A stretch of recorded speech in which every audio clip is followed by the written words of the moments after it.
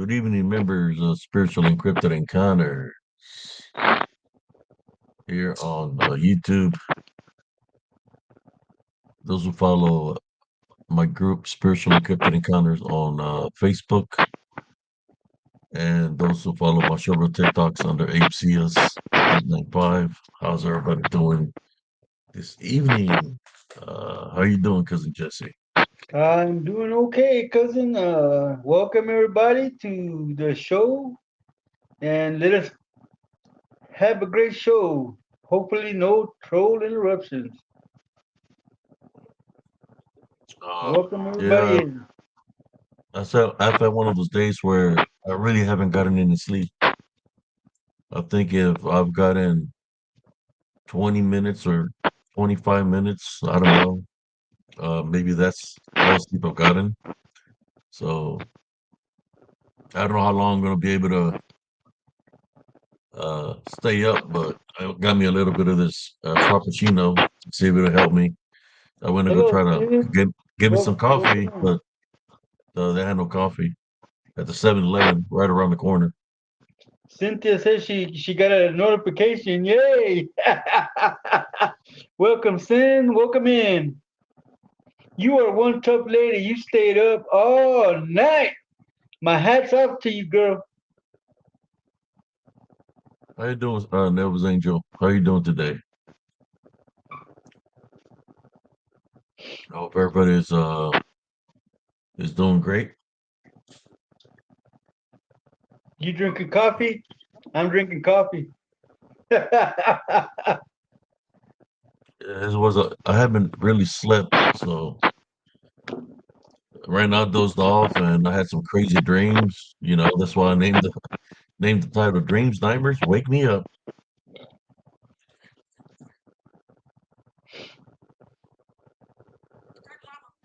Sometimes when you're real tired, real exhausted, in the military, uh when we train a lot of hours, sometimes we would train like 20, 21, 22 hours and sleep for like two hours, and then we'll wake up and we have to go training again.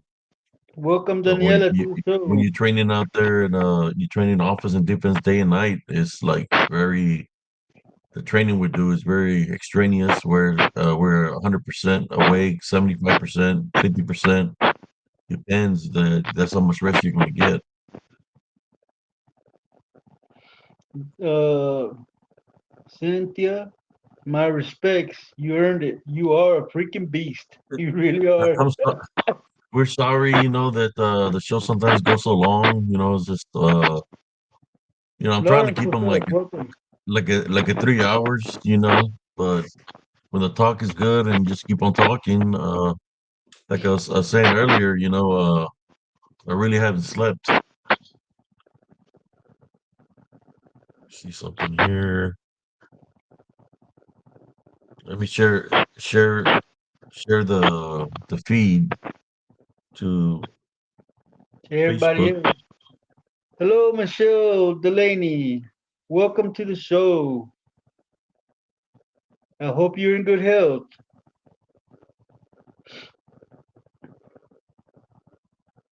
Yeah, I used to suffer from insomnia too, Cynthia, but since I've been doing shows with Abe, I'm a little bit behind on my sleep.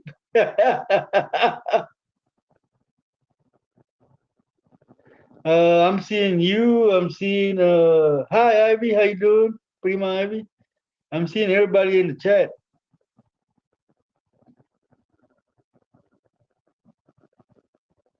You know the chat is the button in the middle. At least I think it is on your end.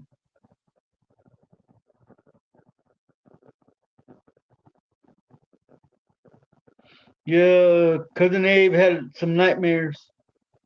Welcome, exuberance. Welcome to the show.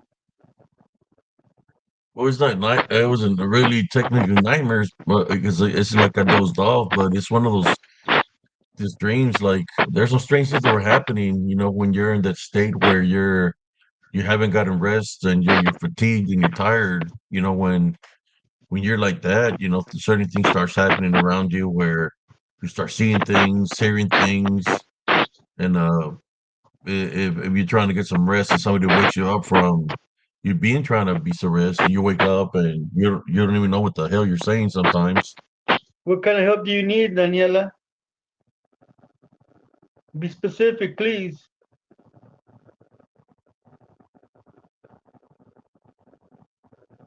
Welcome, Morgan. How you doing?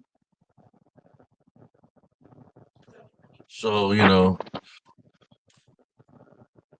it's those dreams that happen where the dreams where you haven't gone fully sleep, you haven't been sleeping all night. It's like when you're trying to get some sleep and you're fixing to fall asleep, that the dreams start happening right off the bat because you're so tired that it takes you to a different time. Like it was just some weird dreams I had real fast, and they're kind of certain things happen around you spiritually because your spirit is not leaving the body or anything. It's staying there, and you can see the room. You can see what's even if you had the light, you can see what's around. And in the dream, I could see my sisters, and you know, like they're trying to go back home to where we come from, and I'm like, why are they trying to go home? All these things happen, and I'll talk to them, and the dreams seem so realistic. But then I wake up from it, and I'm like, oh, what the hell was that? You know, because they haven't lived back home in a long time. They've been living, residing in clean area. So, but that's what happens when you don't get no sleep. Uh, I've been up all day. Instead of hearing static, you got your headphones in, cousin Jesse. I was just relaxing, man. I'm about to put them back in. That's me, Sin. That's me, Sin. That's me. Sorry. I put out a lot of energy. Uh, just want to do a little recap from yesterday, and you know, I don't mind. Better? You know, I don't mind helping out people spiritually or anything like that. I'm just here. I'm just here to say something before I continue. Same sort of noise. Uh, is one thing, brothers and sisters. Be respectful.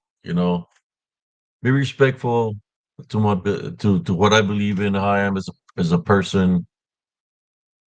And we're gonna talk about something. Let's talk about the topics. That we're talking about. I'm not really interested if uh Hello, Liz. How you doing? when some what somebody's sexual preferences are or anything like that. Like the fella from last night, you know, where you had an unclean spirit in him. You could see it where he was trying to say, who wants a hug? Who wants a hug? Well, that's the spirit, the unclean spirit trying to transfer. It's trying to transfer, so it's trying to get cousin Jesse to say, uh, okay, you can hug. I'll give you a hug or whatever. That ain't But never it was gonna trying to happen. transfer itself. Uh, was trying to transfer itself. I knew what was going on. Uh, then when we started talking about children, and he was disagreeing with things. It's like Sorry, it's not Lord. funny. It's not fun when children wind up missing or they're being murdered or slaughtered. That's not cool. So I want to apologize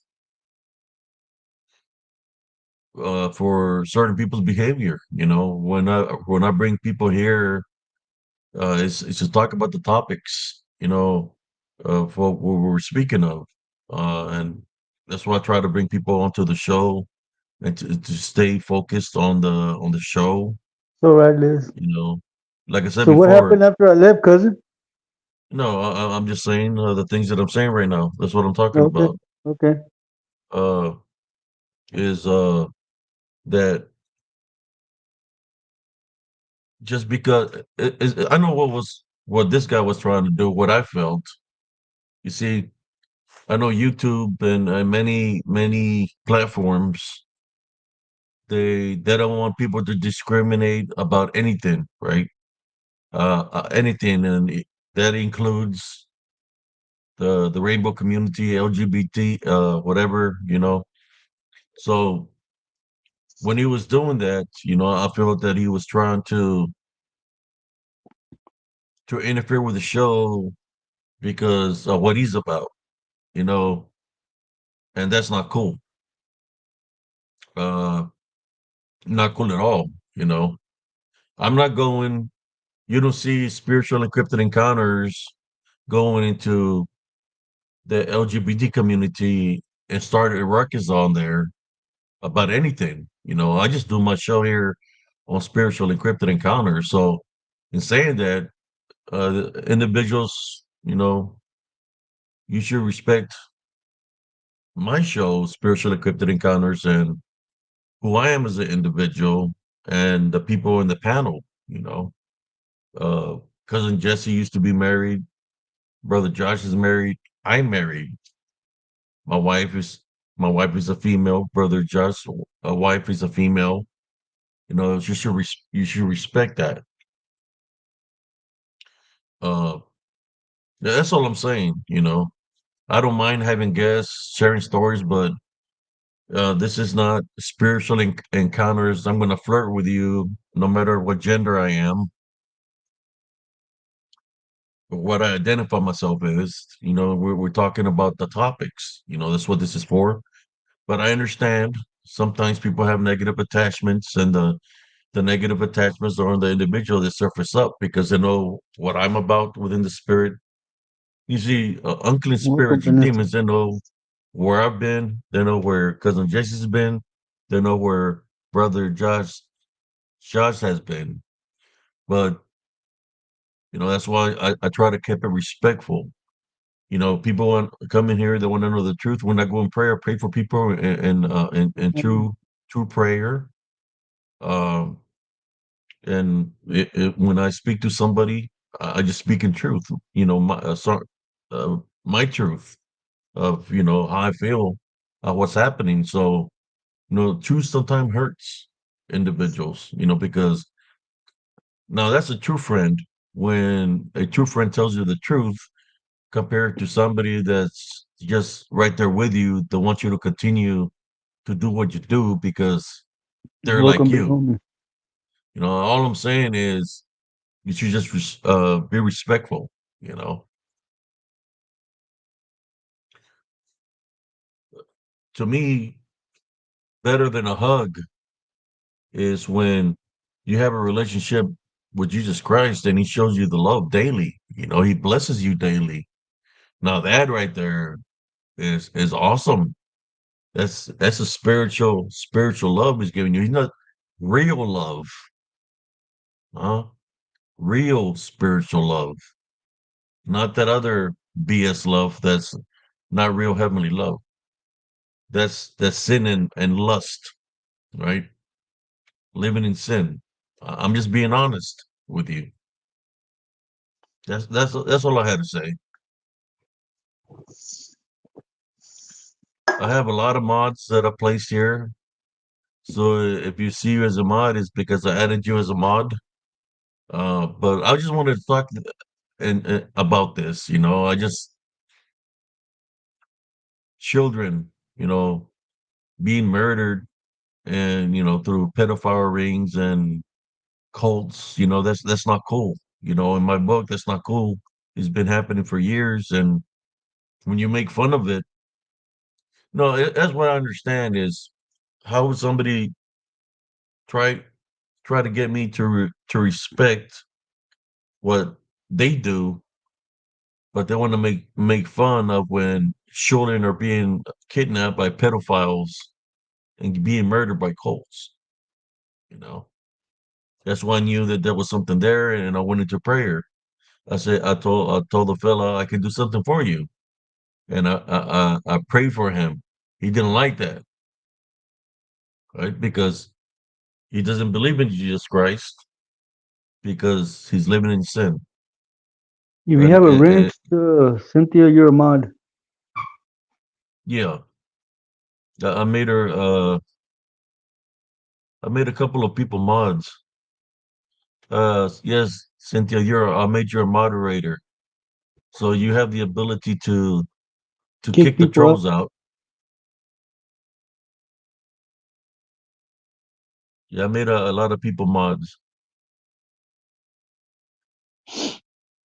Yeah, and the guy he did apologize. I don't know if he was getting looking at the chat and he was getting mad because people was like, get him out of there because he was kind of like interfering in the show. When he's putting.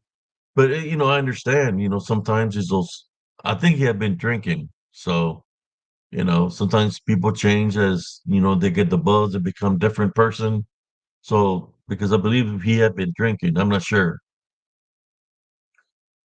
But I'd rather tell somebody the truth than lie to them. You know what I'm saying? Uh, if there was a case scenario, if I was still in the military and my soldiers were under me and we're going to war, I'm going to tell them exactly what to expect. You know what to expect. That some if we're going to stay alert. That some people are going to live and some people are going to die. I'm going to speak in truth. I'm going to tell them, don't be afraid. Just do what we've trained. Let it be first in nature and react to the situation as fast as you can with no fear. You Excuse can't me. be thinking about things. Just do your job like how water flows, like first in nature.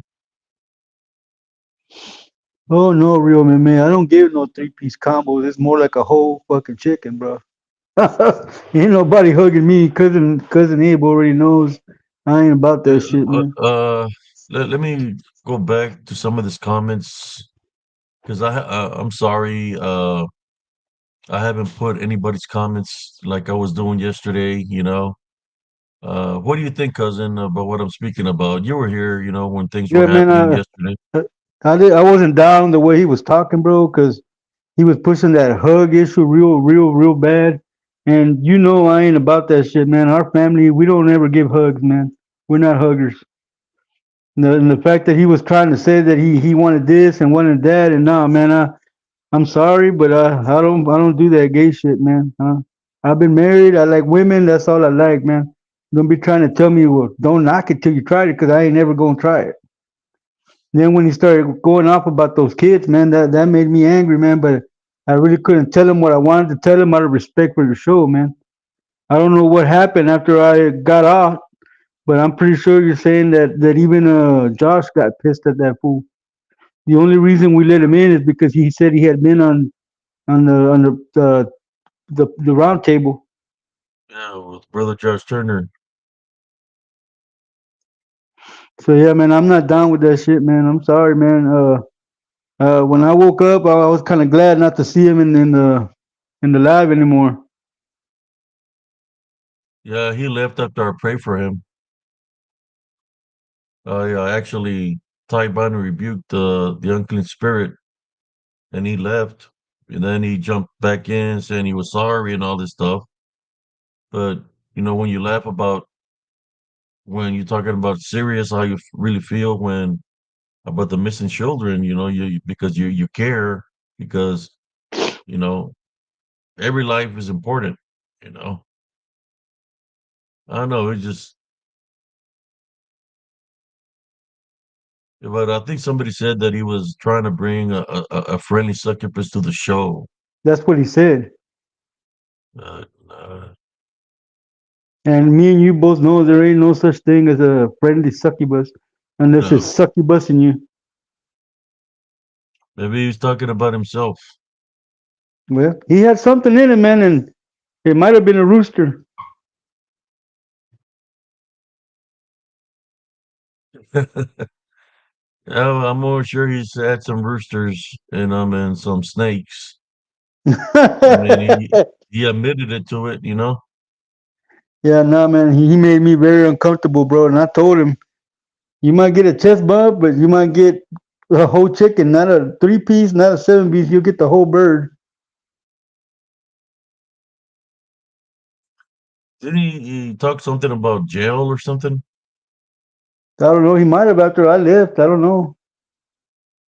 That dude, he put me in a bad position, man, because I wanted to let him know exactly what I thought about the way he was, man. But not my show. I was trying to tell him that he was an abomination in the eyes of God because God does not like that homosexual stuff, man. That's why he destroyed Sodom and Gomorrah. Man, I'm this trying to chat's get good. back to the messages. I'm I'm trying trying to keep to up with this. chat. Yeah, I'm just going down as fast as I can. Didn't know you were here. It's Caliber Night. Welcome.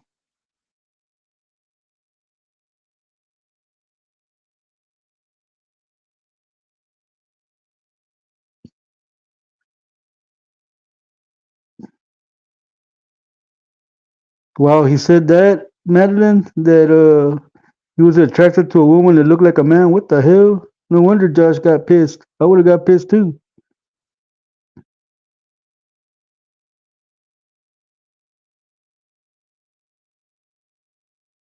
Yeah, Jesse don't hug. Jesse hugs, but Jesse hugs women. Jesse don't hug men. I don't. Me and my brothers shake hands. We don't hug. I don't hug my brothers, much less anybody else. Yeah, I'll do Madeline. He was probably. I'll do a side hug with my bros, man, like in a handshake. Tap them on the shoulder, tap me on the shoulder. But no, the hug Hello, John Robinson. Welcome. and raise the leg up in the air and shit. They used to do back in the movies.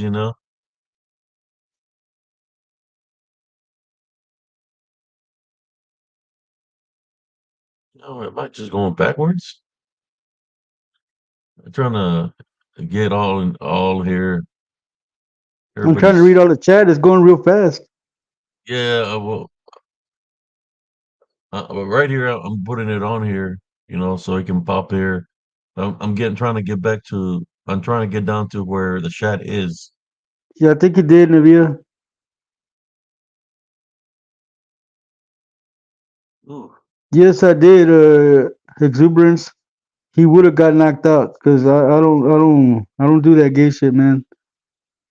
I love women. So now you know, Liz. Hi, yeah. Okay, here we go. Taco. What's going on, man? Not even a side hug, man. I'm not trying to feel his bowiness. Thank you.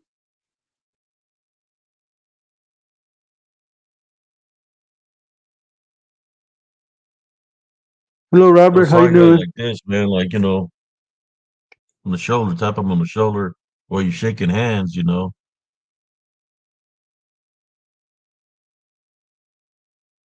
He wasn't weird, Taco. He just thought he was a taco.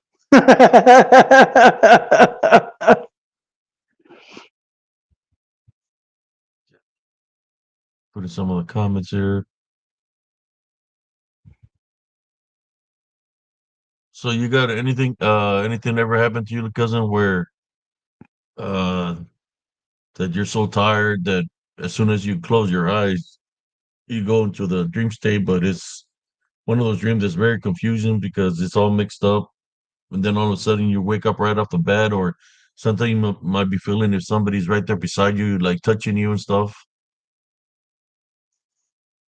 uh, I had that one weird experience when something was touching me, dragging me under the bed, and I was tired that day, man, because we had to clean the yard at your house, and then we repaired. I don't know what we were cutting some wood to repair. I don't know what. So that night I was tired, man. I went to bed between the couch and the bed, and I went right into the dream state, man. But there was actually something touching my leg, man, trying to put me under the bed. So yeah, I've had that kind of experience. No bueno. I had another experience, and I told you about this before.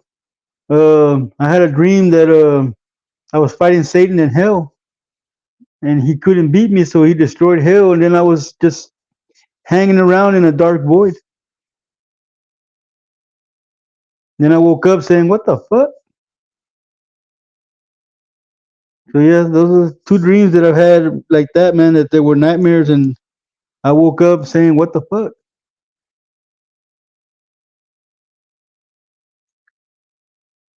Man, I got a crazy one for y'all. As soon as I catch up with the comments, I'm gonna share this. This one here, Yeah, I know. it freaked me the hell up. Uh, this thing that I experienced that I had. This happened in Elms Grove, as a matter of fact, and it's Lord, gonna freak y'all out what I went through because it's something that's never happened to me of all the since I was a kid, even when I was in the military, trained hard. That this never happened to me, but it's an event that happened to me that till this day I'm kind of like freaked out about it. Somebody said a friendly succubus. That's no friendly succubus, man. oh, he was trying to be friendly, and he was trying to be a sucky, but not on me, not on this bus. No, no, no. I hope he don't come back anymore.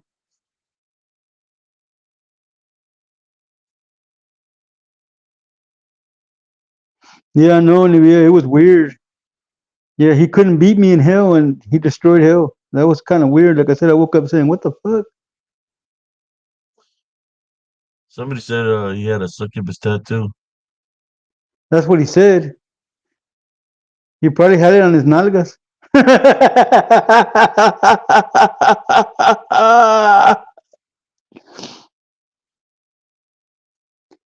What, Madeline? I didn't say nothing wrong for you to say, "Hi, Jesse." There he is. That's his Excalibur Knight, a side hug, and he's laughing. Is that the same guy? No, no, the other dude was named Psychic Awakenings Tattoo or something like that. Oh,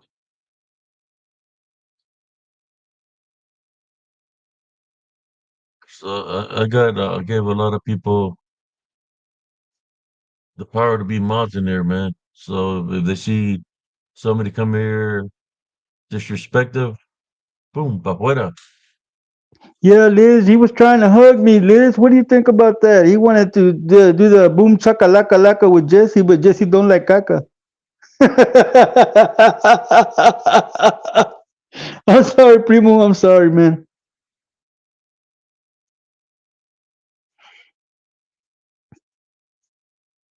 The love he was talking about, brothers and sisters. When I say always maintain the love foundation, I'm talking about a relationship with Jesus Christ.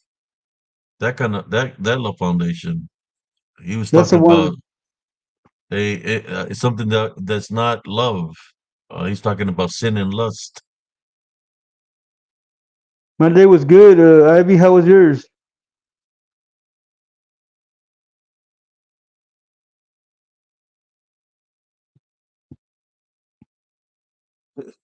Lawrence Morgan said, "When I greet people, I sniff them like Joe Biden." What the hell? Thank you, Liz. I trust you too. Especially, don't you ain't got to worry about me, Liz. When it's man to man love, I don't play that shit.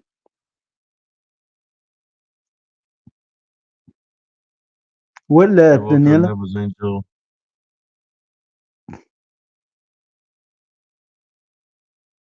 Okay, I'm trying to catch up, guys, to the comments.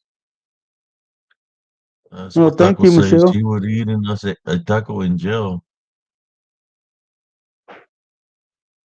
Yes, Rich Sykes. I'm a believer in Jesus Christ too. Oh, and by the way, Rich, my name is Jesus. They just call me Jesse.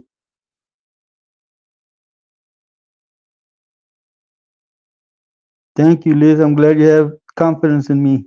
I wish I had that much confidence in me too. What's up, Rich Sykes? I don't know what happened to the titles of our names underneath their thing, man.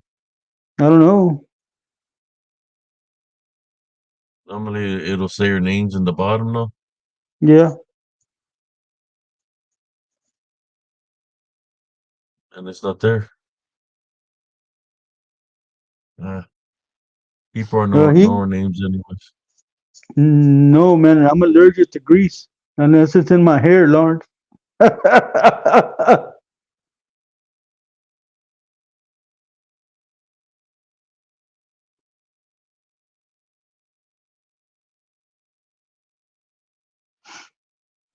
Now we're gonna have to make signs, cousin. No capes Somebody, and no hugs. somebody say block him, Abe. That was Navia, but Julian, that man, you're way down there, man. Right now, the top comment is Liz Delgado saying, "Lord willing, I still want to travel up to Texas, hopefully by summer 2025. I shall be waiting, Liz. You knew my name is Jesus? How did you know, Rich?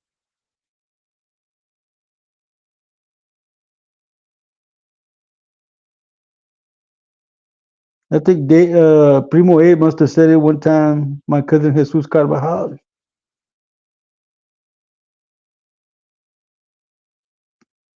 think I'm getting down there, man, to the comments. Welcome, I Rocky mean, Lane. to the bottom of the comments. I'm just putting everybody's comments on there, what they're saying, trying to catch up.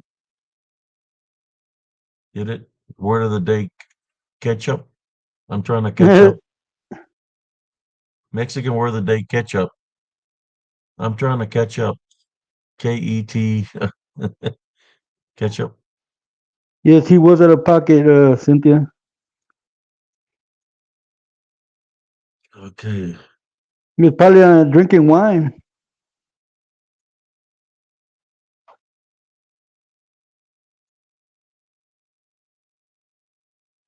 Yeah, one thing about that, I mean, golly, man, when you try to, I mean, thank God he didn't say that he was more woman than the woman that were here on the show, because Sorry that would about have that, been just Daniela.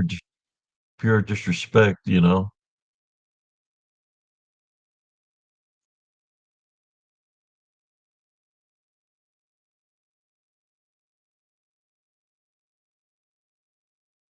I am Daniela. I'm way behind. Okay. He was out of pocket.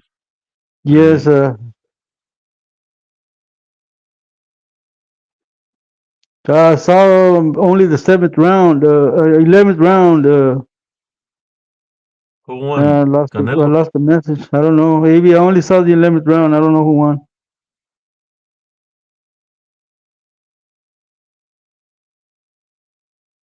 Oh, okay, Rich. Okay. Anybody get knocked out? I don't know, because like I said, I don't know who won. Man, these comments are just flying by, dude. Oh, on here they are, but down here, Oh, I don't look. know.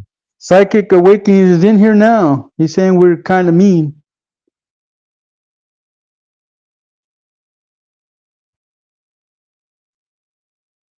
We're kind of mean, Psychic, but you were kind of disrespectful.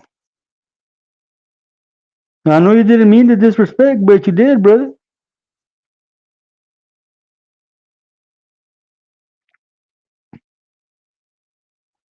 Canelo won, says Ivy.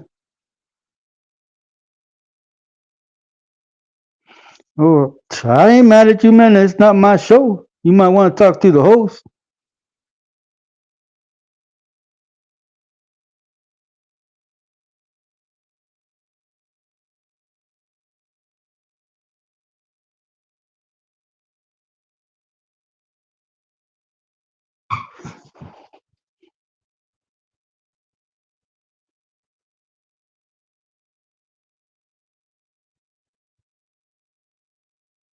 Looking at catching up to all the comics here.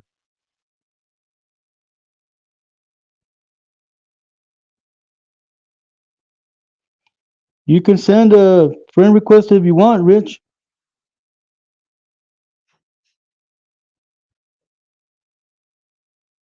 Yeah, sorry, Psyche, but I don't think anyone in here has an excuse for getting drunk and smoking too much, man. It's all self-inflicted, my brother. I know it may sound harsh coming from me, man, but I'm an ex-addict, and nobody looks down on an addict like an ex-addict, bro. Sorry.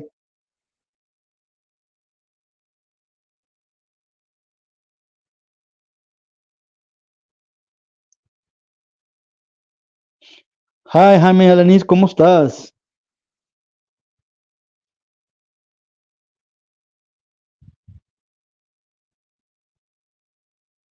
Let's put in the comments up here.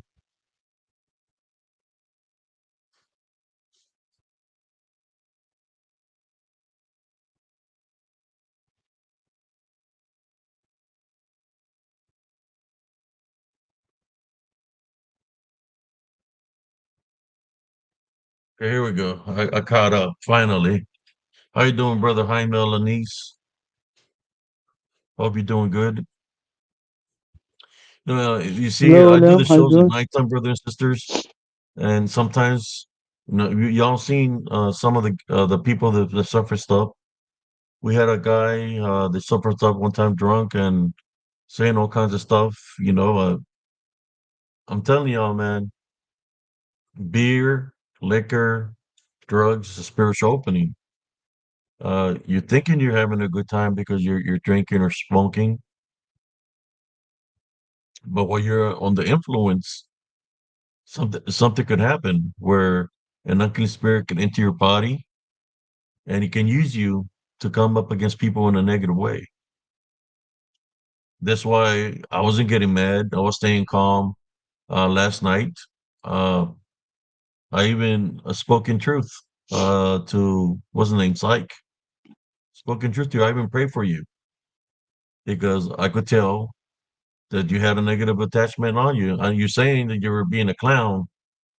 You wasn't being a clown. I could see the negative attachment on you. That's why I believe when I prayed that you left after the prayer.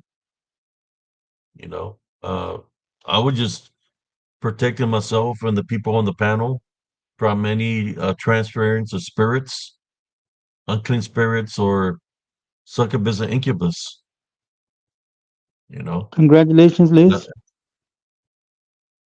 or any kind of spirits of perversion. That's why I went into prayer.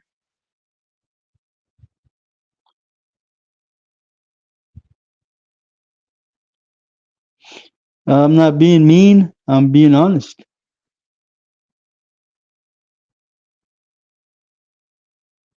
4 years. Congratulations, Lawrence. I've been clean almost 16, 17 years, man.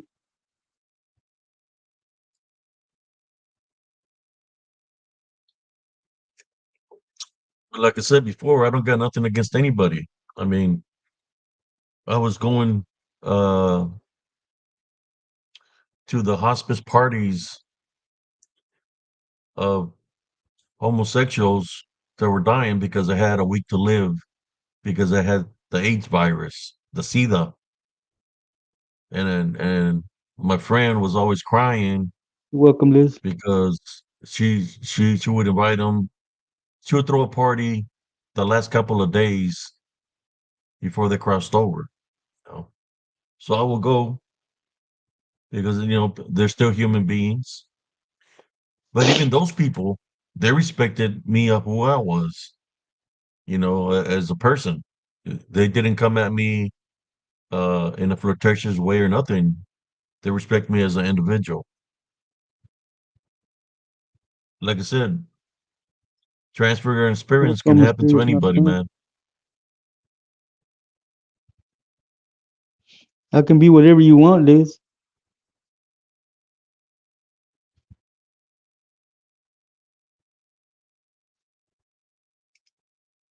Nobody She said sponsored she me. wants I to. sponsored myself.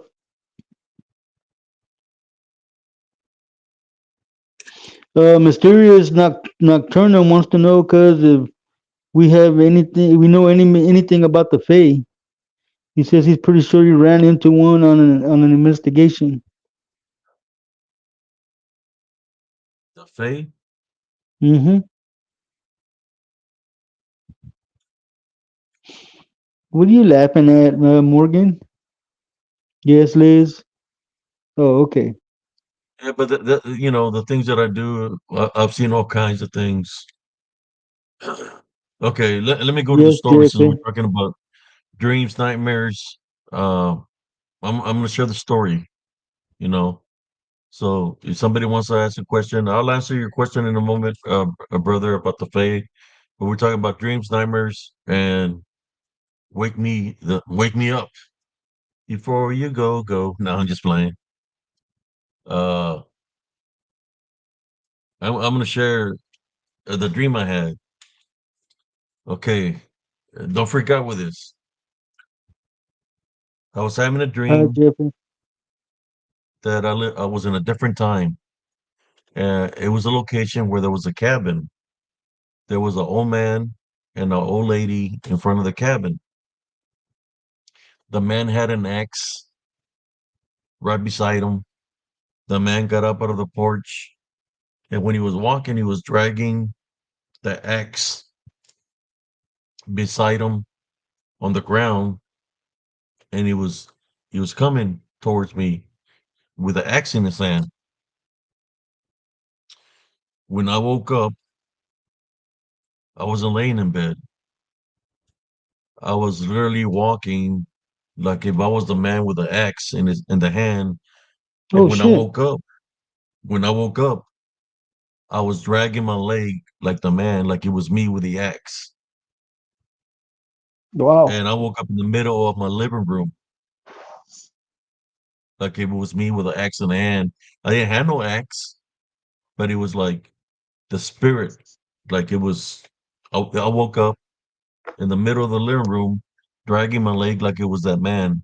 That happened to me, in which it freaked me out because I've never sleepwalked in my life. Uh, but it happened to me. That's the only time this happened to me, and I'm glad that I was still in my living room, not anywhere else.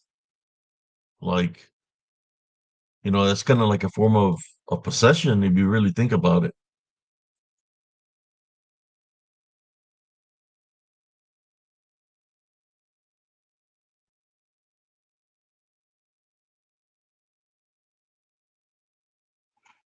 Has Daniela, that ever is your happened to you, son cousin? baptized? Where I wake up feeling like I was in that dream?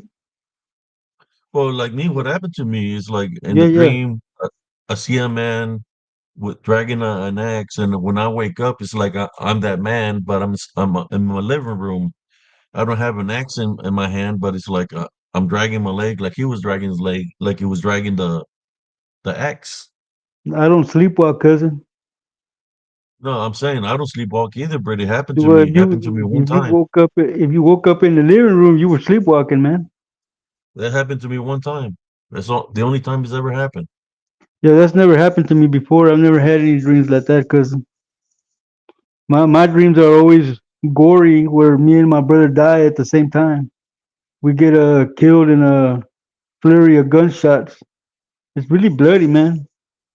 And I wake up looking for the bullet holes. That's why I Do don't you hang out with rebuke my the brother. dream? No, I Rebuking it? didn't think of rebuking the dream because I've had it like 15 times, but it's been Rebuke like it. 3 or 4 years since I had that dream. But yeah, that's why I You don't never hang out with my brother Joe. just got to rebuke it. Rebuke the dreams of Jesus Christ's name. But yeah, man, in my dream, man, the body count is like a fucking Rambo movie. Excuse my French. We die, but we have a body count.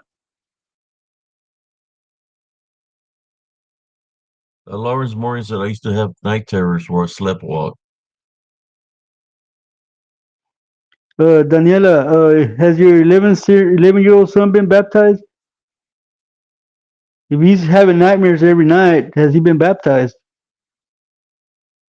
Yeah, I know exuberance. That really is hardcore, man. Cause we always die together. What's up, Texas Learning?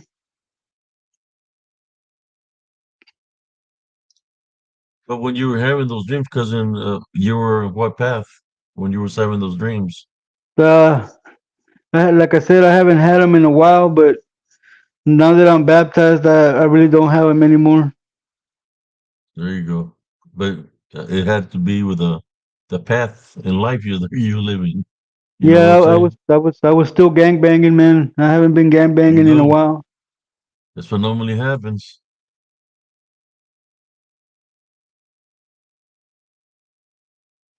You're lucky if you die without any pain in your dreams, JFA. Mine are always full of blood.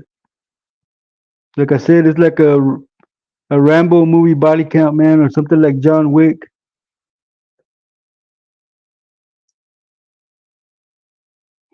Hi, Wayne Holland, how you doing? Yes, Rich Skies, Texas.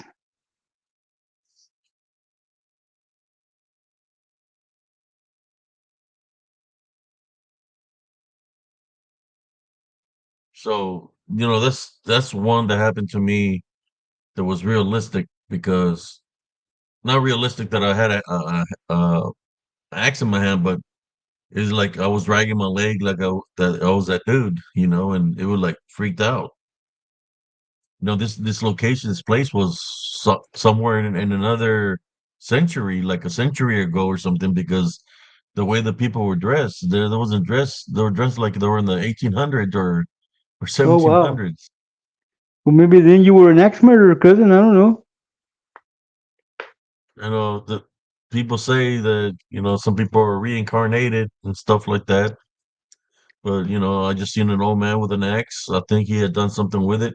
You know, I don't know. So It they're was not, it was crazy.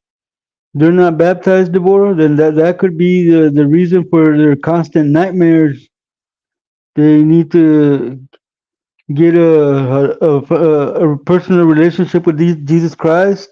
They need to tie by rebuke all those dreams, and they need to get baptized so that those dreams will stop.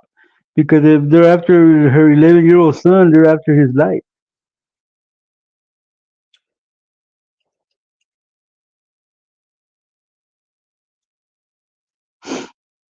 You got any thoughts on that comment on that issue, Primo? I think we prayed for her last time for her son. Yeah. Yes, Uh, because he might be special, Daniela. He might have a gift of discernment, and that's he why still they're needs to after his be. life. He might need to be. Yeah, I need to baptize him. Yes, because those nightmares they could be witches, they could be warlocks, they could be DDN that are trying to take a soul. Infiltrate to deceive him. Yes,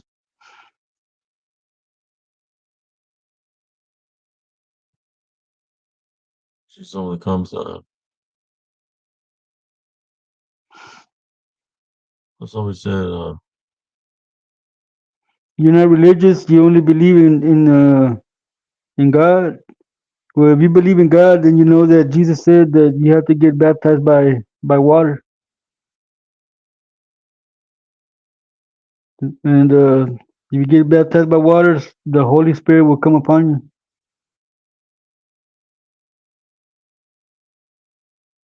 Well, That's this just comes my are thoughts coming on in. it. This comes are coming in fast. Yeah, no, I Lawrence can't keep Morgan up.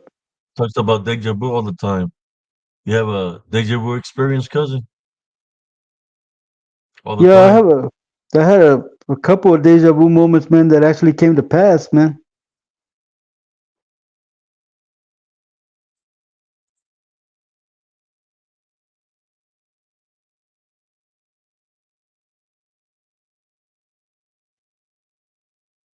I can understand that's your personal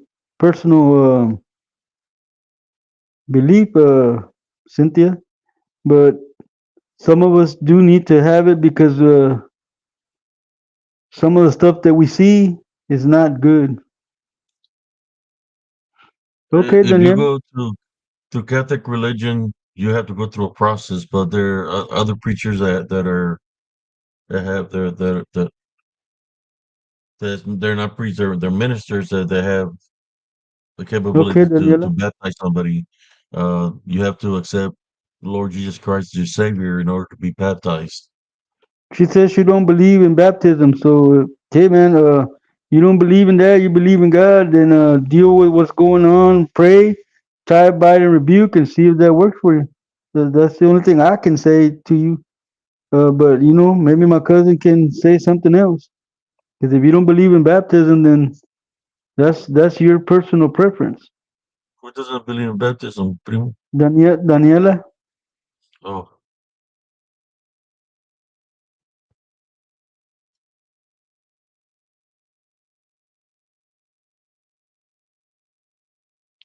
yes, V, they come and they they tempt people, but it's on you if you fall for the tempt or not. As soon as you feel you're being tempted, you should jump into prayer and rebuke it.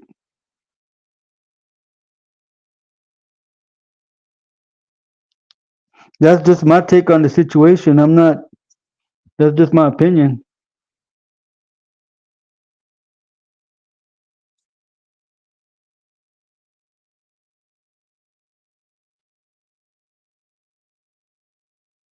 That's cool, Cynthia. Like I said, that's just my personal belief.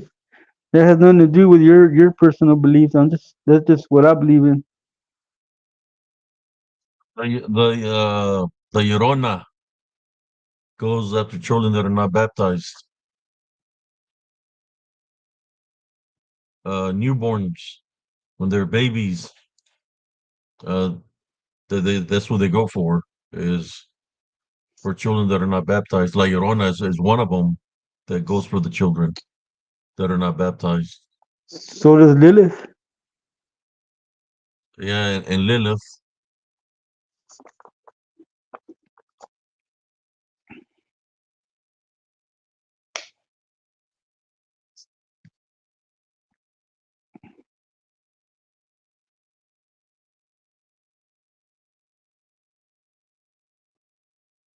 So the person that was having an experience with the Fae, well, did you get to see how the Fae looked?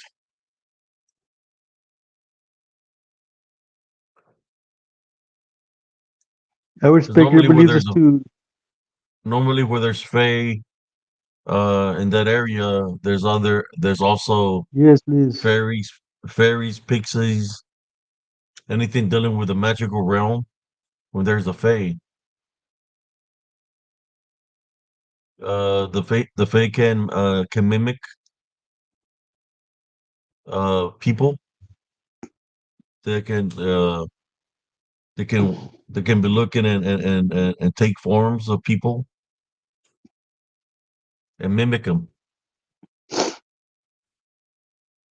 I have a picture that I'm going to share with y'all later on, where there's something there, but if you look close up, right to the stomach area, what's there, you could see the face of a Fae in there. Then Like I not said, they everybody can gets mimic. attacked the same way. Like I said, your son might have a spiritual gift of discernment. That's why they're after him. It doesn't have nothing to do with your other children. I mean, like I said, I The respect Bible your says, "Be beliefs. born again, enter the kingdom of God." I respect your beliefs. And the twins are at Stanford. Congratulations. But like I said, every child is different, and every demon is different. So that's all I can tell you. That's just my advice. You can take it or leave it. I'm not forcing you to do anything you don't want to do. You just asked, and I'm just answering your question. And that's good that your children are in college. College is very Uh, important. Navia's angel is Cynthia Rich Sykes.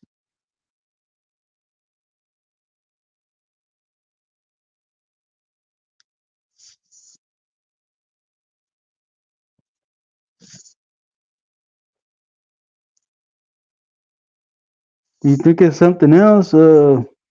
I don't know what else it could be with your younger son, Danelia. But like I said, that's just my opinion, and you can take it or you can leave it. Not forcing you. That's just what I think is happening.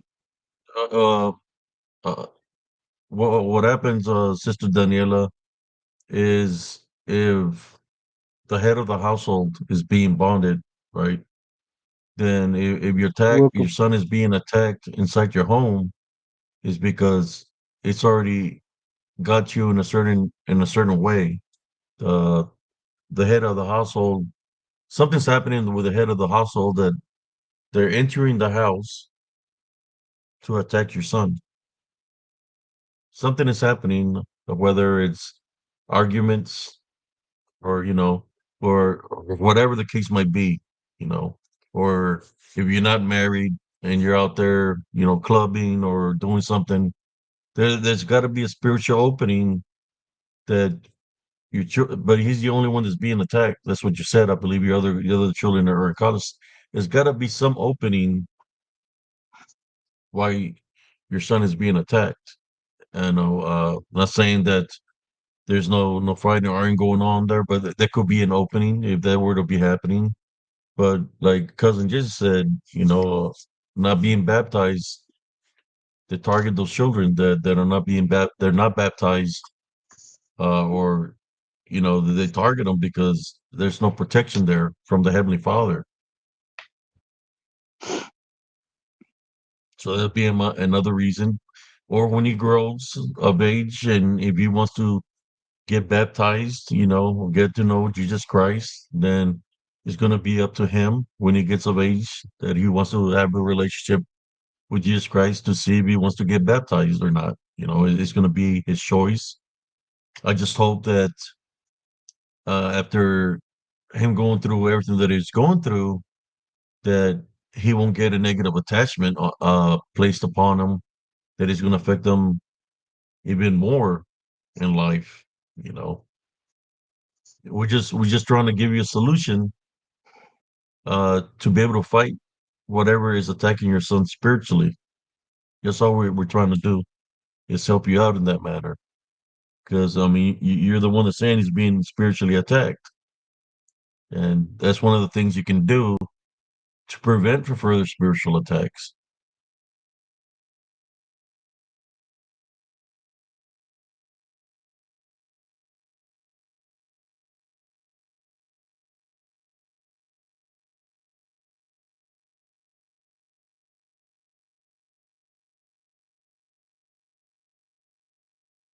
Gnomes. You're very welcome, Daniela. Yeah, I'm just saying that's your son. You love your son. You're going to do whatever it takes to protect your son. You're not going to let the unseen forces or the negative side of the balance uh, continue to attack your son. You got to do something for him. So that's what I would do to protect him. Uh, Morning, I'm Bernard. How talking you doing? because of what happened to my brother or what happened to us when we were growing up. I mean, we were baptized, but they Hi, were Brian coming for Griffin. us. The things of the balance, the other side of the balance, the brujas, the witches, they were gunning for us.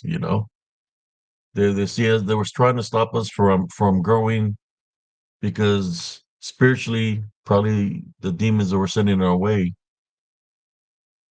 knew of the works that we were going to do later on in the future. So they wanted to stop us from doing those works. I'm saying I know you love your son, so just protect them. Try to do the right thing to protect them, sister. And you're going to see that your son is going to be a great man as you Wow. protect them spiritually. He's going to con- be able to con- grow and be the man, a great man. And you're gonna know later on that he is truly anointed and truly blessed. Congratulations, Daniela, on having two sets of twins. Congratulations.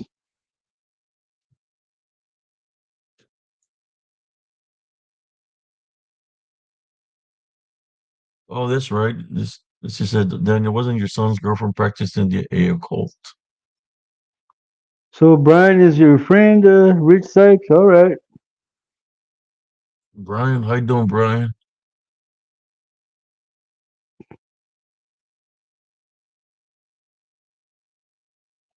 Brian Griffin.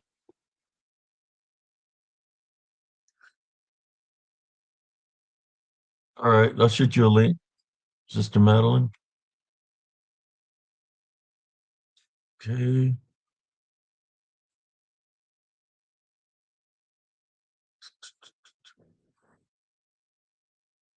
Thank you all for tuning in to Spiritual Encrypted Encounters. I really appreciate y'all. See, I can play Sister Madeline over here.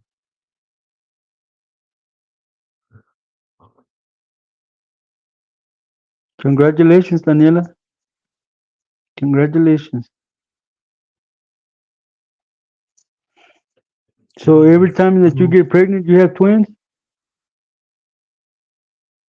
Twins. Cool.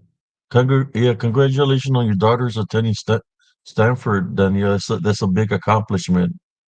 Uh, I'm Me happy too, for them. GFA. I want my son to go to college, but he's not interested in college. No, he's young. Well, he's 22. Hopefully one day he'll understand how the importance of college is. But he said, Dad, it's okay, son, do whatever you want to do. So long he's happy. He came in talking today that he was a number one seller of all the locations in this area. He was happy. That's a good thing, Colibri Zurdo.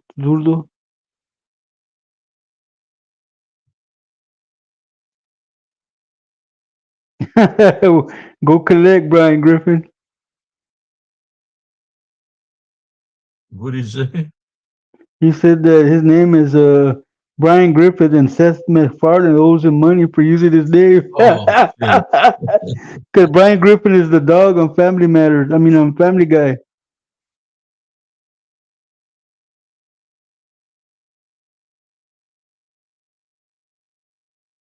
You have five boys and one queen? Wow, Daniela. Congratulations. She's eight.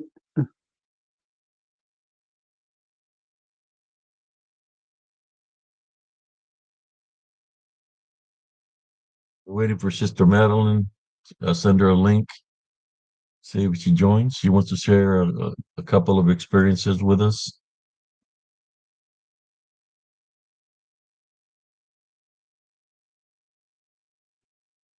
Yeah, You bring her on, man. We're losing our best mod. I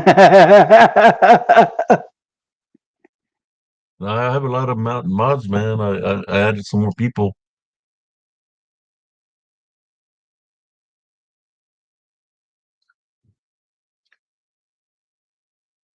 Leas, sí, seis. Soy fuerte mujer.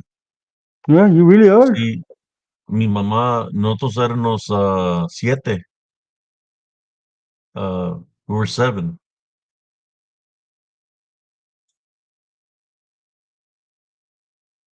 Amen, Three exuberance. girls and four boys. How many were you, cousin? Five? There's Six? three boys and two girls. Two girls.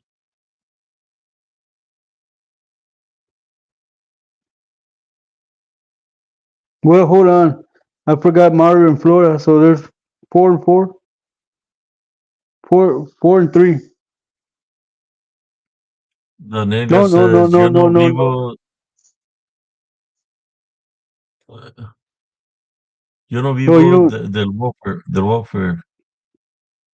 Nomás put a Lone Star card. that's cool, I'm just playing. Daniela. Congratulations. That's good. Hey, Brian Griffin. It's peanut butter jelly time. Peanut butter jelly time.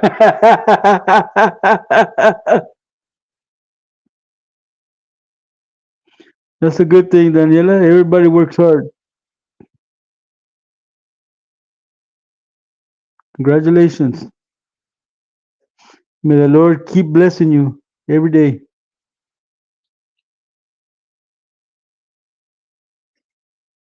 Rich Sykes says he don't have no kids.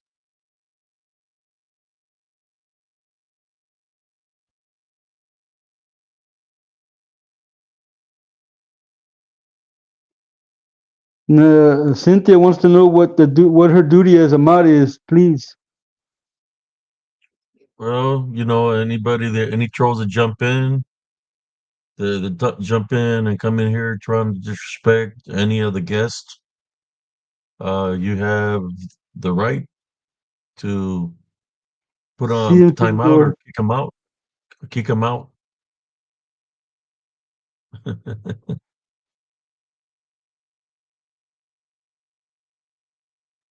Okay, she says she's here.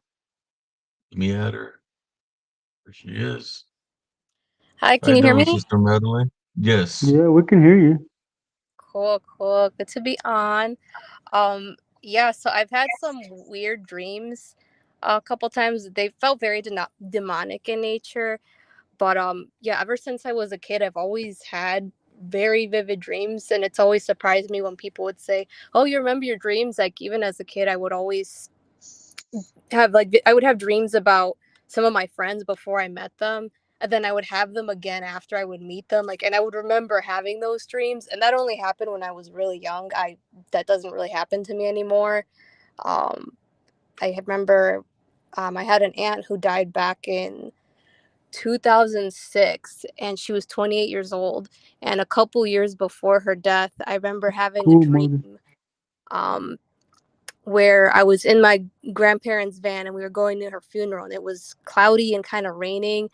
And I remember after she died, the weather was just like how it was in my dream. And I had that same dream again. And I I remember having remember. that dream before. So yeah, that tended to only happen when I was a child. I feel like after, as I got older, I had less dreams like that. So I always thought that was kind of weird because I don't know how many times people have dreams that repeat like that, or having dreams about someone dying before they die. But yeah, that was like a few things that stood out to me just as a child. Um, Wow.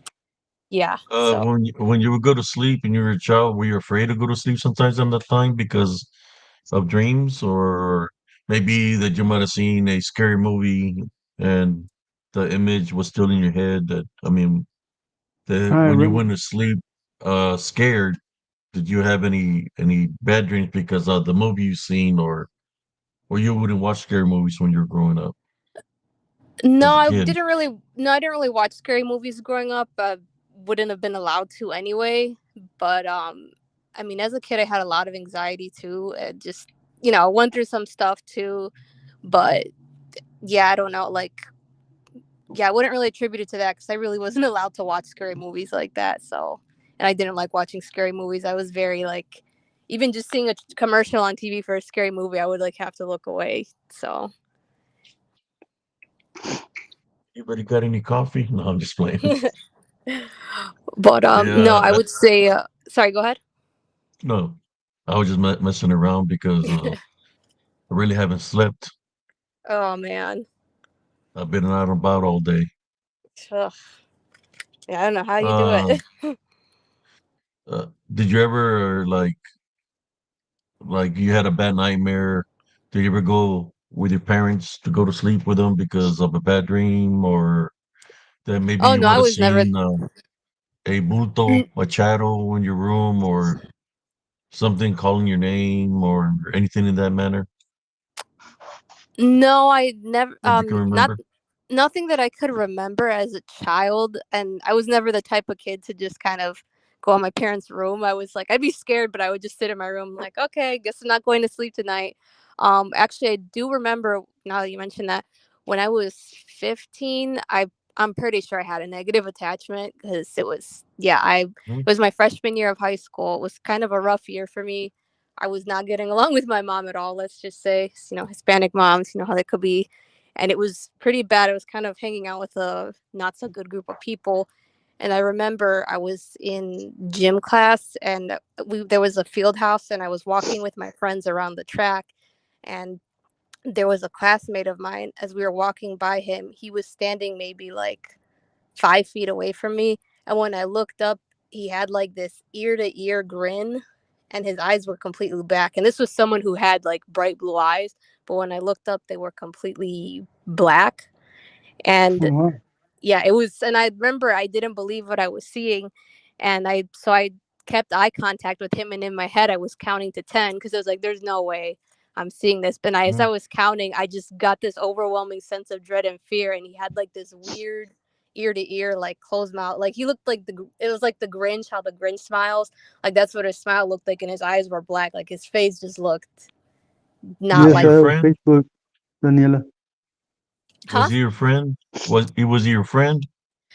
He was a guy I dated briefly, but yeah. So I have Um, great judgment. maybe he was in love with you. That's why he was looking at you. So you say he had black eyes. You look like what do the people call them? Those children with the black The eyed black eyed kids. children. Yeah, like it was weird. Yeah, because his eyes were blue, and I, like I said, I held eye contact for at least 10 seconds to make sure I wasn't seeing things, and no, I wasn't seeing things. And then Yes, what kind of I'm on Instagram too, Daniela. So yeah, how but long did it last like that with eyes black? You say? Welcome on fire.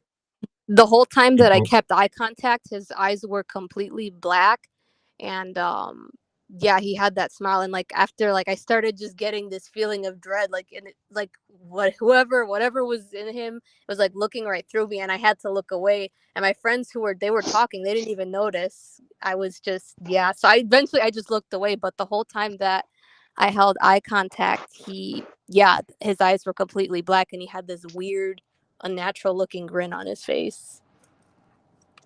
And what kind of confirmed that I wasn't just imagining things is I remember overhearing my mom on the phone sounding concerned around that time, and she sat me down because I grew up in a Christian household. My parent mom was very much about praying over the house, at least once a month and stuff. And she told me that when she passed by my room, I wasn't home. I wasn't there that weekend. I think I might have been at my grandma's house. She said when she passed by my room, she saw a pair of red glowing eyes by the curtains. So she had, I think, yeah, that happened. And she said when she was praying over the house, she prayed in my room, and she said she could feel like something got up and left the room when she prayed. It's under Wow. Jesse But Carvajal or Jesus Carvajal, Daniela, on Instagram. So something was in the living room with red eyes. Said your mom, and she it was was in my room. Christian in your room. Yeah, it was in my bedroom. And like I said, that was like a rough year for me, and I was very isolated from my family. I was not my that was like when my relationship with my mom was the worst. And it was like after that, even my mom said like my demeanor just changed. Like I didn't feel so angry or depressed and stuff, and I wasn't so withdrawn. Hmm. But yeah, it was in my bedroom that she saw that, and when she went in and prayed, like she felt something walk out of the Did room. she cleans your Yes, room? Daniela. Yeah, she did a cleanse over the whole house, but when she went in my room is when she felt like something leave it. And before that, she had already seen a pair of red eyes in by the curtains in my room. Demonic. Well, if people don't understand that sometimes we don't keep our house protected and cleans, that these unclean spirits, they enter and hide within the houses, and those are the things that sometimes cause the nightmares and the bad dreams to happen because they're around us spiritually, affecting our spirits as we're trying to rest, or should I say our vessel as we're trying to rest. Yep. So that's how they infiltrate in our dreams. There's no Mhm. way I can write Like they anything, infiltrate in Daniela. in our dreams. They infiltrate while we're awake through people, Yep. that have them attached to them. Uh, I know, as you seen what happened last night. Uh-huh. That's an infiltration. Oh boy had a negative attachment on him, and he was trying to infiltrate, trying to attack people through him. Mhm. That's why I went into prayer because I knew exactly what was happening. Is he still Yep. in here? I don't know if he's here or not. Haven't He was seen I him here don't in a have earlier. while. nothing. I don't have nothing against nobody. But I'm just saying is that's why it's important, brothers and sisters, to pray when you go to sleep. I didn't pray because it was during the day, right? So you figure it's daytime, nothing's gonna happen. No, your Mhm. dream still can get infiltrated. So it's important to pray before you go to sleep. It's important to pray when you wake up. It's important to say "I love you" to your loved ones because you don't know what can happen throughout the day. That might be the last day we see our loved ones. So Exactly. it's important to say "I love you" to your loved ones, whether it's your mother or brothers and sisters. You know, if this is things I I would tell don't my know how to brothers and find it. sisters. It's guys. If there's some kind of argument within the family, so we can be mad at each other. We're supposed to forgive right there and then, and we're just moving forward with the love. You know, we can't falter like those before us, where they get in an argument and it becomes a freaking what do you call it? A family feud that it can last for years. You know, that's time is very valuable. We don't got time to be mad with one another for a year, 2 years, 3 years, 4 years, 5 years. We got to stay united with a heavily love foundation. Let me correct myself because some people thinking about other kinds of love. Uh, I'll give you an example. I'll give you an example of this kind of love that I'm talking about. I'm allergic to There that. was this when I was a single parent. There was this female. I don't know if you all know this site, Moco Space. Moco Moco Space was a female that contacted me on Moco Space and said she wanted to meet me. You know, I was raising my son. My son was uh like he was I think like 7. So this female came to my house from Waco. So you know she was talking to me and I was talking to her. Uh, she had 2 phones. She got a phone call on the other phone, and he was a Hispanic guy, Mexican guy, and the Mexican guy is telling her, uh, ¿Cuándo me vas a venir a mirar? Te estoy esperando, vas a venir. And sí, sí, ahorita voy, mi amor, and all this stuff, you know. Mhm. And she hangs up the phone with the guy. Then she looks at me right in my face, and this is what she says to me. She goes like this: "I love you," Wow. and I'm like, "What'd you say?" She said, "I love you." I said, "Love me like through Jesus Christ or something?" She said, "No, I love you." I look at her and I said, "Vale más que le apures porque te está esperando el muchacho que estabas hablando, que te está esperando. No quiero que se enoje contigo." And Wow, she qué freaked out sinvergüenza. because, because I knew Spanish. I got up the, I said, "Bye." No, She had pues wow. this female had 2 phones. She was a player, man. Like, get Ella out of sabe here. cómo jugar. And it wasn't the only kind of other love. She was that's sexual, you know, sex. That's what That's she was lust. about. That's lust, sex, lust. I mean, it's love when you're united with somebody, married with somebody, right? But Hmm. when you're out there being a player, it's like it's like going getting a raffle ticket. You don't know. Hmm. I mean, it's like a raffle ticket, and there'd be like 10 people that can win the prize. Yep. There's consequences to living like that. So you might not like the prize you get. Yeah, that freaked me out. Ugh, I'm like, what the hell? I know. But what's it called? Going back to the. But that's just a way. The reason I'm bringing this up Mhm. because some of these people, right? So they're living in sin, and they're going from person to person. Each person that they're sleeping with could have negative attachments. They can attach upon that individual, in Yep. which that person becomes bonded, and they continue to be on that path. That it's okay to them because what's got them bonded continues to keep them in that path. You know, Hmm. sooner or later they'll figure it out, but by then it might be too late.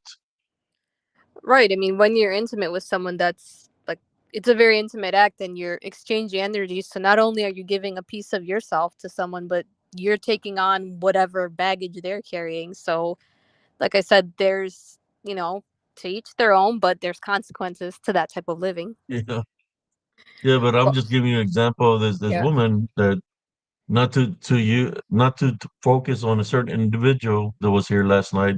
That's why since it's subject to, like man with women. That's what happened to me. yeah, Then I found out that the female she was a like a male player, but it was a female player. yep. But going back to the guy I saw with like classmate or guy dated with black eyes. What was crazy is because that happened. Oh, hey Jesse. Hello. I was Going back. trying to I was trying to type to somebody in the chat and it's not letting me and then I kicked myself out. Sorry for that. Uh, Dang it, cousin. but sorry, just to backtrack about the guy I saw with the black eyes. What was crazy is that happened my freshman year of high school, and he actually ended up passing away our senior year of high school. So Oh I wow. so that's what when we found out that he passed away, I was like, oh my gosh, like it made me think back to because I didn't talk He about passed that. away from. He got hit by a car. Wow. What's crazy is I think that incident really scared me so much. I didn't the first time I told it to someone was when I was 20 because that happened I was 15. I didn't tell anyone until I was 23 because it was one of You're those welcome, things Daniela. where it's like you don't want to believe it's real, so you figure, well, if I don't talk about it then it's not real. And then eventually I was Mm, like, no, that What you happened. were you were seeing was a negative attachment that was in him, smiling at you because maybe seeing that you had a spiritual opening, Oh yeah, I and it was definitely gonna. did. Well, there you go. It was smiling at you because it was looking at you like, hey, I'm gonna enter her now. That's what they Yeah, do. They jump from person to person. You know, whether you're shaking hands with somebody, hugging somebody, they can transfer in that way. Somebody that's crying in front of you, it can transfer through the tear ducts into your tear ducts. oh That's how they wow. can transfer. If you didn't know that, Yeah, no, and I remember actually, sorry, there go was ahead. I was at a flea market one time and I was buying some CDs that had movies from this lady. Next thing you know, all I remember is this: that when I got my eyesight back, she's right in front of me, like right here in my face, and she's got tears coming out of her eyes. And she says, "You just don't know when somebody's transferring demons to you." That's what I heard her say to me. And she's right in front of me. And I said, "I tie bound and rebuke in Jesus Christ's name." And she took off running. Wow. But she was a believer bruja. She was trying to transfer demons through the tear ducts. So just be careful. You know anybody? I think there's people that they're always crying. Uh, just be careful. When you think about tear ducts, right? La Llorona, she's always Hmm. crying. So only God knows how many demons are thriving her. But I'm sorry about what happened to the boy. I knew people that didn't make it, didn't graduate high school because they died Yeah. in bad ways. But we call it peer pressure at the time. When we're teenagers, we're rebellious. Yep. Well, because we think we're grown, and Oh our yeah. parents' job is to guide us the right direction. So when we start being rebellious, and there's our parents are getting mad at us, we're getting mad with the parents. Guess what's waiting like this? I'm right here. Mm-hmm. What's Yeah. I- waiting, brothers and sisters? Just waiting because they're seeing all the action happen. And they bring a thought, you brings a negative thought into your mind and said, Maddie, you're big now, Maddie. Tell her something back. Hi, And then Cynthia. it I'm goes back. to your mother, who's in charge? Who's in charge? What did your mom tell who's in charge? And that's the way it goes. The unseen forces that are around us, they love chaos and division because that's easy prey for them. Attack the people in that way spiritually. Yeah, no, I And definitely. I believe that when you seen it, did you ever tell the boy what you seen in him? No, because that time we weren't dating anymore. I just, like I said, I buried it deep down and was like, nope, it didn't happen. It didn't happen. Even though, like I said, I held eye contact for 10 seconds and I looked back to make sure I wasn't going crazy. And I was like, oh, this is real. Nope, no, it didn't. I just buried it. I literally did So not tell a single person till I was like at that 23.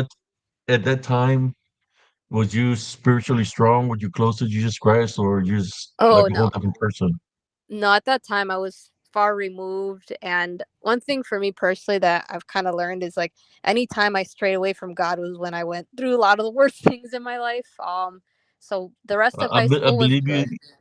you've seen it because maybe the Heavenly Father wanted you, but I mean, depending on what path you were on, like if I would Yeah. see something like that upon somebody, I'll go, "Hey, can I speak to you real quick and get it out of them, and try to free them from their bondage." But when we're teenagers, we really, man, I know we're going a little bit off a topic, but that's what we always do here, spiritual encrypted encounters. Te la We could paso, be talking Cindy. about one thing and we're jumping around like Ya what te do la you call pasé. it? Those Yeah, but that's shares, what makes for a great those show. yeah. But yeah, Oh no, I man. would say the rest of high school was good. I got back involved in church and stuff. And then, of course, after I graduated is when I started straying away, which is very common because then you're entering into adulthood and you think, I don't need all this. And actually, speaking of more spiritual openings, I dated another guy who was used to be involved in, I think he said, no, La Santa Muerte or something like that before he Oh met my me. God. But yeah, I know, I made great decisions. Don't tell me it was Covington. Ew, God, no. Oh my God. Uy, You went there, asqueroso. cousin. You went there. Damn. I I'm thought just we were messing with friends, you, Dave. Maddie. I'm sorry. Covington's Oh, like, oh, he brought my name up. no. Yay. He's Uy, got the no. other two fools going like this. He talked about him. He's looking at Larry. He's talking about me, Larry. Looking Ay, no behind puedo him. con ustedes. Oh I'm man. But sorry. I just had to say it because I believe he was into something. He said that his mother was a witch. but yeah, no, I'm sorry, Madeline. it's okay. Oh my Uh, God. You're good. You're good. if you want to, I can go back on the footage and take away that moment of what you said. I was literally making fun of him.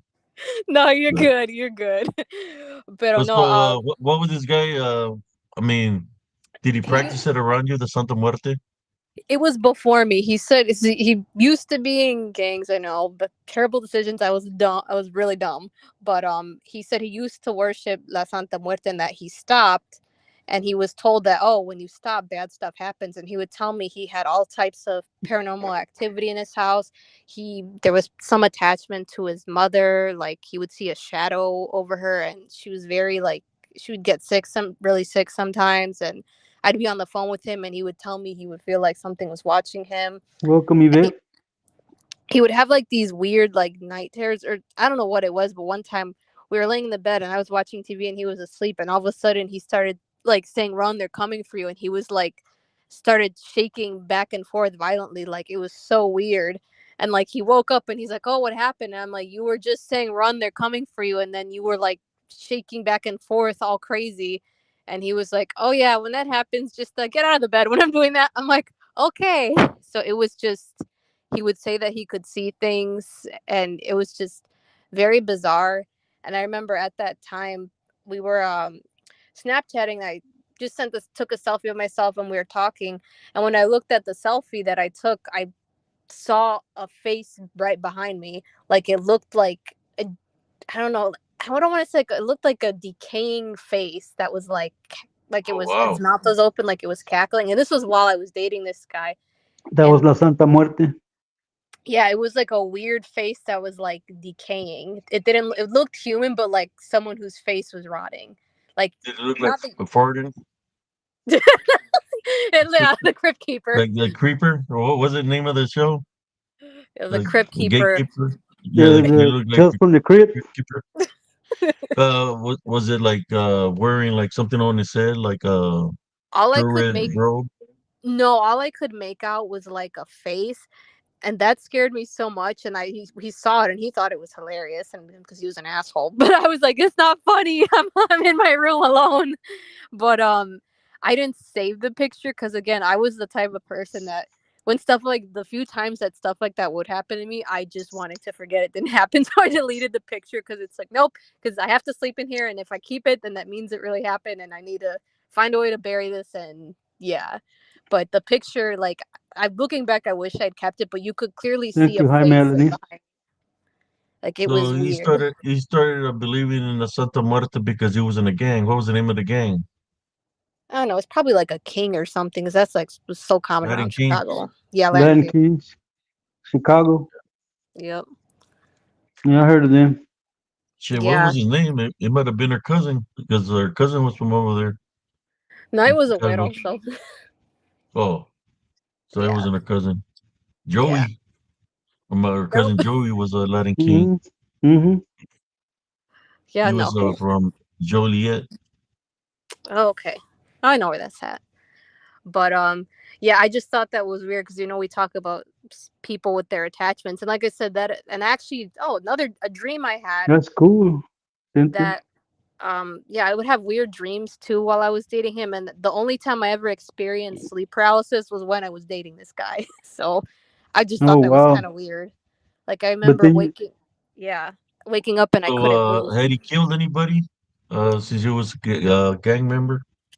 I mean, I assumed he probably did. If he did, he didn't tell me, and I was like, I don't want to know either. So don't ask, don't but you tell. wouldn't leave. But you wouldn't leave.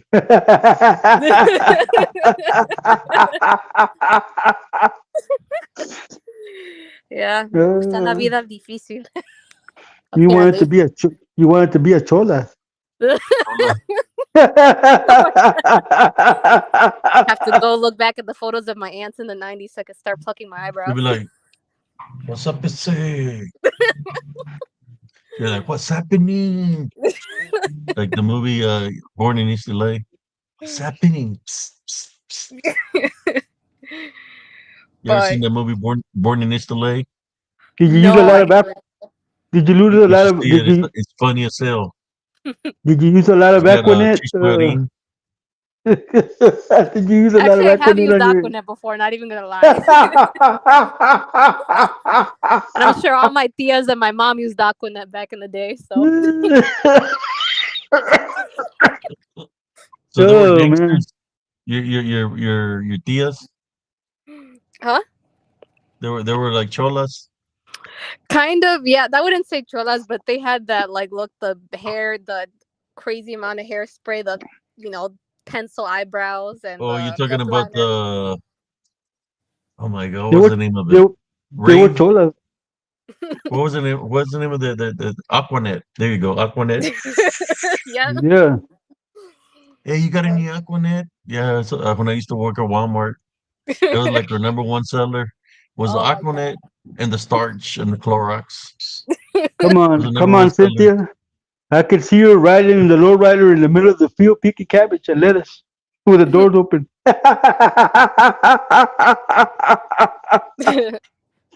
Oh man, So what Yeah. was your nickname? Hmm? What was your nickname? Every chola has a nickname. Oh my god. here it comes. Didn't Come really What was on. your have one. nickname? I want to know. Yeah, definitely wasn't a chola. I don't think I would have been good chola Was material. your sad eyes? Was you loca or you know, smiley Did Oh they or my call you? gosh. Did they call you fla- La Puppet? flappy, little puppet, big puppet, la chingona? I like Did they call you La Dreamer? Oh my god. a That dreamer. would have probably been a good name for me because I always had weird dreams. What was your nickname, Jesse? What was your nickname, my Cuz? My nickname's still the same, cuz Lord Joker. Lord Joker. I could see that. But no, and actually another man, I had a lot of it's weird when you start talking about this, you don't realize how many We're experiences good on you the have. fire. But Sorry about that, guys. We're getting a little bit out of topic, but you know. that's how we roll. Don't say But roll. I'm fat. I do roll. What's the craziest name, cousin? Did you ever? What's the craziest name that you heard of somebody with a cholo or chola name? The craziest Who? name that you've heard that's like uh, beyond crazy. well, the one that my brother has, Chukis. Chukis? Chookies. Yeah. No, I'm talking about crazy that just don't make no sense. Hmm. No, there's some that La Shorty and did you hear somebody be called like the Oh, Biggie Bag, there's one with one. the Biggie size? There was a big sized guy. I mean, he was like about 300 pounds and had the balls to call himself Speedy. You know, he didn't run fast. Speedy.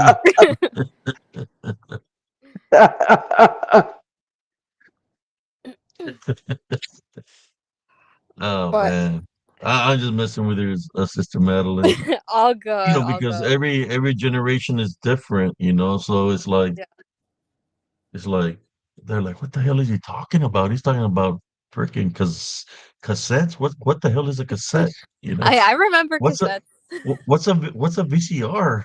Oh my gosh. Stop. What's a phone booth? You Oh, know, just stuff like that. Hey, man, oh what's an 8 track? okay, that I Eight don't really track. know. What's a rotary phone? The rotary phone I do know. But oh, just to Ah, answer Cynthia's You ever question, use one where you have to go like this and let it go and go? I remember we had one in the house, but it didn't work. But I like playing with it, so I would just do that all day, like when I was bored before we had iPads. um, We got a question for you here, Sister Madeline. What age did you come back to your faith, Madeline? so I would say I came back twice. So probably my sophomore year when I was 16. Then after I graduated high school, I really straight away. Pretty much most of my 20s, went through a lot of stuff. Uh, two bad relationships and a divorce under my belt. So fun times. And I would say probably came back within the last 2 years is when I've really come back to my faith. And it's just been, things have just been, I mean, it's not perfect by any means, but you can get through a lot of things when you have God in your life. hey, Rich Runner, I had a cousin named Tiny, and he was over 6 feet tall also.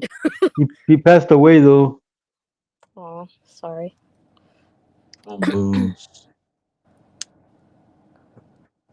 I mean, if you knew about the phone booths, you're into comic books. Who would change your phone booths? Anybody? Anybody?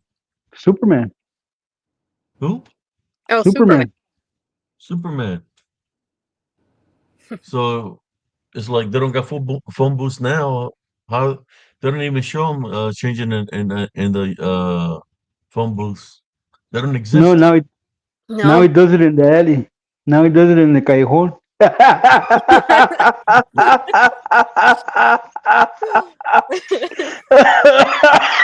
the dirt road.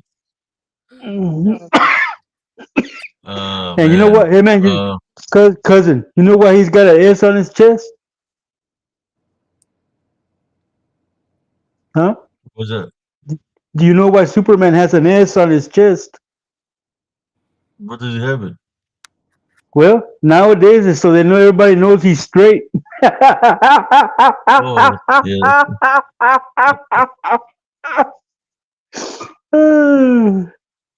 Well, somebody say Superman uses a transgender restrooms nowadays.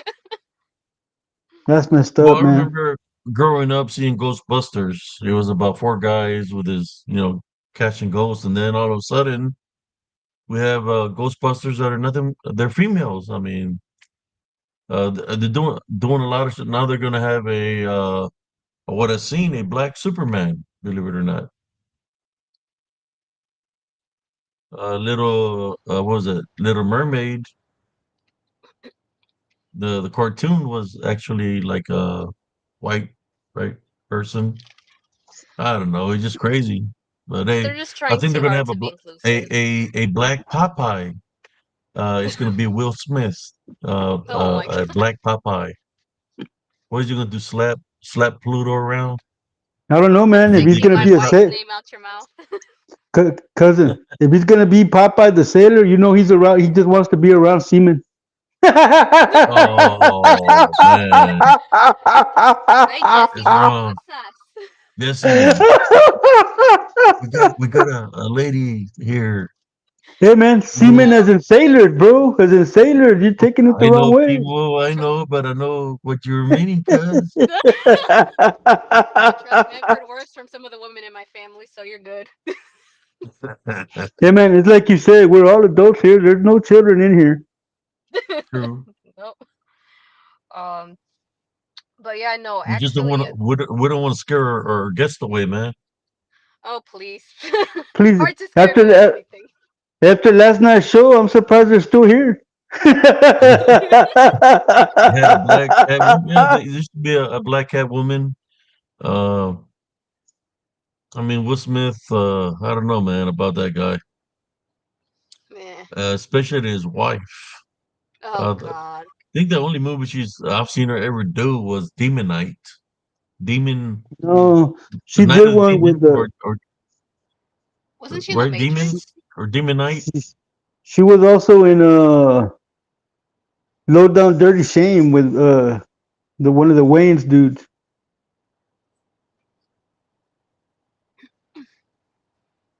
I try not Somebody to told miss me to it. watch Just go two Will pops. Smith and Popeye. They're gonna pop him in his eye.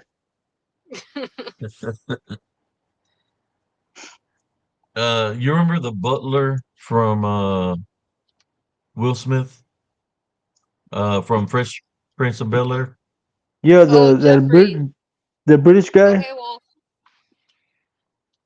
How you Yeah, doing, he came Josh? out in a movie in the new movie.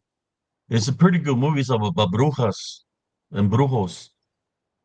It's called the Hellboy, the Crooked Man. I Oh seen it wow. today. There's witches in there, Sister Madeline, brujas in that movie.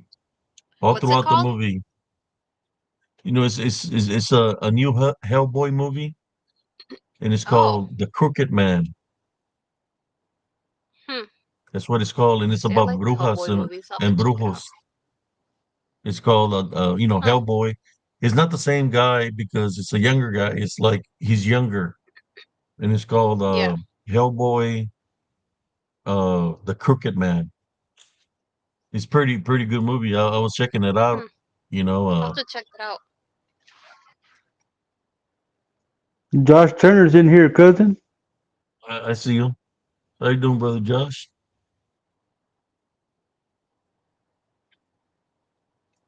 So, so But what other just to things kind of have get happened back. to you? No more crazy dreams, or I mean, I know you've been to the Turner's home. Oh no, Do you feel anything there when you go there? oh You no, know, I've had more. spiritually. Oh, you've had more. I mean, I haven't by myself. I haven't felt anything at the Turner's house myself, but I actually have more experiences to share that I went through. Um, another, I actually lived in. I'm sure it was a haunted basement apartment, and I don't know if you guys are familiar with Pilsen. It's a neighborhood in Chicago. It's like predominantly a Mexican neighborhood. You see a lot of botanicas there and stuff where they sell, all the stuff for like different like brujeria and stuff. So I How you feel like, doing, Josh Turner? Welcome and to because the it's an old show. neighborhood, I feel like that's that's like kind of probably part of why a lot of those buildings, I'm sure they have stuff there. So But yeah, I lived in my first apartment was a basement apartment and had weird stuff. so when in Chicago, were you there at the time where the people in Chicago were spotting the Hat Man, they were spotting the Mothman and uh Dogman activity over there? I don't think so, cause It was a weekend where there was like a lot of death where it was black on black crime was happening. That a lot of people were seeing the Hat Man out there. Oh wow, I did not know about that. No, I got my first apartment in 2018, so I don't know if it would have been around that time. I didn't hear anything, but I think it was before we're that. Yeah, when it then yeah, happened. it might have been yeah, because I didn't hear anything while I was living in the city. But yeah, no, this apartment I Welcome, was in, my Steven first one, Scuba Skiba. it was a basement apartment, and there was just weird things that would happen. Like my roommates would say that they would hear like growling and scratchings and stuff. And what's crazy is when we moved Welcome, in there, Ting. the landlord made a weird comment to us because there was like really no windows because it was like a basement apartment. There are no windows in our room, and she told us, "Hey, if you guys are gonna paint the room, please don't paint it like a weird color like black." Because she's like, "Yeah, the last tenants that we had, they painted the room black for some reason." And I remember thinking like, why would you paint your room black when you're in a basement apartment and your room has no window? That's kind of weird, but whatever. But we had some weird stuff there, like they would hear scratching and growling noises. I never heard that personally, but or sometimes we would be in the living room and we would hear something like it would sound like it would fall, like something fell from the kitchen, but when we would get up and look, there was like nothing was on the ground that could have made the noise. And there was one time where my roommate and her boyfriend, they were out of town, and I was at the apartment by myself, and I heard someone walking around in the living room, and I slept with my door closed. And I remember thinking, "Oh, they must be getting up to use the bathroom or something." And then I remember my eyes shot open when I realized, wait, no one's here. Like I'm home alone. And it's not like, well, someone could have broken in because I would have heard I didn't hear it. I was awake and I didn't hear anything. All I heard was all of a sudden footsteps in the living room, and no one was I knew no one was home and no one broke in because I didn't hear anything and I was already awake. So, yeah, I didn't sleep that night and I just locked my door. I was like, "Oh, great." So that happened, and then there was another incident cuz I was at that apartment for 2 years. My second year there, my roommates had moved out. My boyfriend slash ex-husband at the time moved in, and we had just finished watching that show called The Haunting on House Hill, and we went to Oh bed. yeah, yeah. Yeah, we went to bed, That's and yeah, that was a creepy show. And when we went to bed, yeah. I heard three knocks right above our head, like on the wall. And at first I thought my ex was messing with me to like try and scare me because we just watched a show. And he's like, "Oh my God, did you hear that?" And I said, "Yeah, yeah, okay, whatever. Go to sleep. We got to work tomorrow." He's like, "I'm not kidding. I'm not kidding." And I got mad because he was the type of person that would play jokes and wouldn't know when to stop. So I was getting annoyed. I got annoyed at him and I said, "Shut the F up and go to sleep." I know, not nice, but he had it coming. So I said that, and then he's just See, like, "Okay." And we didn't hear any more knocks after that. And then when I woke up the next morning, he was like, "Hey, I wasn't kidding when I said I heard that. That wasn't me. I'm telling you." Like, and I was like, "Oh my God, he's serious," because I know he wouldn't be taking it this far. And he told me that right before he heard the knocks, he like woke up kind of like gasping, and he felt like something hit him in the chest, and then he heard the three knocks. I mean, we both heard it, but yeah, that was yeah, that was weird. I was very happy when we moved out of there. I remember I went back to that apartment to leave the keys there. I just remember as I was leaving, I was like, I felt like something was watching me the whole time, and I like ran up the stairs and like just got out of there, and I was like just so happy to be out of there. Hey, cousin. You know what's the only thing I heard about that whole experience? That what's he that? had it come. That he had it coming.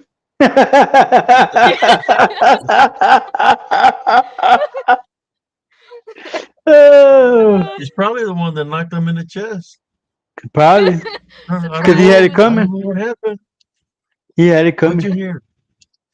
Three knocks? Uh, Nah, I'm just the reason I Just said playing this, with. Sister Madeline, because we know how the Latinas are. They can be very dangerous women, especially if you've done them wrong.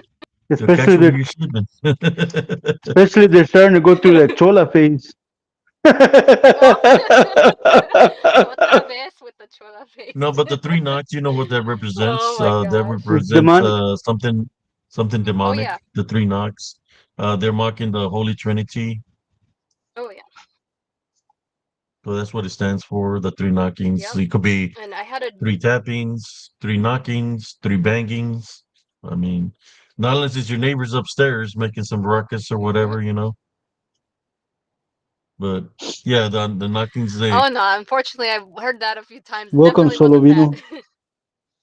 like the tappings on Oh the yeah. windows or But yeah, and I actually like had a could be dream by your about window or mhm. on the door, you know. That's what they do. Demonic in nature. You hear where the people that Yeah, go to no, and investigate for part of me Bigfoots wonders if that someone Anybody see what they go bang on it three, Henrik three times and then they hear Scoundrel put up bangings. there?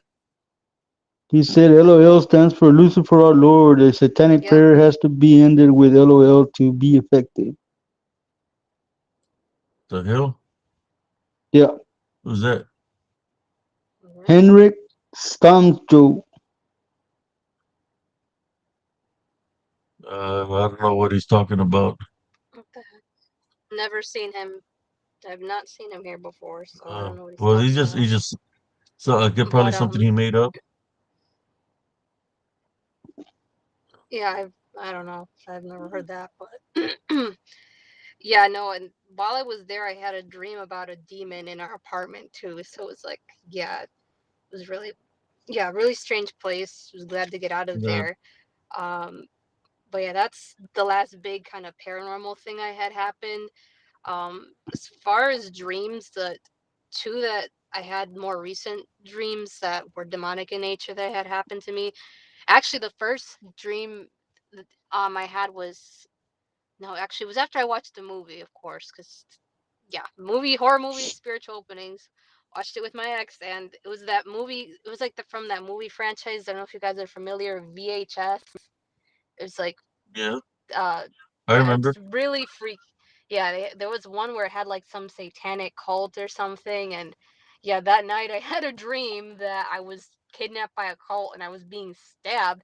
And the crazy thing was in that dream, I mean, I don't know what it's like to be stabbed. I've never been stabbed, but I just remember feeling like a sharp pain sensation, which to me was weird because normally in dreams you don't. I feel like you normally don't feel things, but I remember being in pain and feeling like the sharpness of something like stabbing my body. And when I woke up, I was like just like sweating because I was like remember feeling like I was in pain. Cousin, Under Fire is waiting to come on. Oh, Oh, there hey he is. guys. It's right Hey, there. How you can you Hello. doing? guys hear me clearly? Good yourselves. Can you hear me clearly? Yeah, we can hear you. Okay, I perfect. can So I hear just you. didn't see the sound system going off. I'm really sorry to hear you've had a dream like that. That is horrific to go through something like that. Yeah, no, that one really freaked me out because it was like I said, it's not normal to feel things in dreams, but that time like I literally felt like sharp pains throughout my body as that was happening. Did But you ever wake up like with marks on your body after dreaming, coming from a dream, or not having a nightmare, no, like no, with that hasn't happened to scratches me at or least. No, thankfully no. I've had dreams where I'm being attacked Sorry by a about that, Yvette. demon and I'm trying to like rebuke them in Jesus' name, but my voice gets muted. That actually Hmm? happened to me. Um, yeah, I remember Cool, I had one Rich. time I had a dream where I was Are you there, Oh, Sister Madeline? Yeah, we're here. We're here. No, but you can hear cut out. Sister Madeline. She was talking and I can hear her.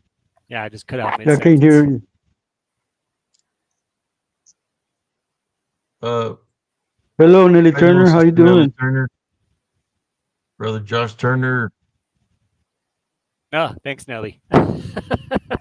I think it booted her out. Maybe she Yeah, just yeah, come back yeah. in Just with a link. yeah. Is she on computer? I've noticed I've used this on my phone and it wouldn't work on my phone, so I had to go on a computer. Then everything worked fine. So I think it's something with like There because what she happens with a is. lot of these tech companies is if you use an Apple and you send something to someone on the Samsung, like even like a film, it'll compress the Are photo, it'll you mess everything up because they don't like are you the back? devices together. Sorry, go ahead. Hey, can Are you you guys back, hear me? Maddie? Yeah, Hmm. I can Okay, hear you. perfect. Yeah, sorry about that. I guess something doesn't want us to be talking about the three knocks. Yep. Share your story. So, how many times have you experienced like the three knockings? Like Oh, sorry. numerous times? Sorry, was that for me or under fire? Yeah, no, No, for you. for you, Sister Maddie. I only ever heard it that one time, but as far as demonic dreams, I would say I've had. Oh yeah, wow, I've had three weird demonic dreams.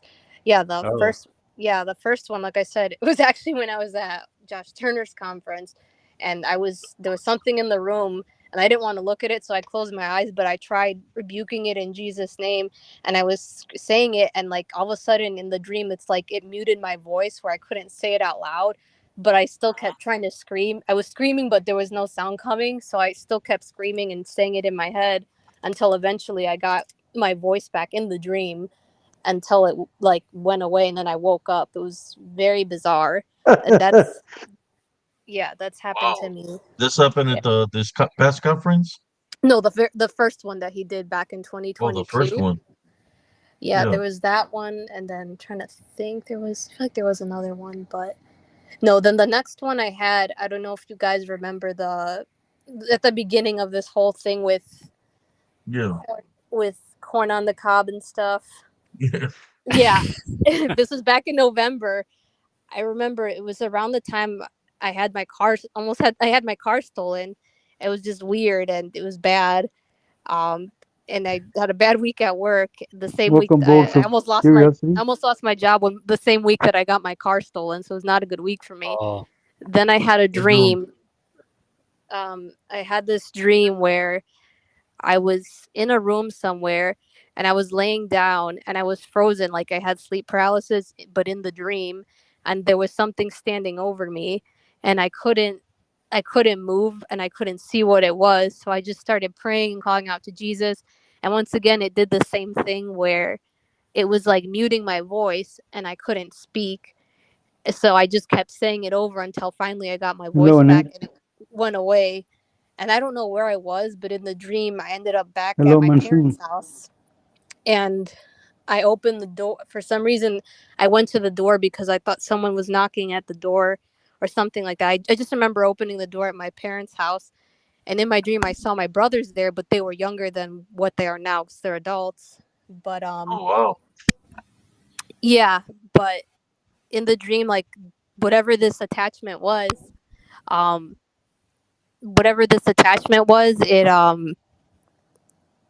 sorry, it like it came in the house. I couldn't see it, but all of a sudden I told my brothers to back up and I was being lifted up off the ground and yeah, I was being lifted up off the ground by my neck and it was choking me and I couldn't see it in front of me and my parents had like this china cabinet in their dining room um it has like a mirror and when I looked in the mirror, I saw myself like choking me and whatever it was that looked like me looked back at me in the mirror and smiled and then I woke up. This- Wow.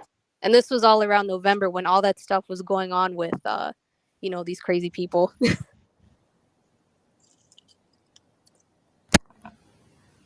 I'm really sorry you went through that. That's it's a lot of pretty graphic dreams, and the stabbing one is. I've never heard of someone having a normal dream and actually feeling sensations of being stabbed. I almost wonder that was more of a astral projection situation.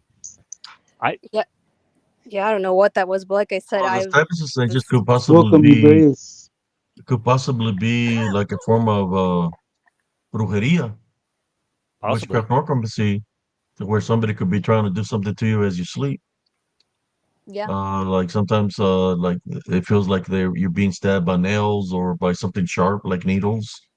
Mm-hmm. Form of voodoo, where that can happen. Yeah, Now I'll be I right Sometimes, back, guys. so, yeah, okay. oh, okay. Sometimes they'll place something underneath your pillow, underneath your bed, or in between the mattresses, where it could be a little doll with pins in it, and it's a form of witchcraft, which you can feel certain things, if you're sleeping on top of that, it could have, well, you've seen some of this kind of things that I'm talking about, right, Brother Jesse? Primo? Yes, I've seen some, yes. I've seen some. Uh, Which that's what their main cause is to affect the person, not just in the dream, but when they're awake.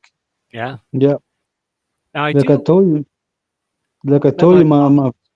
my friend Juan used to use candles with cobras in them, and he said that he would light them and put a picture or a birthday of whoever he was trying to get, and he would send those snakes into their dreams So to do them harm. candles with cobras in them.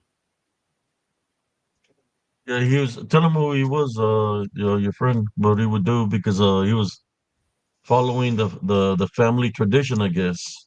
Yeah, his grandmother was a witch that could transform into a lechuza.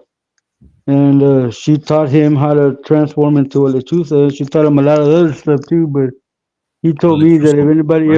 ever, yeah, lechuza, that if anybody ever messed with him, he would get them in their dreams with the black candles with the white cobras on them. Oh, on them. Okay. Jeez, I'm really sorry you guys have gone through all of this. There's absolutely a lot of terrible things. I was gonna say, 'cause you're talking about dreams. I actually did remember. Excuse me. A dream I did have actually. This would scare. Sorry, cough. Sorry, but the tea went down a wrong pipe. This is back when I worked in a funeral home.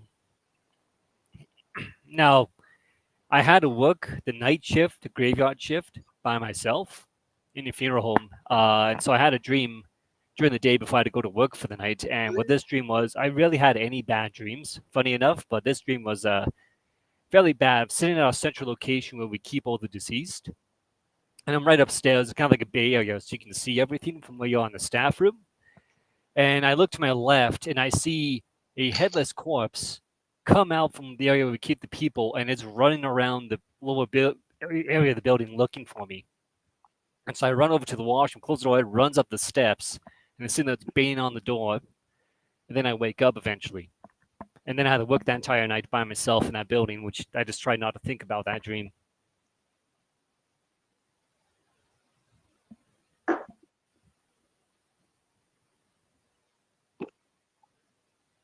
Did he fall off, man? He got kicked out. Oh, Who did? someone get kicked out? Well, I don't see Who your did? picture up there. Oh, and Oh, It was Madeline got Sister kicked out. Madeline. Uh, Madeline, are you still here?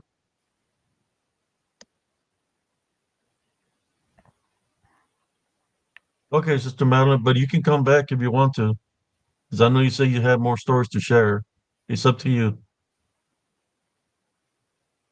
It says, "Hey, oh, sorry, I had a dip. I'll be in the chat." All right. I guess she's done sharing. Well, she says she's got other stories also. Uh, maybe she but has I other could ones. only imagine living in Chicago, man. You hear all the stories of people getting murdered over there and stuff like Yeah. that. If those things are happening, there has to be all kinds of unclean spirits roaming around in that area, Thank you just for by coming other deaths in, that are Madeline. happening there. I finally got to make you laugh loud on live. Yeah, Sister Madeline, whenever you want to come back, and share some other stories, you're more than welcome. All you got to do is click on that link and come on up here. Brother Josh Turner, is Brother Josh Turner here too? This is Natalie Yes, Turner. sir. I do have a question for you, Abe, actually, since I'm on here. I had a 3 nights in a row. Okay, because you've talked about the three number a whole bunch. Every Mhm. night, I've had this massive, massive black beetle come into my room every single night when I'm sitting by my computer here, like what I am right now. And I've killed it each time, but 3 times this thing appears and then nothing else. You think there's anything sketchy about that? Black 3 times. Well, I ran into three black cats, and after I ran into the three black cats, you where was here last night, I ran into something demonic. Oh, After the third cat. oh, that's not comforting. Oh Well, I'm just saying, brother. I mean, it could be coincidental, but just don't give it power. yeah, And it's something. It's if you do run into something, tie bound and rebuke it in Jesus Christ's name. yeah, Take authority over it and send it away. Don't be that's afraid. yeah, that's a good idea That's because, like Josh said on his Wolf said in his show, If you're by yourself for a bit, yeah, you're more vulnerable, more open to the spirits, which I am by myself all this weekend. I got a place to myself, so yeah, I'll just be on my toes, I guess, pretty much. I've already had, for some odd reason today, my internet switch gets shut off on my wireless internet right beside me, and there's been no one inside this house the whole day. And that thing does not go off on its own, so that's been weird. But that's about it. I don't know, Cal Chief. This is the first time I've ever seen you on here, man. And we're Hmm. kind of shy about putting people that have never been on here before on the live, man. Somebody says Beatles are connected with satanic itchy searches Beatles. You're talking about the dunk Beatles, man. Yeah, thankfully I we don't got a have those story. up here. I got a story about a Beatles, man. It's kind of embarrassing, but I'm gonna share it with y'all. When I was out there in the desert, in Operation Desert Storm, I had to go. I was eating some MREs. It got my stomach upset, so I got up the tank. It's nighttime, and we would use the MRE box to use it as a toilet. I dug a hole and I was handling my business. Next thing you know, I just hear a lot of movement around me, like a lot of things moving around me, and I'm like freaking out because it's dark, it's pitch dark, and I'm like, there's something around me, there's something around me, something's moving around me. You hear all kinds of noises around me, and my imagination is thinking scorpions that I stepped into a scorpion's nest. So they hit me with a light, and all the things that were around me, it was there, it was black all around me. Was a No. dung beetle, the dung Oh. beetle. They were there for the dung. They're called the Oh. dung beetles. It was like hundreds of them, man, all around me, and everybody was my Cool, crew Cal. was laughing at me, man. I was like, I mean, you could hear them like crawling over each other, making a lot of noise. It is like, I handled my business, got up and went back on the tank. It's like, screw that. I handle business. It's going to be right. Hold on to the rail from the back of the tank and handle the business from on top of the tank because it's nighttime. I didn't have night vision. My night vision goggles to Yeah, see it's what the pitch hell. blackness. Yeah, it's pitch black. Reminds you of some of the semi Yeah, trucker it's stories called we the have. it's called the dung. It's called the dung beetle. Uh, the dung beetle. What they do? They make a little. Uh, you poop. Yeah, they roll it up. They roll it up, make little balls, and bury it in the sand. That's what they do. There's some semi truckers in the southeastern states in their travels, especially during the night, and they talk about going the highway and you see this black mass moving across the road, but it's like hundreds of spiders and shit, right? Like it's hundreds of big spiders and shit. And it just sounds like an absolute nightmare. I'll stay living in the cold climate over dealing with that. I'll deal with polar bears if I have to. Well, maybe not polar bears. Those things are pretty nasty. I tell you what, it's in the films you see. I got a story of Yeah. someone like that, cousin. We were doing the second pickings out in the cotton field, and it's about midnight, and I'm walking on the head of the field. I'm trying to smoke a cigarette away from the module maker, man, and as I'm walking, there's no light anywhere. It's pitch black. And as I'm walking on the head of the field, I hear the dead leaves of the cotton plants, man, being trampled. And I'm walking, and it's walking the same way I'm walking. So I start walking a little faster. It starts walking a little faster. So I threw my cigarette on the ground, man, and turned around. And I swear, man, I would have beat you in a race at that moment, a foot race. I was running so fast, cousin, that my feet weren't even touching the ground. I mean, you look behind me, there was a cloud of dust coming from behind me, man. I ran and jumped over the tailgate of the Dodge pickup where that I was driving, opened up the middle windows and got on the CB and got the pickers to come and see because that was the only light that we had. You know what it was, cousin? It was a black horse. Oh, Oh wow. I thought it was a jabalina because we were in the middle of nowhere. We were in the South 40. There's no lights out there, man. And there's rattlesnakes, javelinas, there's mountain lions. So yeah, man, Yeah. I ran like a good 100 yards, man, in less than like 4 or 5 seconds. I don't remember ever running that fast, man. But yeah, man, it was a black horse. Yeah, that's fair enough. A lot of stuff could scare you at that time of the nights. I know I'll never go hiking in the mountains at night. We've done it once and we had some bad vibes, so we turned around and came back. But no grizzly bears about the size of my car. Out there, I've driven by one of them once, and you don't want to count one of those things at night or in the evening. In dusk is when most the wildlife is quite active out there. Joe Breezy wants to That's jump good. on the live too, cousin.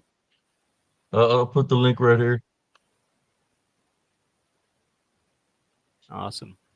Yeah, let him chat. I know There you some people You go. have asking about the Black Goose stuff, and I definitely would be interested in talking about that further. And I don't know, Yeah, Josh, if Solovino. I've never run that fast before.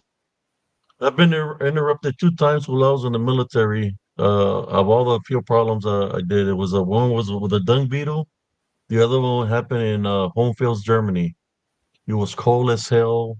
There was ice on the ground, and I had to go handle business. It was nighttime, so I took my little shovel. They give us a little, we got a little shovel that's you unfold it, and I went to go handle business. I dug a hole through the ice, and I was handling business as I'm fixing to handle business. I just hear. I turn behind me. I just see some red eyes coming at me. I see big red eyes coming, charging at me, oh, and I didn't even get to do nothing. I freaked out with what I've seen. That the first thing, is like something bad, right? But because it was huge and had big red eyes, so I was on the was the op 4. We were on a M60 A1. I jumped on the back of it of the M60. Literally jumped from the ground up because I was freaked out what I was seeing.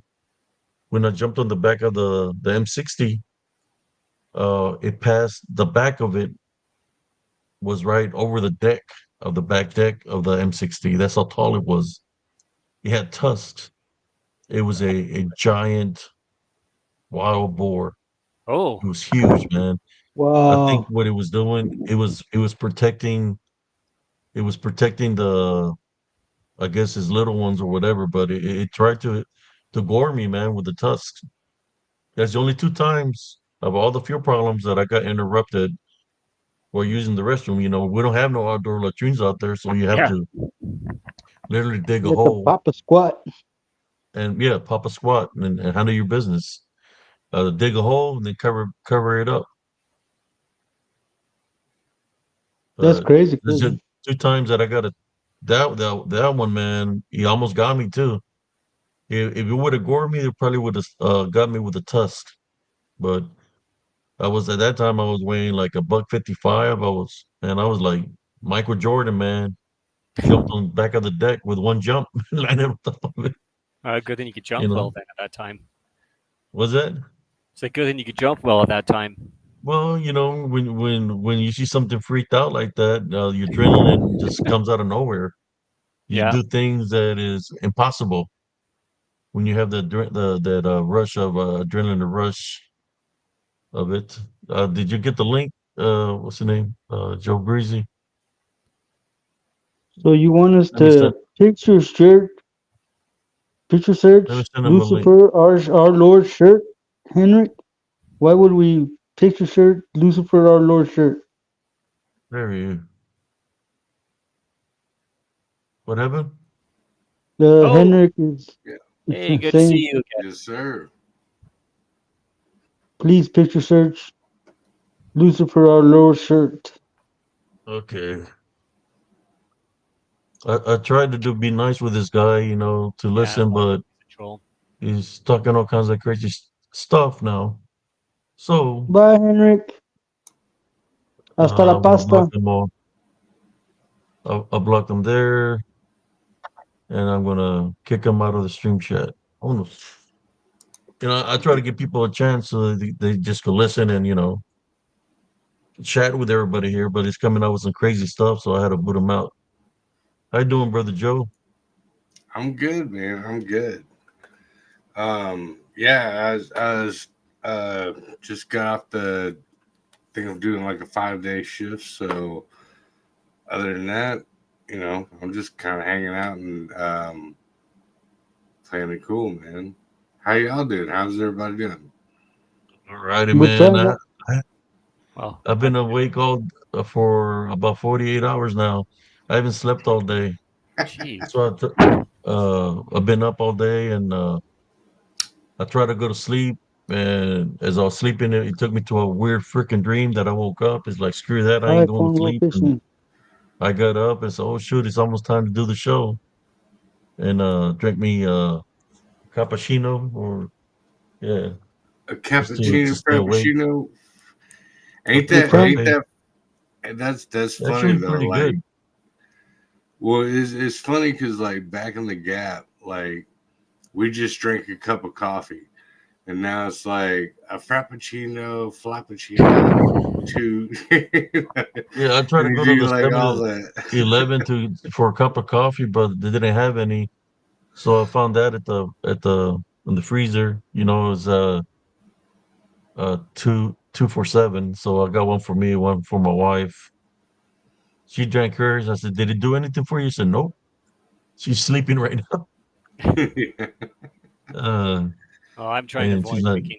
It's like what? "Go ahead, go ahead." I'm trying to avoid drinking too much stuff. Like I don't really only drink water and tea, and I'm trying to cut the tea out because I guess that mixed with Sugars. yeah, too lack of sleep. I had a I don't know what's my heart like gurgled mid this week, and I almost blacked out. Like my vision almost went black. Um, Never had that happen before. Had some tests done. So far, they can't find anything wrong, but I still have pains around that area. So yeah, I'm kind of trying to take it easy. Mm. I can dig it. Yeah, I blame it all of it up to just old age. Like we're getting older, and before you know it, you're like you can literally like have the remote and be like, "Oh yeah, I'm gonna watch this," and you'd be like, "Ow! I don't know what happened to my elbow." Yeah, No, get out of the other day commission. I was watching the Cowboy game. I was watching the Cowboy game, then passed out. Yeah, that's the stereotypical right there. Hi, Old Sage age, man. Cooley. It gets everybody. Woke There's up. It days that was the you go middle to of the sleep. second quarter. Woke Yeah. up. Then it was halftime. Woke up. It was the third quarter. Yeah, It's exactly. like I tell her I want to go watch this movie, and she looks at me. She said, "Why? So you can go to sleep again at the Right. theater, man." I fall asleep with a popcorn in my hand and stuff, or the soda. I wake up and the movie's almost finished. So I don't know why you always Yeah. want to come to the movies. You just fall asleep. You just So fall where they got these asleep. recliners that they recline back, and you prop your feet up. I mean, it gets you real comfortable that you fall asleep. Yeah. That's how they get you, so you can go back and watch it again. Yep. That's the scam. Now, yeah, I Yeah. Scam. remember. I remember when I was a young kid, man, and my abuelito and abuelita, like we'd be watching like wrestling like at noon, when it came on at noon for the local wrestling, and before I know it, they'd be just like, chilling. I'm like, yeah, like, Ric Flair's about to come on, or something like that, and I'm like, looking at them like, why are y'all napping? And they're like, it's perfect nap time. And now I dig it. I understand it. I'm completely, I'm that guy. you know. Hey, hey, I, Joe I Brizzy, don't when I was in the army I and we don't were drink soda, training, Liz. we were like when we were out there in combat, they had us at 100%. That means that the whole crew was up. We're up for 2 days straight. Hmm. Uh, And I remember we're having a what do you call it? They're debriefing us, and I'm standing up, right? And I've been awake for 2 days. Next thing you know, when you're so tired, it's like your body just when your brain gives up, goes to Shuts sleep. down. All I yeah. remember is Sleep. my face landed on the freaking ground, man. Bam! And I jump up. like if nothing happened, but it's when your body just shuts down. It shuts down on you. You have no choice but it's like bounced back up, and I'm trying to stay awake. They went from we're at 100%. That means everybody's got to be awake. We're like 2, 3 days, something like that, awake. And then they finally put us down to 75%, which means three men up, one sleep. Rotate. Right, They brought it rotate. down to 50%, 25%. But when you're in combat, luckily, when I was there, it didn't last that long. That man, it could have been that we could have been at 100%, especially when you're in the front lines. Yeah. Those are the first ones to in combat to die. I'm just glad that it didn't last that long. Yeah, we did what we had to do. But yeah, Yeah. it's not a good feeling not getting the rest, man. And I think that's Yeah. why I have problems sleeping now because in Because they Spanish we put call you. it the desveladas, means that of all the times that you haven't gotten the rest. Yeah. When your parents tell you, don't be staying up too late. Te estás desvelando. You're not getting enough rest. That's going to affect you later on in life. Ah, it's not going to affect me later on life. I'm feeling it now. you know, Well, there's a Yeah. whole because it's like when you don't let your body rest later on in life. When you get older, your body's going to rest on you whether you like it or not. Right. they've done studies. It links to Alzheimer's and a lot of other Mhm. psychological disorders if you don't get enough sleep. Because what happens when you sleep, one of the big things is your body, all the liquid that built around your brain, all the excess juice from your brain working, your body has to expel that at some point down your spine. It does that when you sleep. That's when it really Right. tries to do it. So if you don't do it, you're up all the time. That stuff stays concentrated in your brain. It's not really good for you. I know how to work. That's what that's Sorry, go why I ahead. do the late night shows, brothers, because the nighttime is I'm used to the night being awake at night. I mean, shit. When you're in the front lines and the enemy's in front of you, and I mean, you got to be awake. You don't want to go to sleep because what if they come, right? So you Yeah. have to be ready. It's like you don't want to go to sleep. You just stay, you're guard, you're alert, and you're in the zone because you don't want nobody creeping up on you, trying to take you out, Yeah, or night attacks are very Well, try to yeah. effective. attack your Yeah. crew. You have to stay It, awake. no, but yeah, in psychology, they actually tell you that there's no, because we consider it like catching up on sleep, but in psychology, there's no actual. You don't catch up on sleep. You Cool. literally have a timeline, That's how and smart. however much sleep do you get through your timeline of consciousness, you don't catch up on anything. You Yeah, just you derive it. You derive your consciousness of um, the sleep that it needs to have, and that's what I personally I think that like whenever you go into um, like a mental institution or any kind of thing like that, they they actually kind of try to make a map of that, and they're like, oh well, you don't sleep that much. You don't sleep, you sleep more during the day than you do at night. Blah blah blah.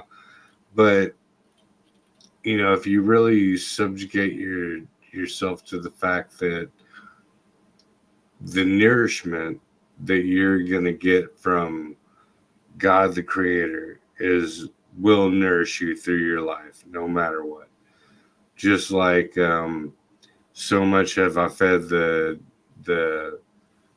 the birds and the flowers, so much will I feed for you, and how much so shall I nourish you.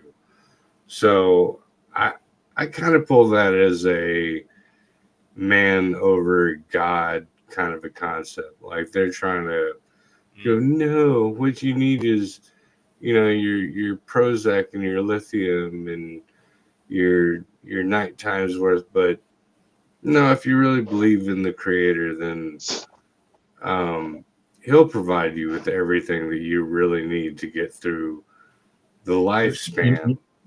yeah. You You know know, what I used to do when I was out there, man, just to stay awake? I would do this. You hit yourself. Bite my hand, Wake yourself bite up. my Yeah. hand, or I'll go. Yeah. slap my face, Smack yourself. and I was so tired that wouldn't even work. Yeah. I Oh, mean, I geez. slapped the hell out of my face because I didn't want to go to sleep. You know, you're out there or by my hand, bite it hard, and it still wouldn't work. My body was so tired, man, that it just Right. wanted to shut down on me. I Yeah. know I But had like I was a driver, so you know, I'm away. I had to sometimes pee in a bottle because we were just driving. You know, we were oh trying to wow. get across the desert. We went on like a 2-3 day drive across the desert just to get to our Alpha Alpha near the border of Iraq. Yeah. Man, plus get off the tank, clean the VPEX, So Abe, service the engine, you were tank vac, right? So you were a tanker. Yeah. yeah, that's dope, man. So were you actually like the navigation cat? So, Or Penelope, were bro. you or were you I was a actually driver. I was a okay? driver of the tank. We have I was a driver. There was a loader, a gunner, and a Right, TC. right, right. The TC and was doing the navigation. Uh, in which we're a platoon, but we're all moving as a battalion and a division. So there's a lot of tanks Right. on the move. Across the Dude, desert. yeah, man, So I got to get you hooked up with my uncle because he was a light fighter. I think it's don't get me wrong, but I think it's like 25th Division back in like the 80s. But he was a tank. I want to say he was um like a tank commander. yeah, well no, he was the dude that actually like did the 50 cal that was above it and also went back to the dude, don't get me wrong, I'm sounding stupid, but he was a tanker dude. He wasn't a driver because he always whenever he talks about his So if he was stories, TCal, he had to be the TC, the tank commander. If he's doing probably 50 yeah, cal, because the tank has a 50 cal, you got two 240s. yeah, The yeah, 240 is connected to the right by the main gun rail. So it's that one's bore sighted with the tank, so that you can laze and blaze. You can laze and shoot a mega round or laze at the target and shoot yeah, coax. exactly, yeah, And if he was operating the 50 cal, then he had to be a tank commander. right. But that was before the laser thing, I think, and so because I remember a story about him telling me about how Or the um M60. he came out with the dragons, and I guess from what I understand, they were like almost bazooka type things. And he would jump off the tank, go out with the dragons, and like shoot tanks down, and then jump back in the tank, and you know, and yeah, because there's a whole story about. So he used to train in, I want to say, Diamond Head in Hawaii, right? So, because they were doing uh, Jungle warfare. warfare, right? Yeah, it wasn't desert warfare like where you were in, yeah. Yeah. So yeah, that was Because But back in time. yeah, that's what I think. Yeah, but I'm pretty sure, like, if I got Abe on it and my uncle Daniel, they'd be like, "Hey, well, yeah, man, that one time I ran away from." Good old war stories, right? Yeah, that tank was well, chasing well, us down. I've seen people getting hurt because they're so tired that Yeah. they get run over, Oh, not paying Yeah, attention. yeah, I've seen a guy almost get cut in half yeah. because they were so tired that the tank commander forgot to say power. When you're gonna traverse the turret, you're supposed to yell power, power when you're gonna get power to the turret.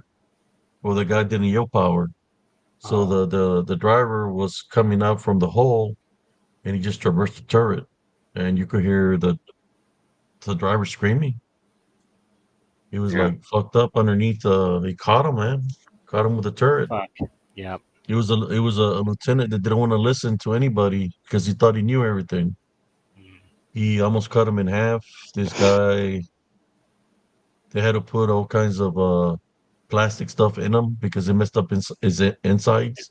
He survived. Uh, and everybody wanted to mess up this lieutenant. It was a lieutenant that did this. Jeez. I know I That had to. Because a colonel or a general came and they had to take him away from the company in a helicopter because Yeah. the they wanted to kill him. Oh, Yes, primo. What's up? Liz is asking, is it if it's true not to eat food before bedtime?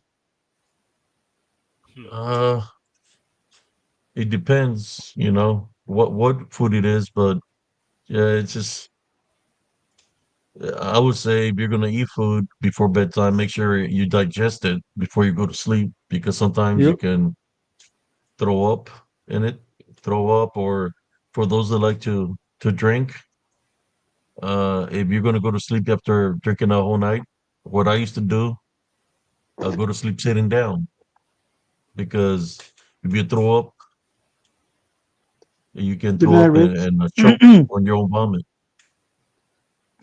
I saved a guy one time, man, in the billets. This guy was on something. I think he was on acid because he was saying the things that he was saying, and I told him, "Go back to the room. I can't use you out here pulling guard because you're on that acid. So after I did my shift, I went to go check up on the guy. I went to his room, knocked on the door.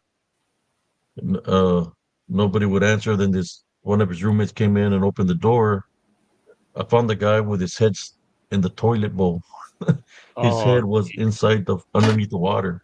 oh, yeah. So I he's thought I, drowning. I, I thought I thought he had drowned, man. So I pulled him out, and luckily that I went to go Saved his check up life. on him because if I wouldn't have pulled him out of the water, he would have drowned because he had Yeah. passed out inside the toilet bowl. He gave himself a So swirly. I'm glad that I You did what checked you up. He did. was throwing up and he fell asleep in his Fuck. Yeah. he I don't know he was on some acid. I've had to move a few people who've drowned to death. It's not fun. It's yeah, none of it's fun, but obviously it's just terrible. I know I had one rough several days where I had to work a lot of overtime. So it was about 3 days of overtime. So I was getting sleep, but it was like 5 or 6 hours of sleep because there were 12-hour shifts, and I had to drive a distance to get home at the end of the day. But then the last day, I got up early because I had to drive across the entire province. It was like a 4-hour drive, bring the other person back. Then I had to go to a late release, so I got home late. I had my dinner, which was just some five guys in the vehicle. Then I get called to go on the night shift Good on night, call. Rich. Yeah, have a good night. And I had to work the entire night. I get less than 2 hours of actual sleep. And the last two releases, they had to come because I live in a town or city outside the main city where we're at. So they come pick me up and drive me with him to the release because I couldn't drive back to the location to meet him because I was way too tired. Right? It was just I knew it was too dangerous for me to drive. And the next day, they wanted me to do 3 processions from a mosque back and forth in the hearse. And I called the manager in the morning and explained to him how it's not safe for me to drive, right? And he asked how long I worked straight, and I said like 22 hours straight. And then the other days, he's like, "No, nope, nope, you go and sleep. We'll cover for you today. Take it easy." Right back. So okay, thanks, and went to bed and sleep. And like, yeah, that was one of the most tired. No, that was the most tired I ever was. Was that straight, and that was pretty stressful having to drive like that.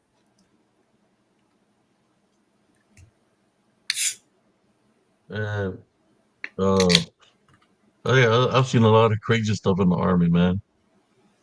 I Like bet. uh Well, yeah, I imagine so. I think anytime that so we kind of put our like our ideologies in different factoids. So like we can go like being a regular person into, you know, observing UFOs or whatever the case may be, or ghosts or anything. But whenever you get into the government issue, like you saying, Abe, in the army, there's a lot of stuff. Like my cousin, he was in the Navy during post 9/11, and me and my cousin were tight. Like we told anything to everybody about, between us. And he came back and he's like, "Nah, I can't tell you about it." And I'm like, "Dude, why? Like, come on, man. I mean, your freaking cousin." Like, and he's like, "No, there's certain things that I'm classified to, Just vote of curiosity. yeah." And I'm like, "Dude, come on, man, give me the info." He's like, "No." So, whenever you take into that um, ideology about it and the classifications about where the military tells you, security wise, what you can and cannot say, about what happens, you know, that to Normally, me, yeah, normally the times that they tell you that is when they debrief you every Friday. They give us a debrief of what's going on. right, Like for example, hey, you're not allowed to go to this bars here. We ban all soldiers All from the casual base conversation, welcome. not to go to these bars. If you go, you get caught in these bars as an automatic Article 15. You're right, not. You can't go to this lake because we've already had a couple of soldiers drown. So if you can't get caught in this area, you're not allowed. So that kind of stuff they could say, but when it comes down to they give you a deep brief of you going to overseas or going to war or something, right. then you can't say some of those things because you know, well, back then they didn't have the technology they have Yeah, now, now but they can spread information, give somebody feedback always like that. listening, Yeah, tapping into the stuff, Right. so sabotage they can stuff. get the intel, the information, and use it against you. Yeah, Yeah. So you're only No, limited to say certain things. exactly. Like he was trying to hint to me back in I want to say it was the 2005s ish area, and he was hinting to me about like the F-22 Raptor, but it hadn't happened yet. So he's like, "Nah, I can't really." But he's like, "I'm telling you, these planes can, hover out." Because back then you had like those hover propelled planes where it could go. What were they called? the British ones. No, they were American, but they were the hermits, or but they could Hornet? Like actually, they go in stealth mode, man. yeah.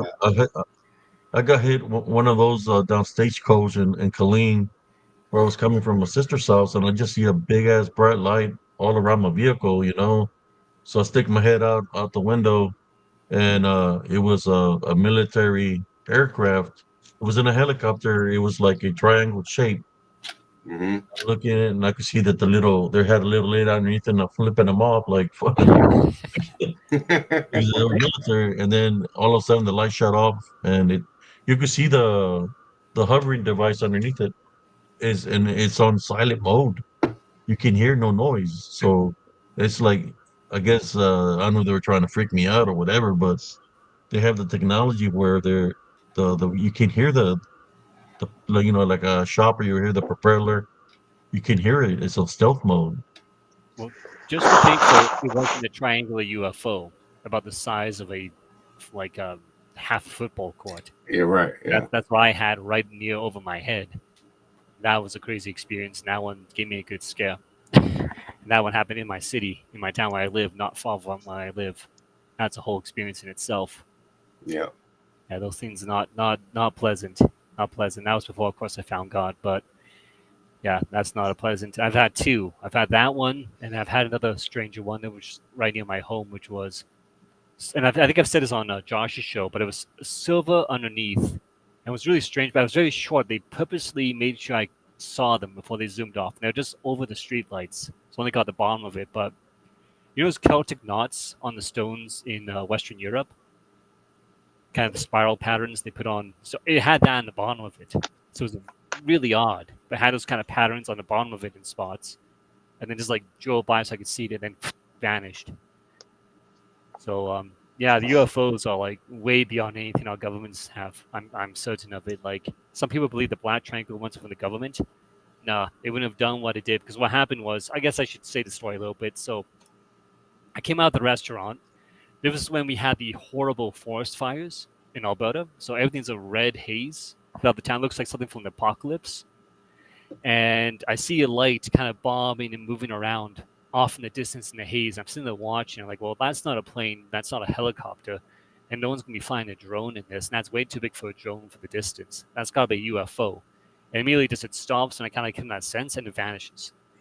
So I'm going, okay, that was probably a UFO. I go into my car, get in my car, drive to the edge of the parking lot about less than a minute.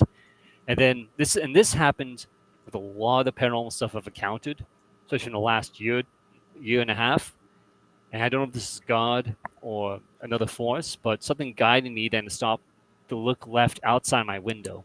Like something just pretty much guided me to don't look out left, out your window, look up. And there I see black triangle above my vehicle. Again, this thing's about the size of again a half to almost a full football court. Like this thing's big, and it just glides at a perfect angle to my left, right to my left, and then stops and it's in full view of me and just sits there, right? Sits there, kind of making sure I can see it. And I just at that time, I've listened to David Paulides for a while, right? He had a whole thing about UFOs and stuff, and so I'm just kind of sitting there going like, okay, I hope you're doing well. I say this kind of my mind because I know these things could read your mind. From all the research out there, these things absolutely can read your mind from like great distances. The technology they have is really unfathomable. But so I just sit there in my mind and go, okay, I hope you're doing well. Please don't abduct me. I'm gonna go now, right? And I see a white truck driving up the road towards me, and this guy should be able to see anything, but he's oblivious, right? So I'm convinced these things could adjust whether you call it your frequency, vibration, energy, whatever it is, and they can focus on individual people, so individual people can see them, but not everything else. I also believe with demons and other entities, they do that too. That's why you have little kids who see stuff that parents don't see. But I rip off, I drive away, I don't even look back, I just go. I eventually look back once I'm like about 5 minutes away, I see nothing there. I go to a gas station, kind of calm myself down, look around, there's nothing around, so then I just drive straight home and call that a night. Yeah, so that's just one of my many experiences I've had, but that's just getting to a bit of the UFO topic. That's the level of craziness. They're probably around over us right now, and we just don't know it. That's the level of what they can do. Like it's just like they've been around for a long time. Yeah, I dig it. I seen one right there by Fort Hood. Not on Fort Hood, but in Harker Heights, in between Harker Heights and Killeen, there's a space before you get to go into entering Killeen, which is where it says it's Killeen and Harker Heights. There's a gap space in between there, which is a good I guess like a mile stretch, a mile and a half, where it doesn't belong to Killeen or Harker Heights, and there's an airport there. Oh, that's where Elmsgrove is one of those isolated locations where it's not Killeen, it's not Harker Heights. I'm in one of those spots where it doesn't belong to either. One evening I seen this pyramid up in the sky, and what it was doing, he had a beacon up on top. The beacon will go off, and it would send to me what it seemed like an electrical charge all the way down, in which you could see the pyramid shape, and then it would hit it again, and it go down all the way down. But when it would go down, you couldn't see the pyramid no more.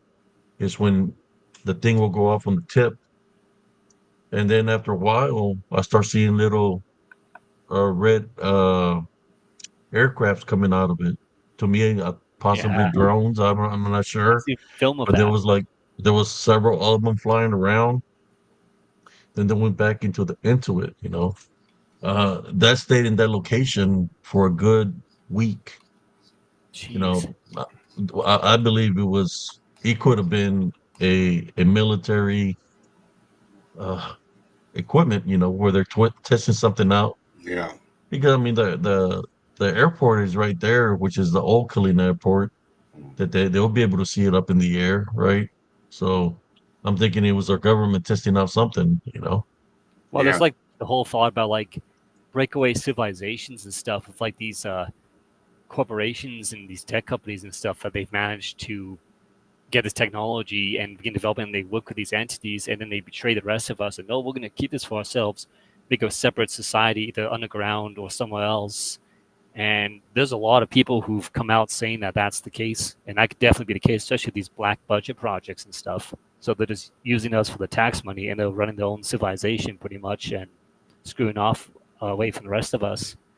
So that's a possibility as well. And then there's people who say that they work together with some of these entities, like the black triangles I talk about. People are pretty convinced there's like a almost like a alien civilization or something within our Rocky Mountains up through the Yukon into Alaska, and they've built into the mountains these bases and stuff, and that's where these because a bunch of people have seen these type of UFOs over here. Right. Unfortunately, again, they think it's possibly a reptilian or something like that, which is great. I love to know that. That really helps me out with everything else I've experienced. Yeah. Well, even Mount Shasta and um, uh, actually every mountain range, you'll see those because like Yeah. the entire range where they were seeing the black triangles in what 93 or whatever. So the first time I saw a black triangle was in the late 80s, and I had no idea what it was. Me and my buddy, we were literally laying in the back of my stepdad's truck smoking cigarettes. We were like probably like 12, 13 years old, and saw one of those, you know, um, black triangles that made no noise, and it was cruising along at a very low speed. We were probably doing like 45 miles an hour, and it was keeping pace. And went, what the heck is that? But we were used to seeing UFOs, so it wasn't alarming, but it was questioning, I Yeah. guess you could say. And then, um, yeah, so I saw that, and then years later, like I'm sitting on, this is like probably 94, 95, when the I Know What I Saw documentary came out about the Phoenix Lights with the Uh-huh. black triangles. And I'm like, dude, that's exactly, like that's what I saw, you Yeah. know. But it was before all that, because back in that gap, all you saw was the saucers, the cigar shapes, and then you saw the orbs, right? They were all like documented and put into all the speculative documentaries and stuff like that. I wanted to So say. Sorry, go ahead. no, go ahead. Go ahead. I just want to say, Mr. Anderson. I can't see his comment again, but it came up on the screen here. And if everyone looks at CERN on the website, that's in Switzerland, they had a video about exactly what he just talked about there. They literally in this, it's freaking bizarre, right? It's just a video of like advertising some stuff doing, but they're doing like this weird dance and all this like just a strange occultic Oh, stuff. you're talking about CERN. Yeah, CERN, right yeah. out in the open in this Yeah. video, and it's just like I just want to Yeah. compliment on him. Yeah, it's crazy. But sorry, go ahead, go ahead. No, very much so. Speaking on the CERN thing, yeah, because they have to do the dance of Shiva. So before the engineers, it's literally in their SWP, which is called the Standard Work Procedure. They literally have to do the dance of Shiva. So the dance of Shiva is the goddess of destruction, right? So they have to do the whole dance, and before So, like, name any. Okay, for anybody who's worked in any kind of manufacturing plant, before you have to turn on the operating system or Yeah. the machines, why do you got to do a dance? There's no reason for it. Yeah. The original opening ceremony for CERN um, has the Lucifer, right? It's got the light bearer, and there's all these people who are of high political power sitting um, in this cave, and they're like, matrimoniously, Oh yeah, I've seen that. I've seen it. Yeah. yeah, it's freaky. It's Yeah. freaky. You got the owl that has the baby face, and Yeah. then you got the goat and all that. Yeah. Well, I'm gonna say something else about the No CERN. bueno per nada per caca. That's gonna be kind of stupid. I kind of mentioned way earlier in the show. Some people were talking about a black goo. I really wanted to get this to Black Josh goo. Turner because he knows quite a bit about this for us, and I really want to get his info. I sent him a link. Oh, nice, nice. Okay. See if he wants to join. Yeah. It's He's probably busy right now, but yeah. send him a link Yeah, to I see if mentioned he if he wants to comes on, join. Yeah. but Wolf's always busy with something. well, he's got a bunch of jobs. He's I respect him a whole bunch. Yeah. A lot of work, but Yeah. Love him to death, but he's busy as yeah, exactly right. No just primo. But this what's really disturbing is, and I would have to pull my information because I recorded which day. I think it was on a Wednesday, so I think it was like either the day of or right after. This is certainly quite a bit. There's only one other time I've seen the black goo, and I was in a vision. I'm pretty sure sent by God. But I go to bed, and I'm literally in bed for not even like 3 minutes, right? And I just for some reason get that sense again to roll over and look out. And what I see is I see my door, which is open a crack, and it's like a blinding white light. And then I see in the rest of my room, all over the walls, the floor, everything is just black, like right. moving mass. And it's like even on my bed up to like my legs, right? It's not on my chest, thankfully, but it's up to my legs, right? And it's all over the place. And I kind of sit up for the moment. And the best way I could describe this, and it's very strange. Sorry, I'm a little bit shaky from it, but you know Lord of the Rings when Frodo puts on the ring, how the world kind of looks like wispy and stuff. That's what it looked like for my door, and there's like wispy around that light of my door.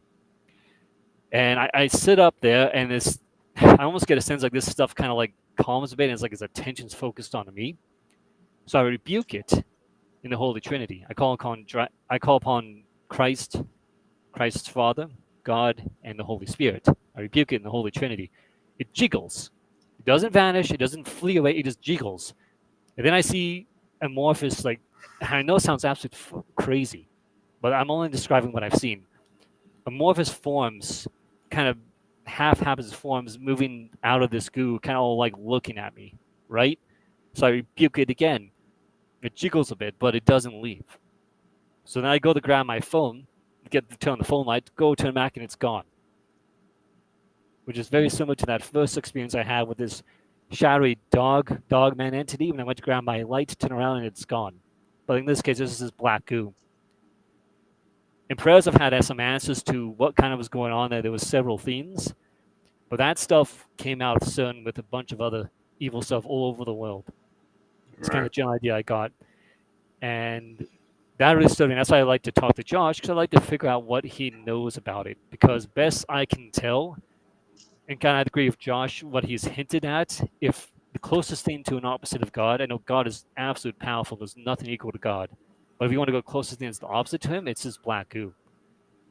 And there's a reason why part of it that came out of the sun, like it came all over the world, but it went to all sorts of people, and part of it came over to my direction, and that's a whole separate subject to why. But yeah, I really need the Holy Trinity, and I'm going to do all I can not to draw any more attention to me because I got enough of a target in the back of my head, I guess.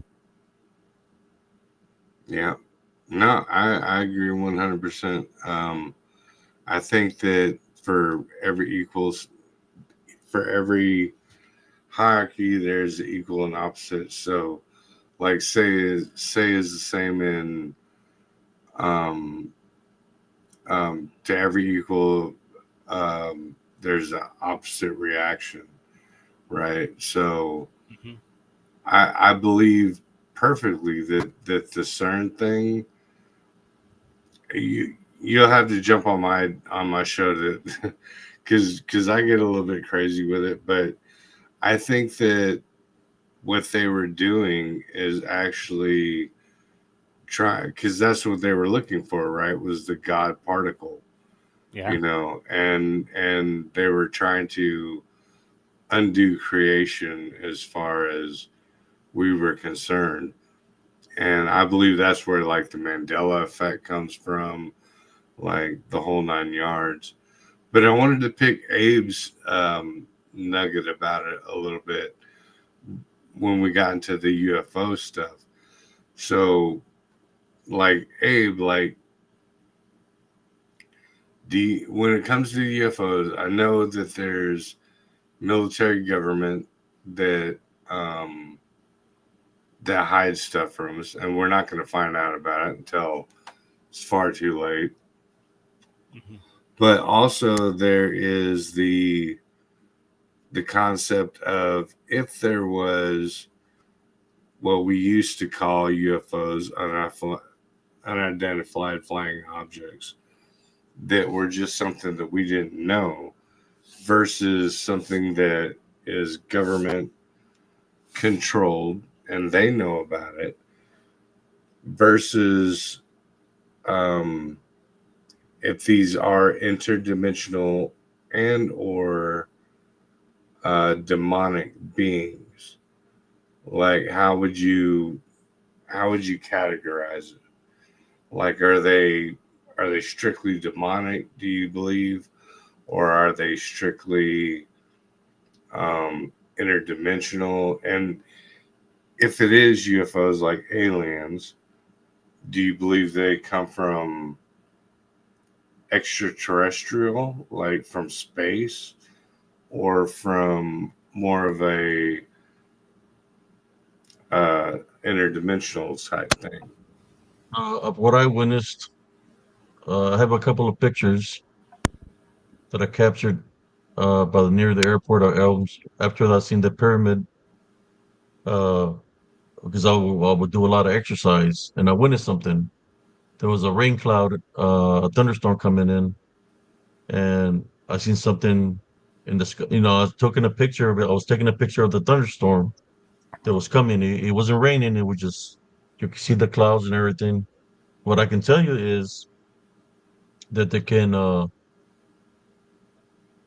whatever it is, it uses the elements uh, that they can hide within the clouds, within the thunderstorms, Yeah. and blend in. I have where it looks like it's ripping through the timeline. Mm. I could see. I got one of what seems to be a mothership, and then there's a lot of other little ones. And then I witnessed something happen also from that thunderstorm.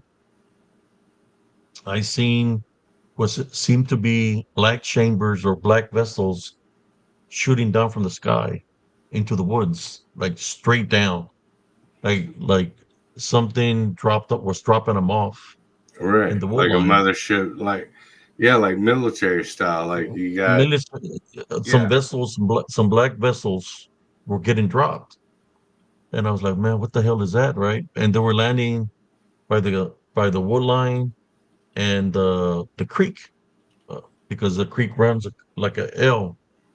So I was looking and I said, man, I have a picture of what seems to be a black vessel coming from the sky. And then what was weird about that is that evening I see all these black SUVs. I see some black shoppers unmarked, military. Uh, They're all coming into the park. Black SUVs, escorted by DPS sheriffs or unmarked vehicles, and the military shopper is flying low with a big spotlight shining in the woods like they're looking for something. mm, And they're there for a while. till finally they take off. They leave. I remember one time because I was looking what lured my son into the woods. I was out there one time where they showed up again, and when they showed up, they're literally yelling my name, like my first name, and they're telling me to get out of there, to get out of the woods. So apparently there's something there in those woods, but there were literally like a lot of SUVs. But I seen so many vehicles. I said, hell no, I'm staying camouflage because, like I said, I was looking to lure my son into the woods. Yeah. Uh, I let them leave. Then that's when I left. But I could see them because I was in the darkness. One thing for sure is, if they're military trained, they were afraid to come into the war line. They did not want to come into the war line.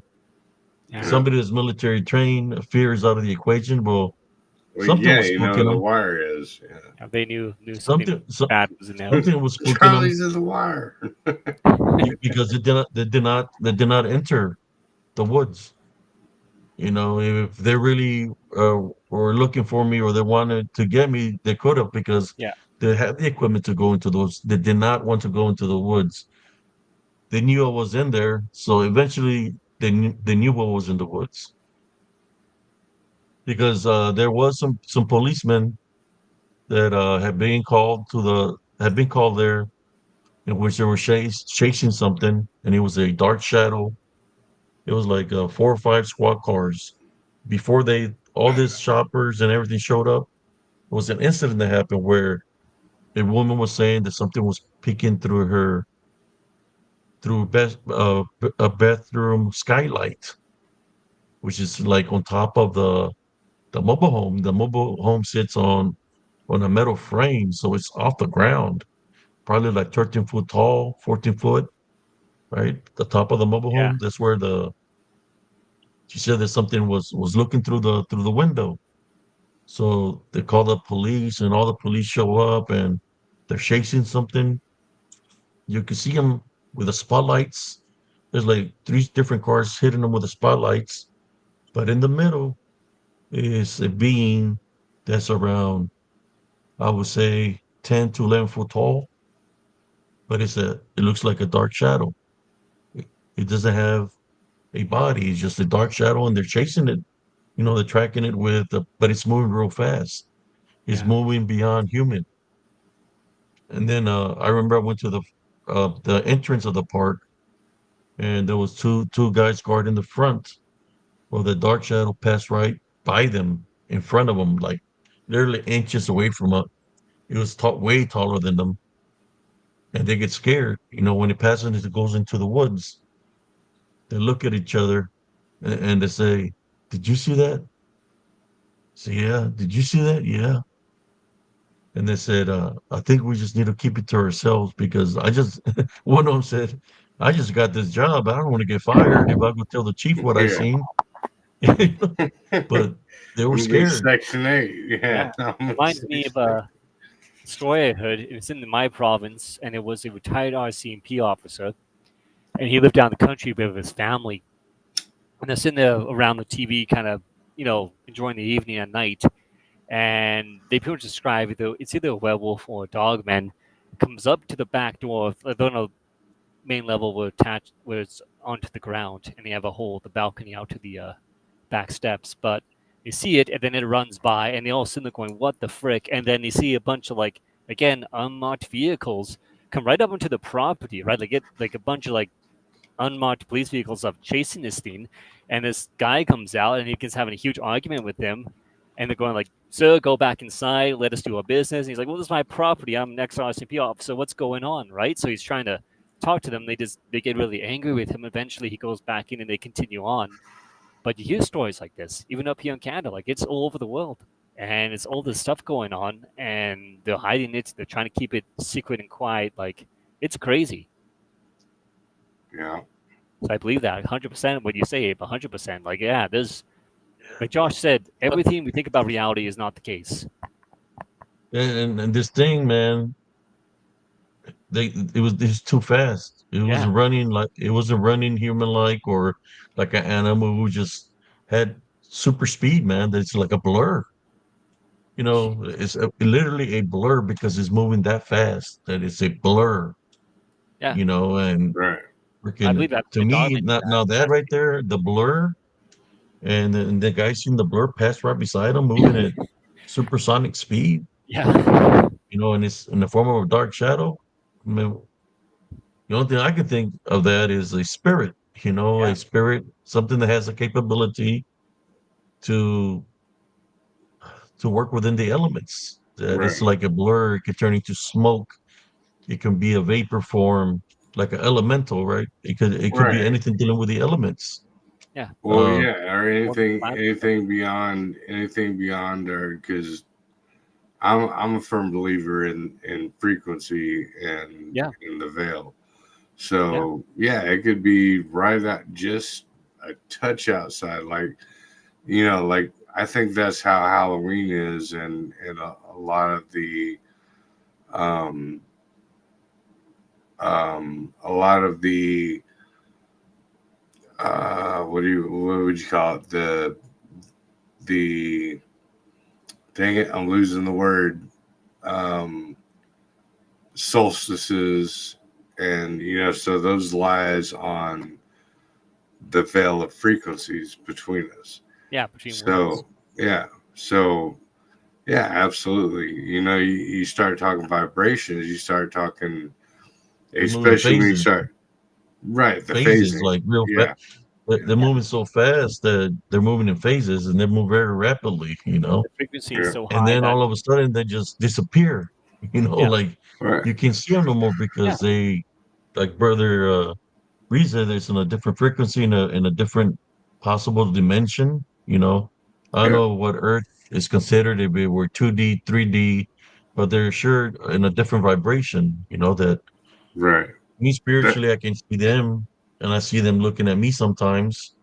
It's just we can make contact, but the only contact that we can make with one another, oh, is spiritual contact. You know, where they try to yeah, come and drain me with that magnetic energy that they have.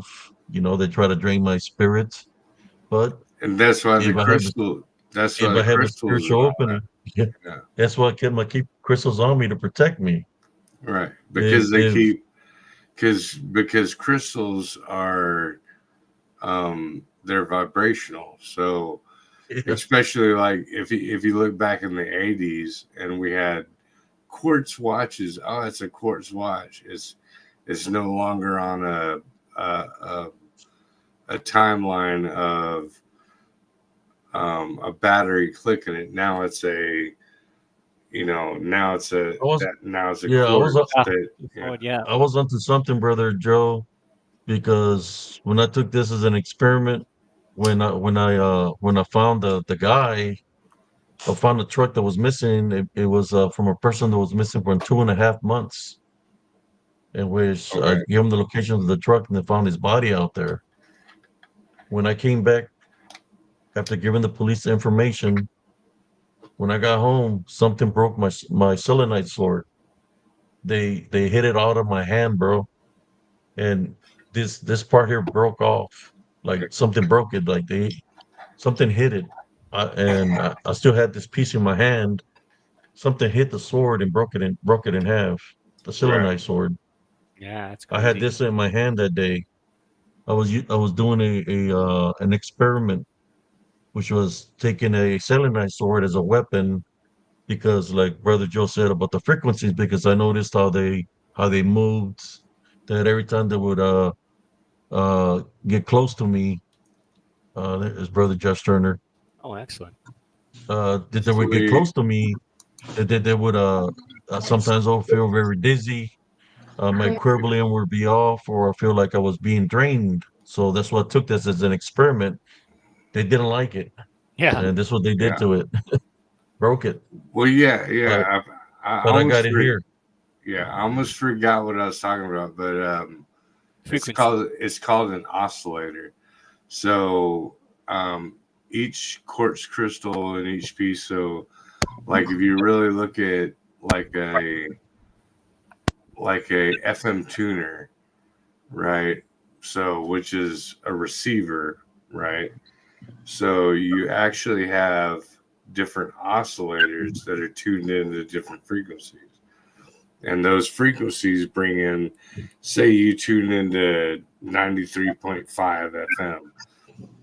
93.5 FM is tuned into an oscillator or a quartz frequency, and it has a carrier wave, which will actually, bring you the this is B93.3 FM and blah blah blah. Here's the number one hits of today, and that's what you'll hear. But Should be on radio. it's an oscillation thing.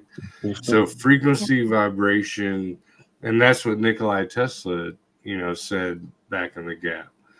It's all about vibration and frequency, and the 6 9, the 3 6 and 9s are the key to life. So he's talking about oscillation and vibration. It's very You know? interesting you talk about the vibration stuff. Kind of like the UFO thing I talked before. I know Abe, They, you they, kind of. Oh, they what I've been noticing, they like to attack when I go out there. The ears, man, they send like a wave, and it makes my ears ring real bad, man. Yep. oh, When I'm out there investigating, that my ears be ringing real bad, like they're trying to mess up my senses, right? That happens to me a lot. Like even when I do the show, sometimes I hear the ring. My dog goes to the door, like letting me know something's outside. It's like he senses. He goes Yeah. straight to the door when there's something outside. But a lot of ringing is lately. Like my ears just been ringing real bad. Yeah, and they go, oh, it's just tinnitus, or like yeah, one of yeah. the These wake up most after shit. right, and the most recent one was the demon face syndrome. Oh Oh, yeah, it's yeah.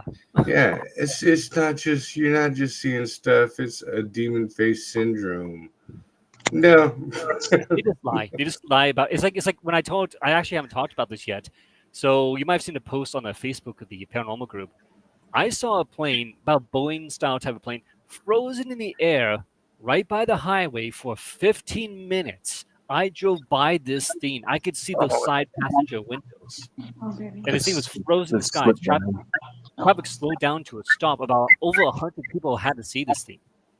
And then the next day in the radio, they said, "Oh, it was an optical illusion that people saw a plane." I was like, no, I saw this thing. I drove right by. I prayed for the people on that plane. Everyone yeah, saw this. 100 people saw this. Now, people ask why I didn't film it. I was praying for the people on that plane. I know enough that filming's not going to matter because people's going to call it fake AI. And some already filmed something in the States like this, and no one believed them. But I yeah, saw this.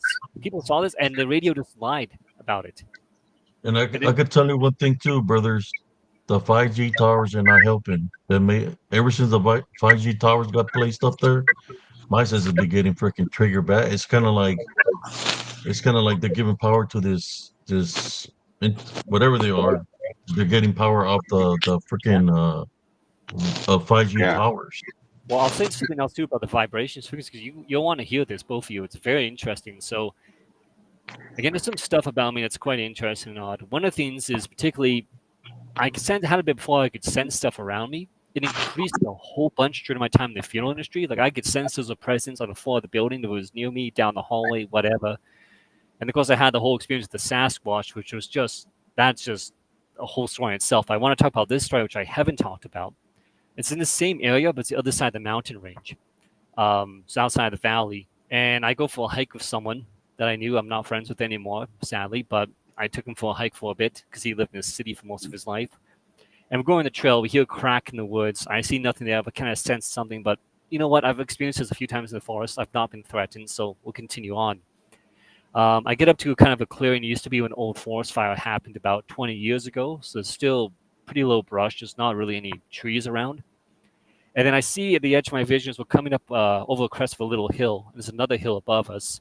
The edge of my glasses, I see I'm pretty sure this is a dog man because I've seen this one before because the fur color is very whitish and gray. It's kind of hunched up there in the mount on the hill watching us. And just looking at the edge of my vision for like 1 second. And then I swear this thing, senses I'm watching it, jumps up in a panic And this is a strange explanation. I'll get to the main point. I bring the story up. But what it does is like the half twists, and I know it sounds silly, almost like it pulls like a shower curtain, half twist shower curtain, and it just vanishes. We walk by this very spot, and I don't let the guy I'm hiking with necessarily know. Now, some people might get angry for that, but I feel pretty confident, pretty safe. We weren't going on a big, deep hike, and I didn't want to scare him, right? So he had heard some stuff about Sasquatch and stuff, and he was already a bit scared by the breaking of branches in the woods, which I couldn't confirm was his theme. But okay, we go for a while longer. I'd say about another 5-10 minutes, and then I sense this presence kind of manifest right beside me. I look, there's nothing there, but I sense very clearly something floating, following particularly me, right?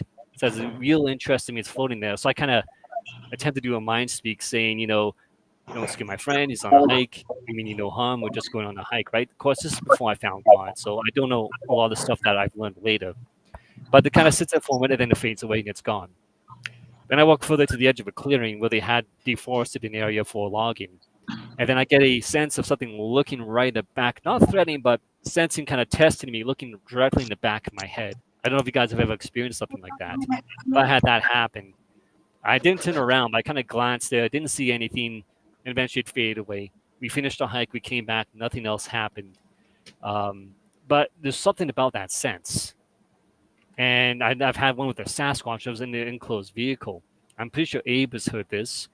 I don't know if you have, but this level of craziness. So this is the other side of this mountain range, and it's a main roadway. I'm going down it, right? And I'm by myself this time, unfortunately, and because I've no one to claim my witness except for myself. And there's a mountain face ahead of me, right? I'm up on the mountain, this road, and there's a drop off to the side. So there's nothing else really around. There's nothing for this Sasquatch to hide. There's two vehicles parked, one white pickup truck, and then another smaller car to the side, and there's space in between. Right, there's a little side trail that people can hike up to go up this mountain, but there's no forest. There's nothing for this thing to hide. And I sense about 200 meters away, and I sense the ghosts and these other things, but I sensed it was a beacon, like holy crap, 1,000 times from anything I've ever sensed. Like there's something there, and that's literally what I say. I say it myself in my own voice. I'm driving by this spot. I'm looking like there's something there. There's something there. I look forward to make sure I'm straight in the road still because it curves ahead. And I look in my mirror and look back, and then there's a 10-foot tall Sasquatch standing between these two vehicles. I could tell it's 10 foot tall because it towers over the pickup truck. And he's just sitting there leaning forward a bit, kind of wincing and looking at me, kind of squinting and looking at me with if I describe his facial features as very human, right? Not a monkey like all this stupid shit people in the art try to describe them. Very human face, looking at me, a bit shorter on the forehead. But he's just looking at me with a massive curiosity, like, how did you sense me? How did you see? You're not supposed to be able to do that, right? And he's just looking at me with great curiosity, and I'm just in disbelief. I'm going, there's no way I've just seen a Sasquatch. There's no way, right? And I drive off by and around the corner. I'm just in disbelief. And then I go to an area where I've literally filmed some of these dogmen next, right, in the same day. Just to give you a bit of a glance of just the level of craziness. And this is all picked up in the last few years, this type of stuff. But I always get sense it to extent. The reason I bring up these two stories is there's definitely, some people call it either pressure or frequency. One guy I watch has literally gone, he goes all over BC and Alberta, and he says sometimes there's like pressure in an area, and he sometimes have encounters with this stuff, and he just stays away from those areas. He goes, nope, sorry, I'll leave you alone, touch down and leaves. So there's something about that. Some of this frequency, energy vibration, pressure, something about that. And some of us are really in tune into it. And that because there might be some unique qualities in our spirit that God's gifted us for very certain things. Others not as much. Because I've been with people and no one sensed it, but I've sensed it. But then I've had people sense other stuff that I haven't. We've had stuff where one of these things have been near us and I haven't sensed it. Right until later we look at film and we see it's in our camera. So I don't mean to take up the whole conversation, but there's some thoughts for you guys, Ali. No, that's I dig it. I dig it 100%. I was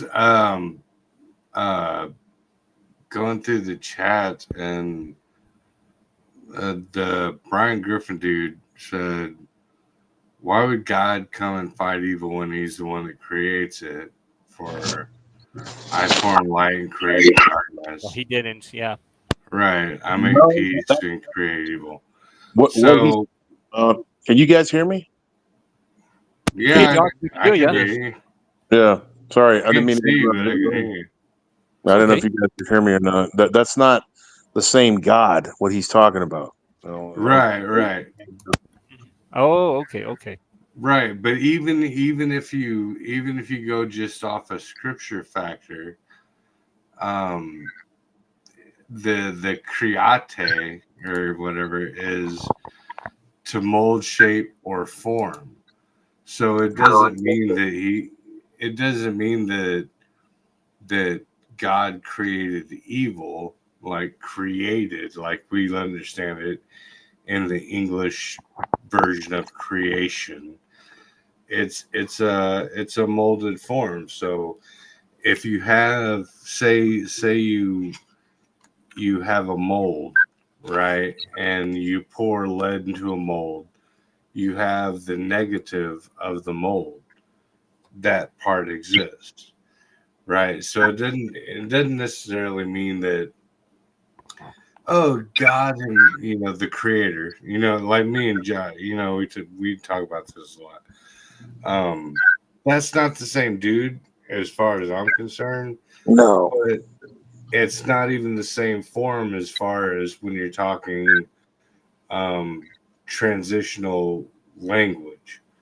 So it was molded out of the aspect that was the negative of the mold.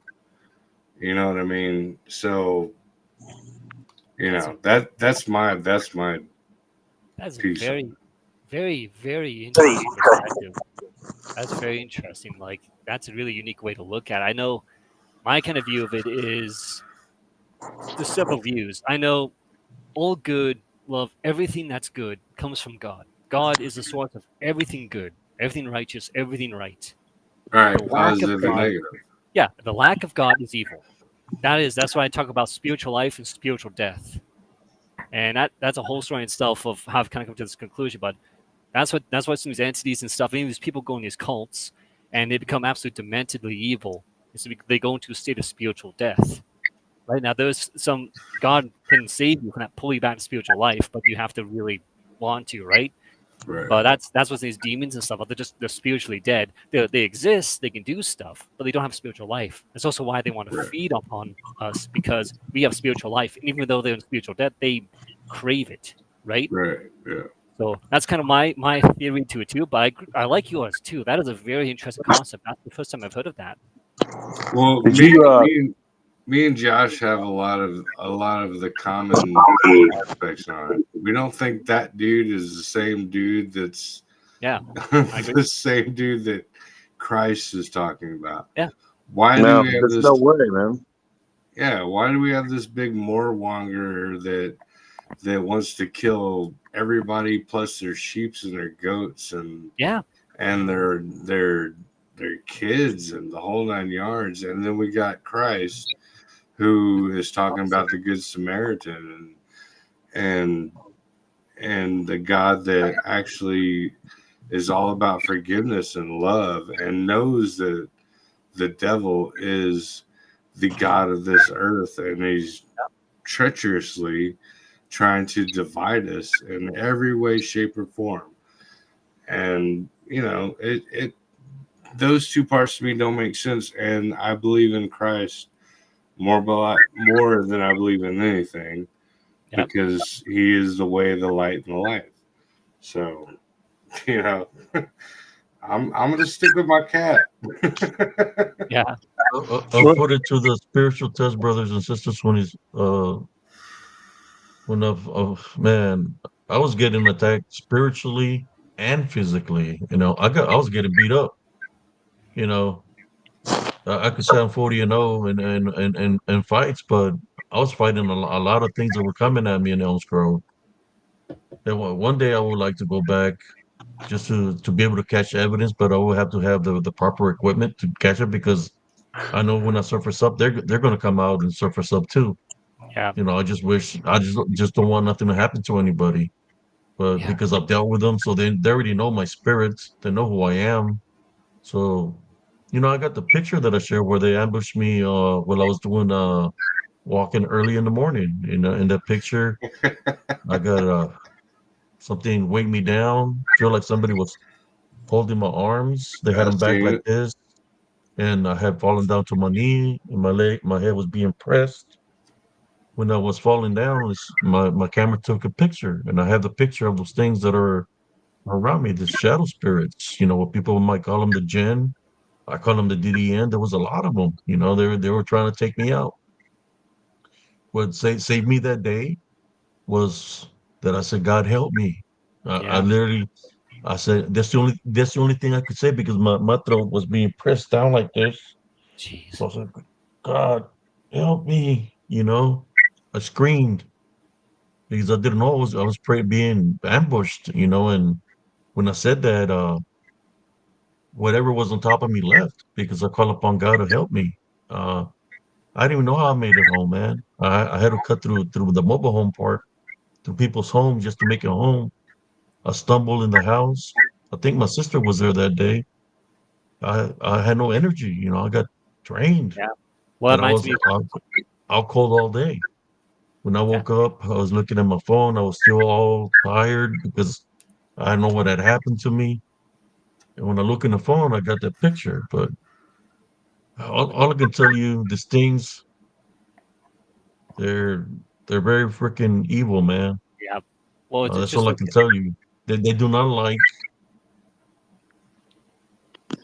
Maybe I had a spiritual opening. The spiritual opening could have been maybe, possibly the blood clot that I had in my leg. It's okay. Let's attack them now. That's a spiritual opening. I believe the spiritual opening I had was, check this out, unforgiveness when I was 10 years old from a man that uh, the yeah. church Started selected me to attacking go you. cut his grass because his wife had cancer and he was sick, and he tried to attack me with a machete. Yeah. Yeah. He said he was a Santanista, a Satanist. I had to forgive the guy because one of those shadow figures, when he was going up the tree, he was laughing, and I recognized the laugh of that guy. I called my aunt and I asked her, hey, I said his name. I'm not going to say his name because I don't, he's gone. And she said, I asked him if he was still alive. She said, no, he's been dead for about 2 years. So then that's like, what does this mean? I said, well, I need to forgive this guy. I had totally forgot about the guy. He's 10 years old and I'm a freaking, Understandably. Yeah. many years have passed. And I said, well, he gave his identity away when he was laughing. Yeah. So I forgave the guy. When I forgave him, a lot of the things that were happening to me stopped because I closed the spiritual opening, which was the unforgiveness. So that's why I say to everybody that's viewing here, the forgiveness is very important. It gets rid of generational curses, bad events like what happened to me. The guy was literally trying to say he could kill me. There's nothing nobody could do about it. Trying to install fear. I forgave the guy. Once I forgave the guy, it's kind of like everything that was happening stopped. But I was getting attacked physically, spiritually. I was getting shoved. And I haven't said all the things that happened to me because I don't think people want to hear a lot of the things that happened to me because it was even deeper than what I've said. The one that would know would be my sister because she witnessed the things that happened to me, and she's here right now. She lived with me. She's seen the things I was getting. I ain't gonna lie, I was getting overwhelmed big time. But I just thank God that I was able to overcome that. But they want to destroy the vessel, the host, the spirit, everything. Yeah, They exactly. dislike us. It reminds, That's the job. reminds me of the peril of when I went Josh, out. Sorry, go ahead. no, I was gonna just say, Josh, you still with us, man? Yeah, yeah. I Yeah, mean, you because guys were talking. I love to hear your insight on because me and you got a lot of commonalities. Um, yeah, I want to hear you go off on it. Well, let me see here. Let me see if I can get back to you guys because I'm over here. I'll be right back, man. That's I'm okay. gonna go to the restroom real quick. Go And pee, I'll let you bro. have the Go floor. pee. One of the things that we were talking about last night. We were talking about Yahweh, and I don't Yeah. believe. I said I don't believe that's God. There's a Agreed. whole. If you go to the Tanakh, okay, and Mm-hmm. if you know what that is the Jewish that is their canon basically. Yeah. That's The Tanakh is the the talking of the ancient, Talmud. Yeah. yeah, the Tanakh is their ancient Hebrew canon. If you Yep. go to it, just look up ancient Hebrew texts. I'm pretty sure it'll pop up. But that'll tell you right there exactly. It tells you everything. I mean, like, Yeah. so last night I was breaking it down, but it's hard to break down stuff over the course of a couple of hours, or even a few hours, or even several hours. It's just something that's hard to do. And so people are going to be like, because they're so brainwashed with their belief of whatever they were taught as kids in Sunday school. All these little stories from the Old Testament. They're like, oh, well, that's God. That's God. No, no, no. Some of it may be. Some of it is also humans just putting in their own opinion and just lying, flat out lying for control. And that was the priesthood, and the Pharisees basically. Mm-hmm. And then you have a lot of redacting and changing and trying to make it all monotheistic and looking all nice and neat. Then you had the Council of Nicaea and the Red Pope doing what they Mm-hmm. were doing Yeah. with Maximus Josephus. A lot of people don't even know that name. It's hard to find it, but it's there. If you look, there is it's actually Maximus Flavius Josephus, but if you look, it's everywhere. Look up the Marcians, or it's actually pronounced like Martians, but it sounds like Yeah. Martians from Mars. Martians. Yeah. Yeah. It Yeah, is. Hmm. Martians. The Martians. Martians in the Cathars. Look up the Gnostics. You'll see because it makes a lot more sense, dude. And then the Gospels, the disciples, some of them wrote everything from a perspective of their teaching and learning from being Jewish people. And so Right. Jesus had to talk in reference to their books and what they understood. When he spoke to Gentiles and when he traveled around the East, which he did, and there are records of it. If you were to go to these places, there are books from all those countries that have him in there. They are in those texts. And I'm telling you the absolute truth, man. There used to be a library in China that was destroyed by the communists, and it was in the Fujian province. And I've talked to one of my really good friends about it. And when his dad, or his granddad was a kid, he went and visited it before the communists totally destroyed it in 1952. So it's a crazy thing. People don't know this stuff. They don't have the knowledge of this. And so if you one of the things I'll reference, I'll tell you, um, when you're talking about this whole subject, it's really weird. It gets kind of tricky. And so to keep from getting, being a blasphemer, because I believe in Christ and I believe that his father is the true God. The But Yeah. he creator. never once references Yahweh. Never. He never in any of these texts, no one ever says that Jesus referenced Yahweh. Never. He never referenced him, and he definitely didn't reference Jehovah because Jehovah was a respelling of the name. And Jesus' name is not Jesus. His real name is Yeshua. And that's the Right. truth. Yeshua HaMashiach. Right. Yeah, yeah, exactly. The Messiah, Jesus Christ. Yeah. So whenever you look at how they've changed it and turned it and whatever, but it doesn't really matter. It's the intent, and everybody knows that that's who that is. Right. That's Yeah. Messiah. But That's your intent on the symbolism and the linguistics of it. Yeah, because Jesus is actually Hail Zeus, the JE, which is the Hail, and the SUS, the Hail Zeus. You know, well, it's Jesus, yeah, because in Greek. yeah, in the Greek, which is where we get like the Pentateuch and what is the other one? It's a Greek translation. I forgot the other one, but there's a couple of them. But you get these different books, whatever, that are being retranslated into Greek because right after Judaism, Hebrew, whatever, Aramaic, all those different, languages, um, they translated it to Greek and then Roman, basically, which Yeah, was Latin. But they spoke a different type of Latin. It was not the ecclesiastical Latin. That was not so much later. What's crazy though is yeah. they It's didn't like, Aramaic, and Hebrew, and Aramaic, and then Aramaic into Lower Greek, right? If I'm yeah, not Greek. Yeah, and the reason that his name became like, because like in the Arabs they call him Jesus, Jesus or whatever, which was his name. But that's the Greek retelling or respelling of it because they didn't have the sh sound in their language, the ancient Greeks. So they didn't talk like that. So it was actually they started calling him Isis, But Jesus. so the evangelists turned it into Jesus to make it a more masculine spelling. They took the A off, and it was they changed it basically.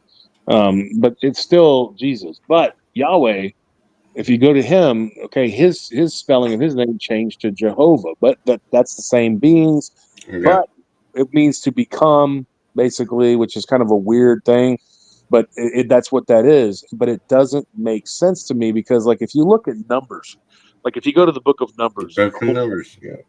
yeah, and so Numbers is Me and one of you the are so original on five. point. Do what? Me and you are so on point. It's funny because like everything you say, I'm like, yeah, book of numbers, and then you're like the book of numbers, and I'm like, damn it. I was just saying that. Yeah, because I mean, if you go to Numbers, in the Old Testament, there's a passage in it that's always kind of bothered me. The children of Israel have been wandering around the desert, and they've been taken out of captivity by Yahweh, right? And He tells Right. them He's gonna, and Moses is the guide. But the thing is, they're starving to death, and so Yeah. they're telling him, "Look, this manna that you're giving us, this ain't working." And they start complaining, and then they began to complain to Moses. And you guys can look this up. It's in Numbers. Do your own research. It's like Numbers 21 something or another. I'm trying to go off memory, but it's basically like them saying, like, did you take us out of bondage in Egypt to die out here in the desert? And some of the translations actually are even a little more intense. They were like, we should have just stayed under the gods of Egypt. So Right. it was a very accusatory statement, and it angered Yahweh. So what he did was he sent fiery serpents to kill them, and it killed a bunch of them. Like a bunch of people were killed, and then they were upset with the mistreatment or whatever, but they were terrified of Yahweh after he punished them. So they went to Moses and they begged him to petition Yahweh to allow them to live, and so he took a cross, like a cross, like a whatever, and then he took a bronze serpent and he hung it up on this cross as like a, yeah, on a bronze pole. I'm sorry, he took a serpent, a snake, Yeah. and he hung it up on the pole, and Well, then that became the symbol of Yahweh. And right. for a Well, long it time, was the symbol of the snake eating the snake's tail. So it was basically like the same symbol that we look at is The when we doctor look at said a the doctor symbol. the medical, doctor, yeah, the medical. because All it right. heals, yeah, it heals. But the thing is, here's the messed up part about that. The messed up part is later Jesus does, he references it saying, as Moses lifted up the children of Israel, he has to talk in language that they understand. He has to Yeah. tell them, hey, okay, I know that these people study these texts, so I'm going to compare myself to Moses. And he was trying to make them accept him and not reject Moses necessarily, but yeah, leave him behind, because the point is that they needed to embrace what the true reality was, not the messenger of Yahweh, but him, the messenger of the true Most High God. Yes. Now, if you look at that region, I was getting into it last night, but it's so much to deal with. El, he was Yeah. the main God. He predates Yahweh by thousands of years, okay, Yeah. like maybe 3,000 years. But it says that there was a council called the Elohim.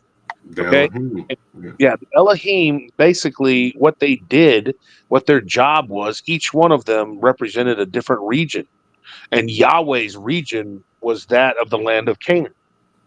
So Right. when you look Canaanite. at, Yeah. yeah, when the Canaanites, and which is where he was leading the children of Israel, which is became Israel.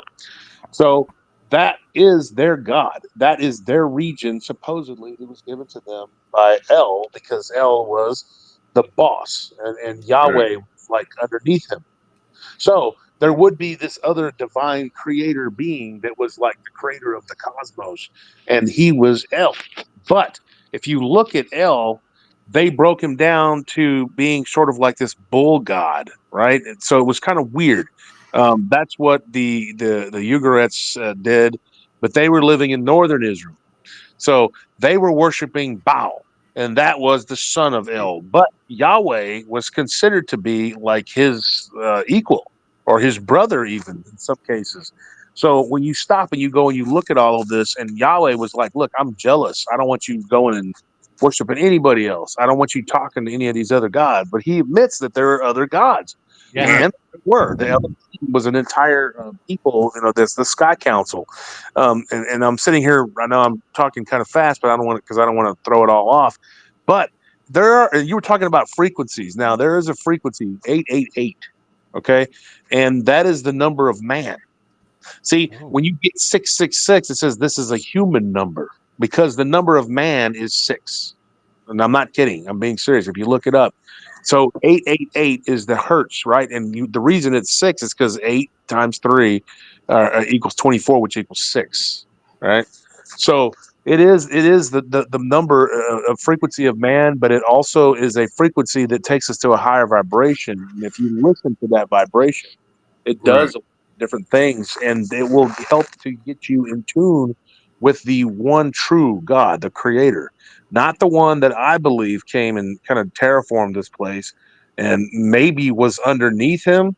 And then he wasn't, which is kind of weird. So it's kind of like, well, who is this guy? And like I've said before, the Luciferians will argue with you all day long because they really do honestly worship Lucifer, and they really do. They actually believe that he is a mistaken, tragic figure, that he was actually the good guy. Not Right. really the good guy so much as that he rebelled against God justly because God was unjust. But I don't really believe that. What I believe is that the Most High, this guy was an insurrectionist, and he could have been Yahweh. And I know a lot of people are just like, that's blasphemy because they have linked the Old Testament to the New Testament. But like I tell people, that's not correct. That was done by the Council of Nicaea.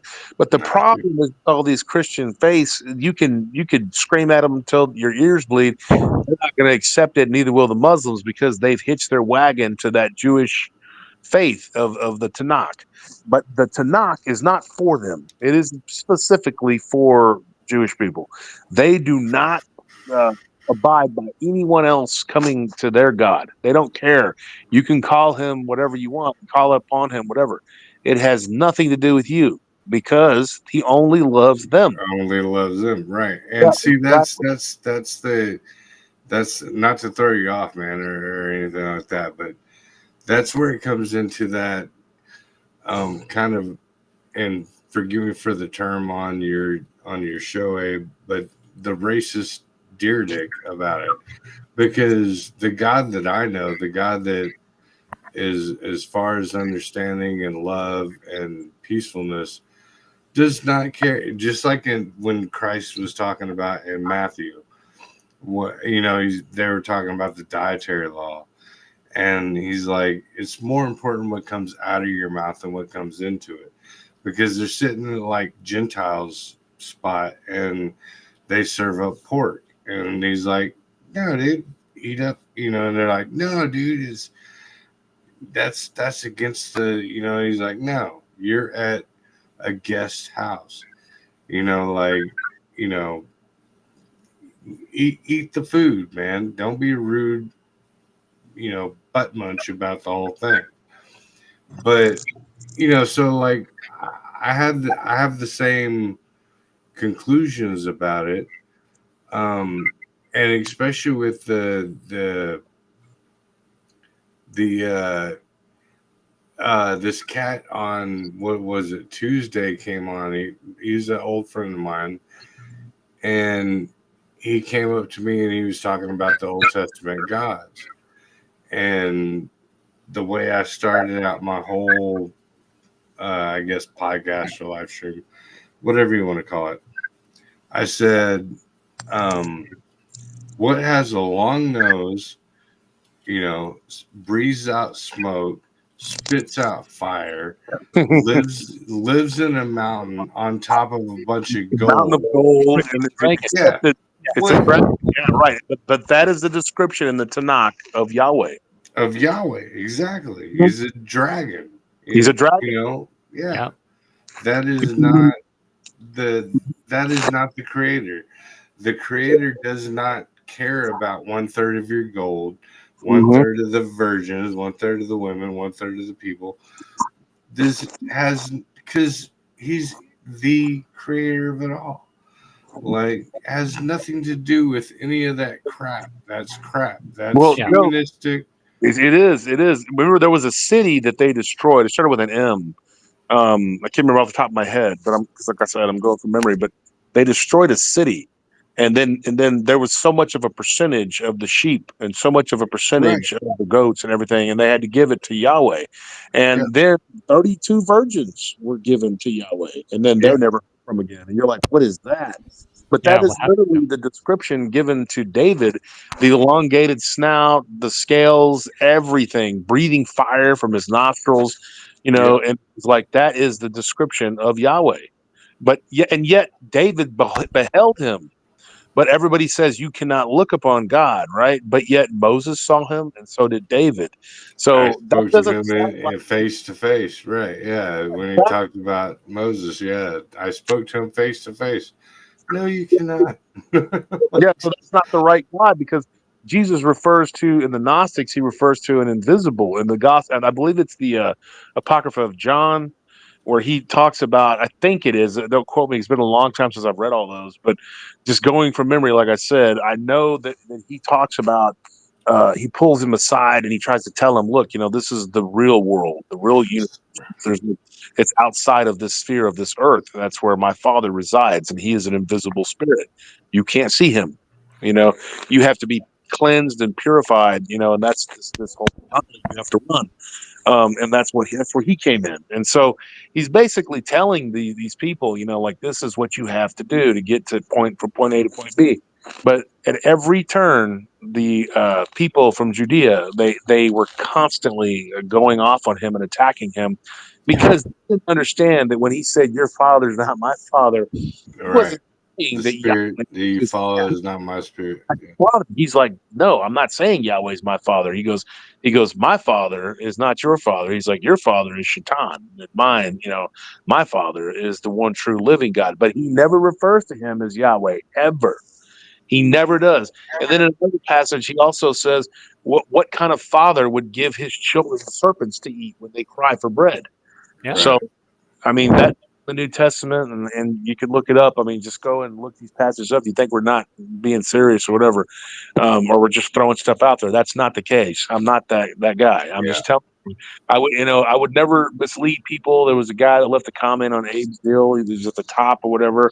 I saw it. It looked like he wrote a book. He was kind of upset because I said that he took it as like I was saying the Bible has no value, blah blah blah. It's not what I meant. No, Uh, no. The a lot Bible has the Bible. real There's books value. in all these books. I would not throw it out at all. There's the Psalms are very good, and a lot of it is filled with good intention.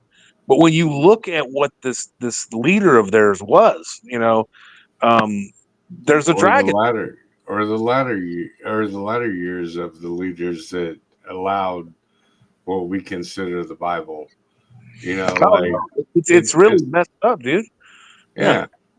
I Do a mean, Oh, shot of do a shot of moonshine and then put it through a filter and you'll be like, oh, that's not so bad. when you start looking at this biblical canon, and you go, well, these papacy you know, jerks destroyed it and ruined it. And that was the whole point of the Reformation. But they didn't do anything. They just like copied and imitated the Catholics with the same book. And you're sitting there going like, dude, they took out a few books like Tobit, some that should be in there, but they just took them out and said, we don't need this. We don't need this one either. And the Right. books that should be in there aren't in there. And you're sitting there going like, what in the heck is this? And I Yeah. promise you that these books, like in the Nag Hammadi, those books were buried during this time. I promise you. I guarantee they said we don't know exactly when they're buried. I bet I guess it was during this Inquisition, at that time, the early one. They had been there and they were preserved for a long time. And then, the odds of them being preserved and not being destroyed and being found were very low. But unless something or someone divine, I should say someone, wanted you to find them and for us to be able to read them and look at them. And they've carbon dated them, and they can't. And people say, well, carbon dating don't work. They always throw that out there when they don't want to believe something. Well, too bad. Okay. There are scientific, exacts, and there are scientific, things that are just, I mean, you can't shake it. It's like the laws of physics. Yeah. Like, when you look at the towers falling, you're like, dude, the laws of physics alone tell you that that's not Yeah. how that tower should have fell. I'm not going to get into conspiracies, but what I'm talking about is I'm not going to get into that conspiracy. Let's put it that way. So, Yeah. so what you're talking about here is you're really looking at like this whole thing as like one big, like puzzle, and they've taken the pieces and thrown them everywhere, and they tried to hide them everywhere from you, and find them and destroy them. But even through all of that, we still managed to find it. And these texts have been scrutinized by multiple different types of scholars, as many people as you could imagine.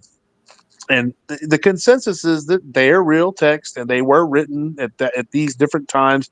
They say between the 4th and 8th century, whatever. They don't know for sure, but they can get close.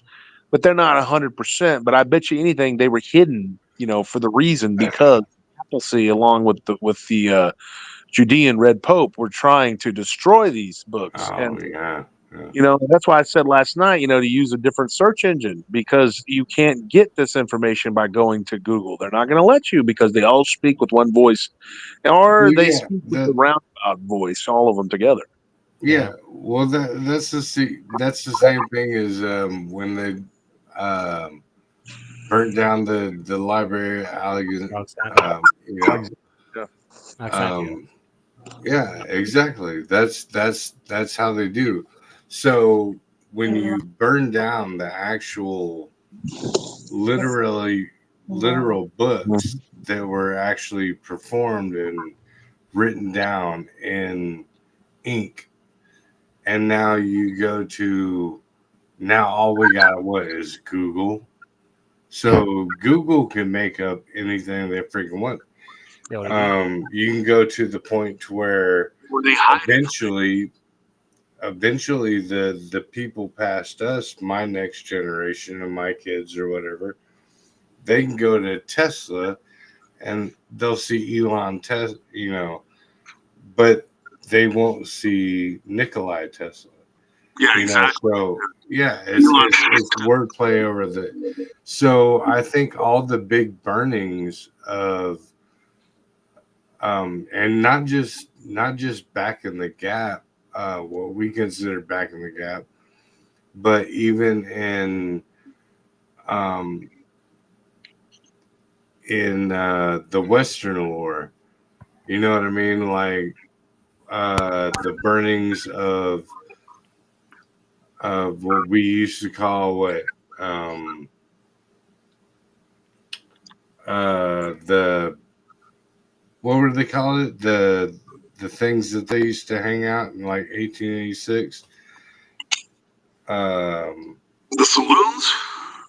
No, it was bigger than that. The Tartarian type of You're talking site. about yeah, okay, I know what you're talking about. The places Yeah, of it. Yeah. yeah. So they used to burn down all those, like the Tartarian mud floods, and all those. They were just hiding all of those literature pieces. Well, see, I have a different take on it, but I do agree with you. And those were Tesla towers. Now, We can't Tesla, hear you too well, Josh. Yeah, Tesla, I think so. Yeah, hear me? I'll sub to it. You guys hear me? I know it's a bit faded out, like you're at a distance. Okay, I don't know what's going on. I'm trying to say something I here. can send you another link, brother Josh. You If you can't hear me? wanted to. We can hear you, but it's faded. It's like you're speaking from a distance. Yeah, I can refresh it and send you another link. Okay, yeah, just like I'll leave and Yeah, and just But do that. yeah, the Tartarian parts and the so what, like the every piece there was a big burning, right? Like Oh yeah, they keep on continuing trying to wipe out history in every culture. wipe That's out kind of the history degree in of the every present culture, right? one Yeah, is try to wipe out all culture and history. Though I yeah. do have some suspicions we're entering the end times or neither because there's so much going on to a point that I don't see there being several generations now, and then it happens because I'll get to that's a whole different topic. But Can y'all hear uh, me? yeah, we can hear you perfectly Yeah, now. we got you. Yeah, and we Yeah, as can soon as see I your started letters talking there about that, now. We can see JT on there now. yeah, see, Yeah. because what happened was what he was talking about, what Joe was talking about. I'm sorry, I totally interrupted you. Just call me Breezy. Joe's my father's name. No, I mean I interrupted under fire. Sorry about I'm that. just, No, it's okay. It's okay. It's I'm okay. We can just maybe need to come messing back. with I do you. have a question to share with you, but I want you guys to finish your conversation first because your work's important. My thing can wait until you're done. Okay, so what I believe is that we had these Tesla rooms that was Yeah. free energy, and I believe we had them up until like the 1860s. Now, I believe at that time there was a concerted effort by the people who are controlling this world to destroy them and get rid of them, and they started telling everybody, "Hey, these things are going to get you sick." Now, we didn't have many of them here in the United States. They were only on the East Coast, and there were only a few of them. Do And you, then okay, let me pause you real quick. Do you really think that that was it in the 1860s? Because my the way I think about it was back to the the younger giants. oh, So you're talking about going way back. No, no, no, no. I'm talking yeah. they were around. They were around forever. What I'm talking about is they destroyed them shortly after the Civil Oh, War. okay, destroyed them. Yeah, Okay, they got it. destroyed them, and then they did their best to try to scrub the historical fact that they existed.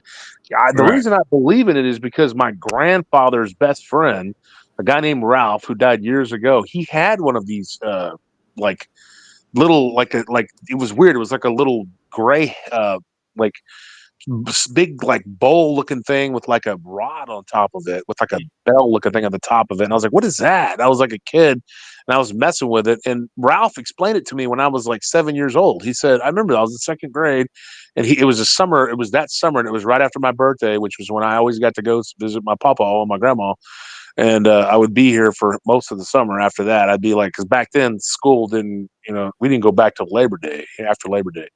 And so, yeah, I would always go either at the beginning of the summer. I'd spend like 6 weeks with them, or I would go after my birthday, which was right in the middle of them, and then I would spend the other 6 weeks with them.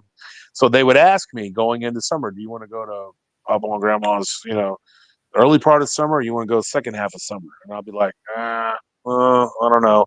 Well, I'd have to make a decision. Well, I remember every summer going there. So Ralph, I like to go to his house because he had all kinds of old stuff. And he told me, he says that this is what he told me. And now there's a reason why I saw this. And he said, he goes, that is what they used as communicators. Communicators. He goes, and then he goes, they could charge up devices. And I said, how long ago was this? He says, oh, about 200 years. Well, he didn't know. Okay. He was guessing. Right. But he had said that his grandfather, that was in the Civil War, like this is an old guy, and this is back in the early 80s. And he said, my grandfather was in the Civil War, said that they were everywhere. And then they removed them. You could go to the big cities, and they were there in Atlanta. They were there all over the place. And one of the things they did, Atlanta was a hotspot communications for the South. And so during the Civil War, they were using it to put troops on trains and all this other stuff. They were using this. So we had telegrams. So how the hell did we have that back then? Yeah. And they stretched all across the country. You could send a telegram from California all the way to Atlanta. How the hell was that possible? It doesn't Yeah. make any sense. People are like, how? Oh, they just strung the wires across all the way across the country. But then they claim that they weren't because some places in Texas didn't get electricity till 1951. So you're talking like how the hell or 1957, sorry. So you're talking about an ancient technology that we had forever, and then after the Civil War, it was destroyed. Why is that? The Right. federal government destroyed it, and that's one of the reasons why they had to kill Lincoln, because Lincoln wasn't going along with the New World Order, which has been in place for a long time. And these people, I'm telling you the truth, I'm being completely honest, they are a type of vampire. They live for a long time and they know how to Yeah. jump from one body to the next. They can Oh, reincarnate just like that. Now, your question earlier, Under Fire, is about the black goo. And Yes. I'll Yes. tell you about the black goo and I'll tell you how it all ties into that. That is the ultimate parasite. It spawns, it regenerates, and what it is the antithesis of God. It is the pollution, it is the poop, the pestilence. junk, The absolute opposite. it's the living pestilence. It is the hydra. It Uh, swallows consciousness and it takes over and it speaks with a billion voices because every it's the hungry void. Everything that's eaten by it goes to the abyss or a version of it, right? Because there's pockets. And then The it's this giant abstinence of light, and exact God is light, right? yeah, God is light. He is the true light, right? He is the one. And so we come from him and we belong to him. And so when we die, your job, your goal is to get back to him. That is what you're trying to do. But there has been so much misinformation thrown out there and so much crap that has been, thrown and destroyed. I don't buy into the Tartarian mud flood thing. I don't think it was a mud flood. I think they deliberately Yeah, all around the world have been doing this for a long time, and that's why I say that the I Vatican think. is one of the main horns of this Yeah, because I they think it have was more pope. I think it was a resetting, and like whenever they talk about the resetting of Adam and Eve and blah blah blah, Mhm. I'm like, yeah, no, it was a resetting, and that resetting was a point from Adam and Eve, was a point from the prophecies of Christ to fulfill His mission. That was my thing, and I'm not pushing on anybody, but I was like, yeah, that what that's what makes sense to me. The people Um, that are in but control. the tar, just to get into the movie ambiance, which everyone knows I love the movie ambiance. Constantine. Constantine was one of my greatest I don't know, portrayals of the Hasatan when he came down and had the black goo dripping out of the bottom of his feet, and he walked across to go to Constantine. That was dope. I I totally loved it. When you look at the people who control this world, somebody said this to me. They said if they hate Christ so much, then why do they allow us to have churches? Why do they allow us to have Christianity? I said because they took control of it in 325. I mean, they have control of it now. So we're not a threat. I mean, because we're not even following the truth anymore. Yeah. Well, we haven't been for 1,800 years. I mean, it's pretty much, or however long it's been, 17 something 100 years. It's like, yeah, of course. And then they destroyed our source of zero, like cost energy. Basically, like our ability to just get energy out of the air was completely destroyed, and so controlling that was very important. And if people understood history, they would know why those years were so important. That there was a realigning going on in Europe, the Franco-Prussian War, all this stuff that had happened with the Germany coming together. They always wanted Germany. They were envious of Germany, and it goes way back. When you look at what they wanted to unify that country, but they also wanted to control it. They had to have it, and so they used Germany in World War One, and then that led to World War Two, and then ultimately a subjugation and destruction of Europe. But when you look at what they've done across Europe and Asia, that war, does it make sense to anybody that this war would be fought over all these different continents and everybody just started fighting at one time? Hell no, dude. They orchestrated it, dude, and they played everybody. They made a bunch of money. They killed a bunch of people, got rid of a bunch of people they didn't like, people who had ideas and things and stuff, and The Japanese and the Germans and the Italians were trying to find ancient artifacts. They were looking for all kinds of things to a connection to our past, and they couldn't have that. They did not want that. They were like, no way, we cannot allow this. They're evil. They're bad. We got to do whatever we got to do to stop them. I'm not saying that they were good guys because there were no good guys. There was just a bunch of bad guys, and so the bad guys that won made up a story about the other bad guys that said they're worse than us. No, they're all bad, and they you could pat yourself on the Right. back all day long and say, "Hey, oh yeah, we were good." No, it was Because darkness on yeah, darkness. Well, everyone, I just want to say thank you, George. I appreciate that about that information about the Black Goo and everything else too. I'm a little bit shaken up, so I think I'm going to actually hop off, take a break, kind of recover because yeah, it's a lot of heavy stuff for me to since I had that stuff right in my room. It's Are you okay? well, yeah, I just sorry, I'm just shaking a bit. I You're don't know if you shaking. heard earlier, but Gentlemen, I had that when you talk about the Black Goose stuff. That certain I don't know if you heard that. I had that stuff all over my freaking room, and there's another kind of vision I had from Prayer of God that I haven't said on air yet. But yeah, that stuff was part of that vision, and yeah, it leaves a little bit. I'll be okay. I'm just a little bit stressed we right can pray for you, brother, before you go. Heavenly Father, we would like to pray for brother under fire. What's your first name, brother? now. Sean, Sean. I'd like to pray for brother Sean. We're placing heavenly crosses on his doorways, his windows, any passageway. We're placing heavenly crosses are on brother Sean from head to toe.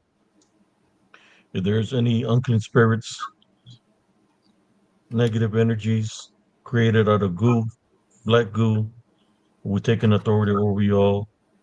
In Jesus Christ's name, we tie bind and rebuke you through Jesus Christ. You're not allowed to be there to affect Sean in any kind of way. He doesn't want you out there.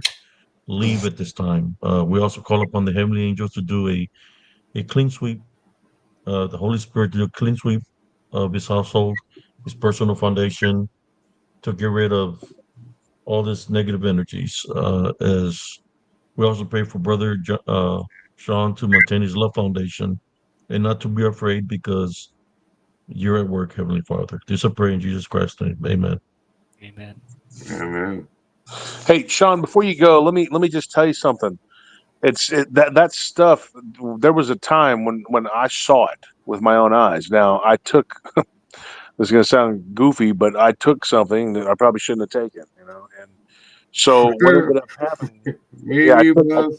I took a hallucinogen, and it ended up, and so it was in my room too, in that house that I used to live in, because that place had portals, dude, and not just portals, man, but like vortex, which is something different, But it Yeah. was just like it was there, and when you see that dripping down from the ceiling, yeah, dude, and it choked me. Like I've told this story on the show. Like I I heard it. saw it, and it tried to enter my body, and it tried to show me what it was, and it was trying to join with me and make me whatever. Well, they do soft disclosure on everything. That's why the Simpsons are always. I just posted something about that today. So when you go and you look at that, these soft disclosures, somebody, it's funny, earlier we were talking about Lucifer, and somebody had mentioned in the chat, I don't remember exactly who, but I think it was Anderson, but he said something about Lucifer, Prometheus, right? Well, if you look at that movie Prometheus, they have the black goo in there, and it's about the xenomorphs, and it turns humans into those things. And so it's literally the bestialness of man coming out and consuming him. The black goo. My theory now is advanced. I believe now. This is what I think, that these beings that do this. I don't know if you want to call it transmogrification or whatever, but they're able to do this with the black goo because the xenomorph, the human becoming the xenomorph. We know Geiger, the guy that wrote that stuff, he got that from dreams. And this show now is titled about dreams. And this is interesting. It kind of brings it full circle. Geiger actually wrote those. He drew those. He woke up from a dream. He's a German artist, and he thought of them as demons. Like that's how they really look. Well, in Prometheus, they tell the story of these xenomorphs and how they came to be from these beings known as the engineers. And what they did was they were like giants, and they turned themselves into, they were terraforming the earth, and one of them falls into what I can only describe as the ocean, and he's completely dissolved. But through that, he becomes all life on earth. And so when a human comes in contact with that black goo, guess what? It turns them into one of those alien creatures, one of those creepy looking dudes. And that's how those things came to be. And You so remember this why movie, do what? Phantoms? No, Nah, it's No, Prometheus. I'm afraid I've not seen the Phantoms. Prometheus. You remember Phantoms? There was a black goo in that movie. All Yeah, throughout the movie, it's a recurring theme, Abe, in all of these they movies. show this black goo that's under the ground, and it's like it's intelligent and all this. It's dealing with black goo. Check out the movie Phantoms. I remember Phantoms is good. the We movie. covered that on the 80s horror flick. But no, 100% what I want, what I'd give. Um, Man, I appreciate you for everything that you came with it, um, and everything that you're studying and learning in your life, and you're right there, especially with all of us. And keep learning, keep studying, and keep looking and finding out every freaking thing you can that brings you to the truth, because Jesus Christ is the truth. But when it comes to um, when it comes to the Bigfoots and the all this other stuff, aliens, I don't care. Keep looking for life, because Christ is there and He's going to bring you to the truth. And eventually you go, oh, that's what that was. And you'll be there, through Christ and through life and through everything that you experienced in your life. And you'll always be there. And it's gonna manifest itself. Oh, Straight absolutely. up. Yeah, thank you all. Like really, you're all great guys, and I really So, appreciate all one your help. location in your house, brother, would you find the black goo? It was in my bedroom. Like literally, I went to bed, turned off the lights within less than 3 minutes, and it was on the week of sun. So, and it was right there, and that Yeah. was within physical, which I was hoping I never would see. Right, my heart dropped when I saw it, and I rebuked it twice in the Holy Trinity's name, and it did not go. And then third, grabbed my light, turned around, and it's gone, which is very similar to that first entity I saw when I was very young. Yeah. But again, I like will I find say, it in the goo in Elms Grove all the time, man. By my porch, by the entrances outside the house because I have my house protected. But it was one time that it infiltrated into my restroom, and it was goo everywhere, man. On the ground, goo in the sinks, goo in the shower, goo in the toilet. It was goo everywhere, man. It was crazy, and I had to pick it up, I had to keep it clean. So I had to yeah, I'm clean thankful I it didn't up. have to physically clean up anything. That was a lot because yeah, it's again, some of this stuff I don't want to talk about. It's a huge story, but it's pretty much shown a vision where it came from, what happened, and that's the other time I've seen it. And all I will say about that time was I was in spiritual death, and because the action of a singular being in faith to God changed my heart to spiritual life, and the Holy Trinity pulled me out of that place. And that's all I'll say. I came from a bad place. Um, and so I got a huge tug in my back because all these evil forces, including Lucifer and stuff, are after me. Because It's because you got blessed to come, yeah, Heavenly Father yeah, blessed you. So saved me, yeah, brought me till yeah. I've probably here to this life to get fully saved and to get to where I need to be, which is a good place. But I wish I could hug each of you guys. Thank you, Josh, Abe, and Bessie. I appreciate everything good you guys have done. I'm sorry for all the horrible stuff you and everyone in this world goes through. I'm so sorry for everything you guys are going through. I'm so sorry for all these evil entities, and I am very sorry. I'm gonna do what I can in this life to help people, to do good, to counteract the evil in this world. And you guys have been a big help and inspiration for it. So I want you to know that the Holy Trinity is smiling upon each of you. Well, Thank you, I brother. appreciate it, man. And if anybody in the chat would be so kind as to please lift me up in prayer, because at Yeah. this point I can't even move. I can barely move my right leg, my Oh knee. no. It's so bad. The gout is like, it's really messed up because it was in my foot. And it was starting to heal in my foot.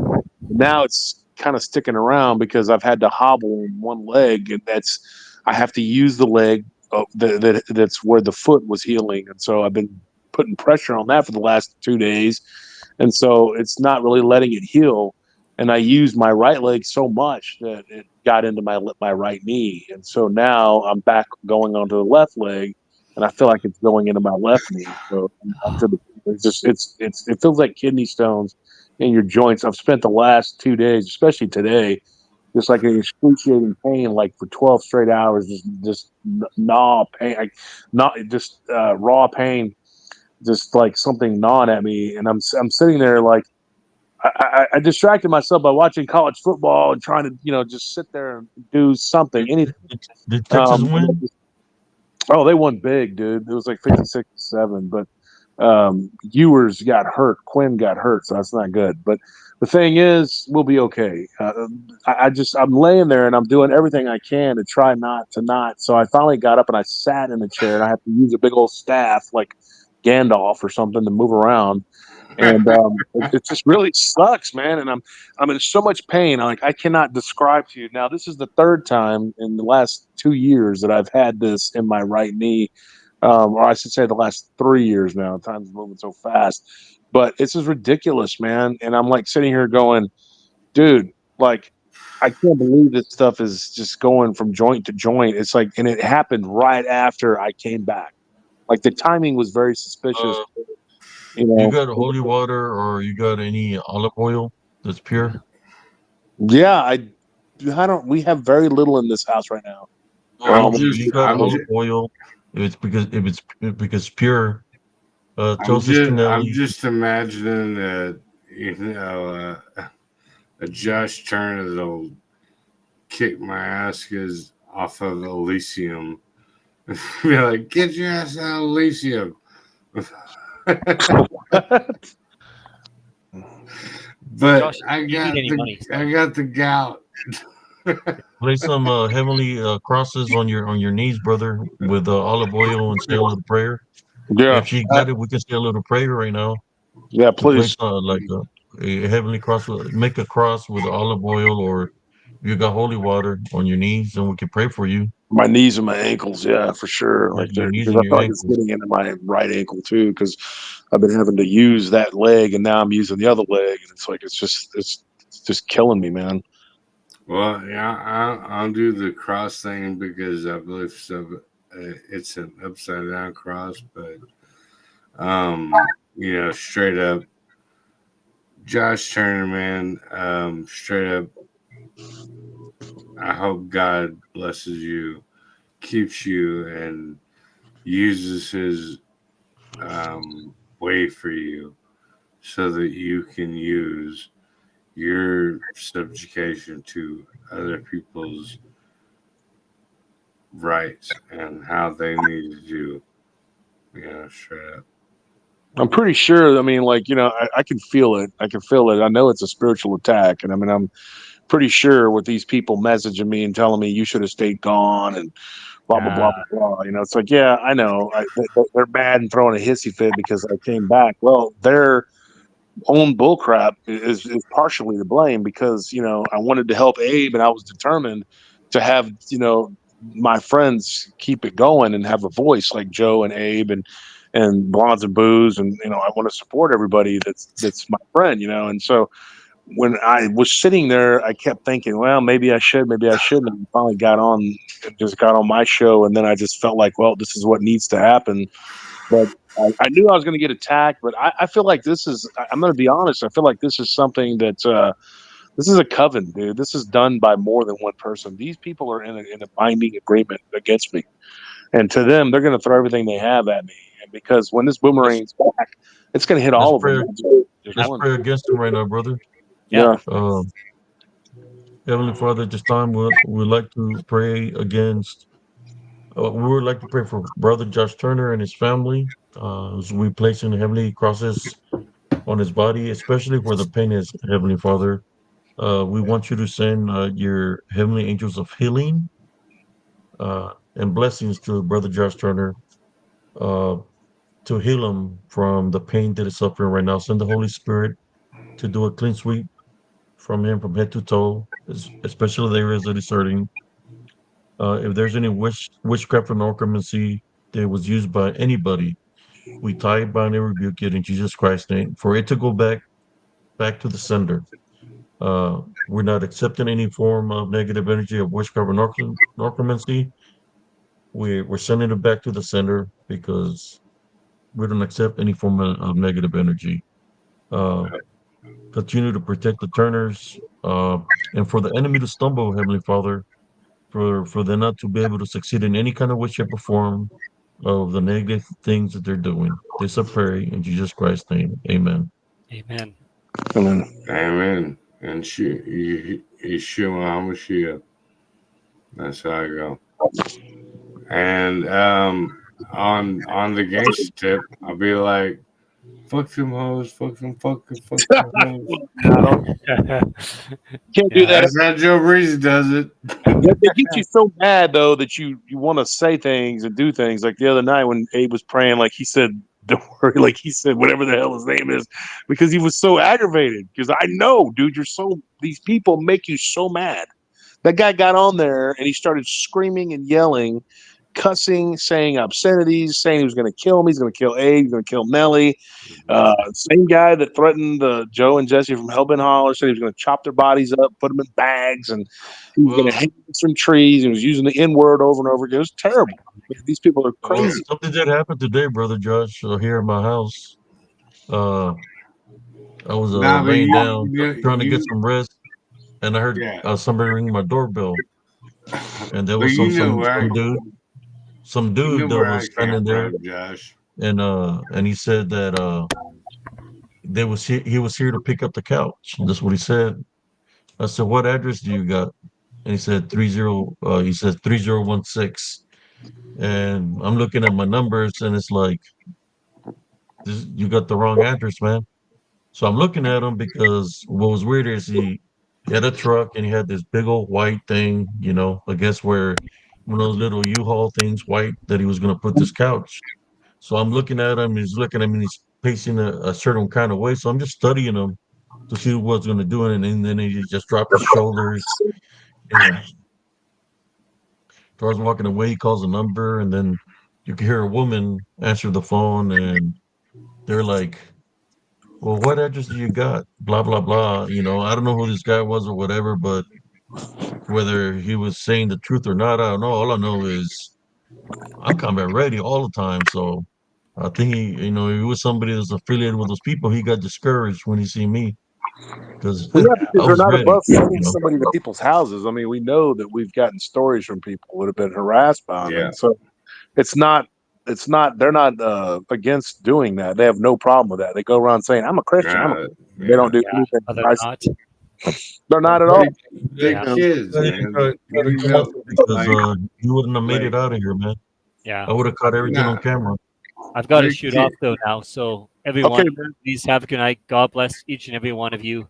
We will Bless you, overcome brother. this. Jesus and the Holy Trinity. All right, Sean. We'll see you. Okay. Take care. I really hope you get better soon, Josh. Yeah, I do too, man. All right. Nah, but those guys, man, they're kids as far as we're concerned. So like, cause I had a couple haters that were rolling on. I mean, Monica's, and I'm like, dude, we're gonna be at right next to Abe's. Um, we're gonna be at Tipple Mall on October 5th and 6th.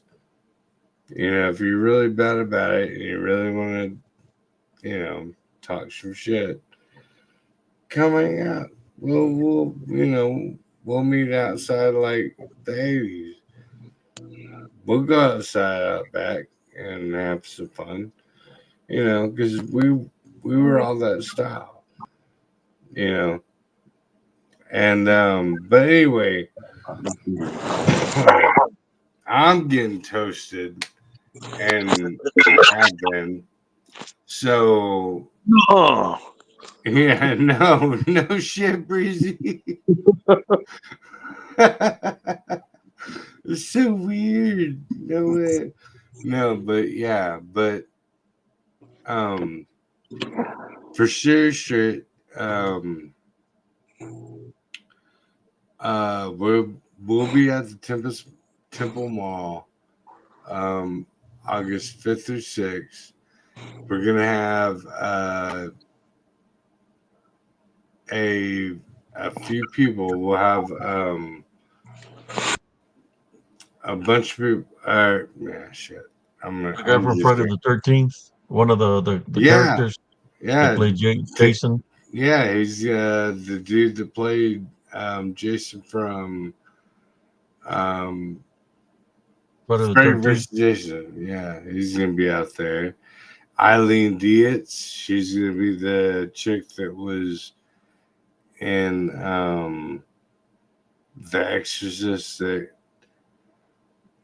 So when Leonard Blair she was too young, she couldn't play the.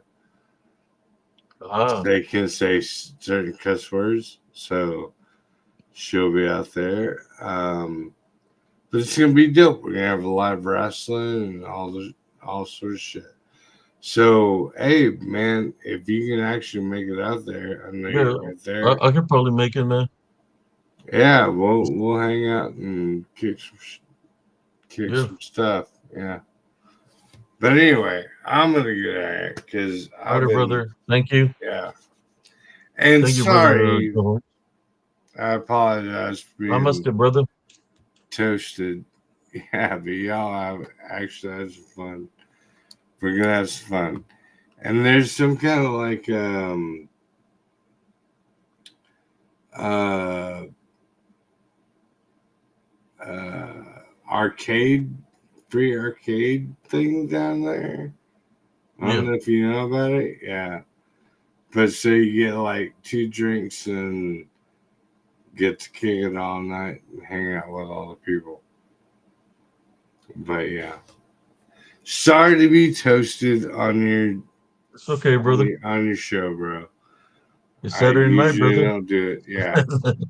But yeah, I was getting me and Monica got whoo. Love you, man. I love you all. I love Love you, you, brother. Abe. Love you, Josh. Y'all my peoples. yeah, we love you too, man. Yeah.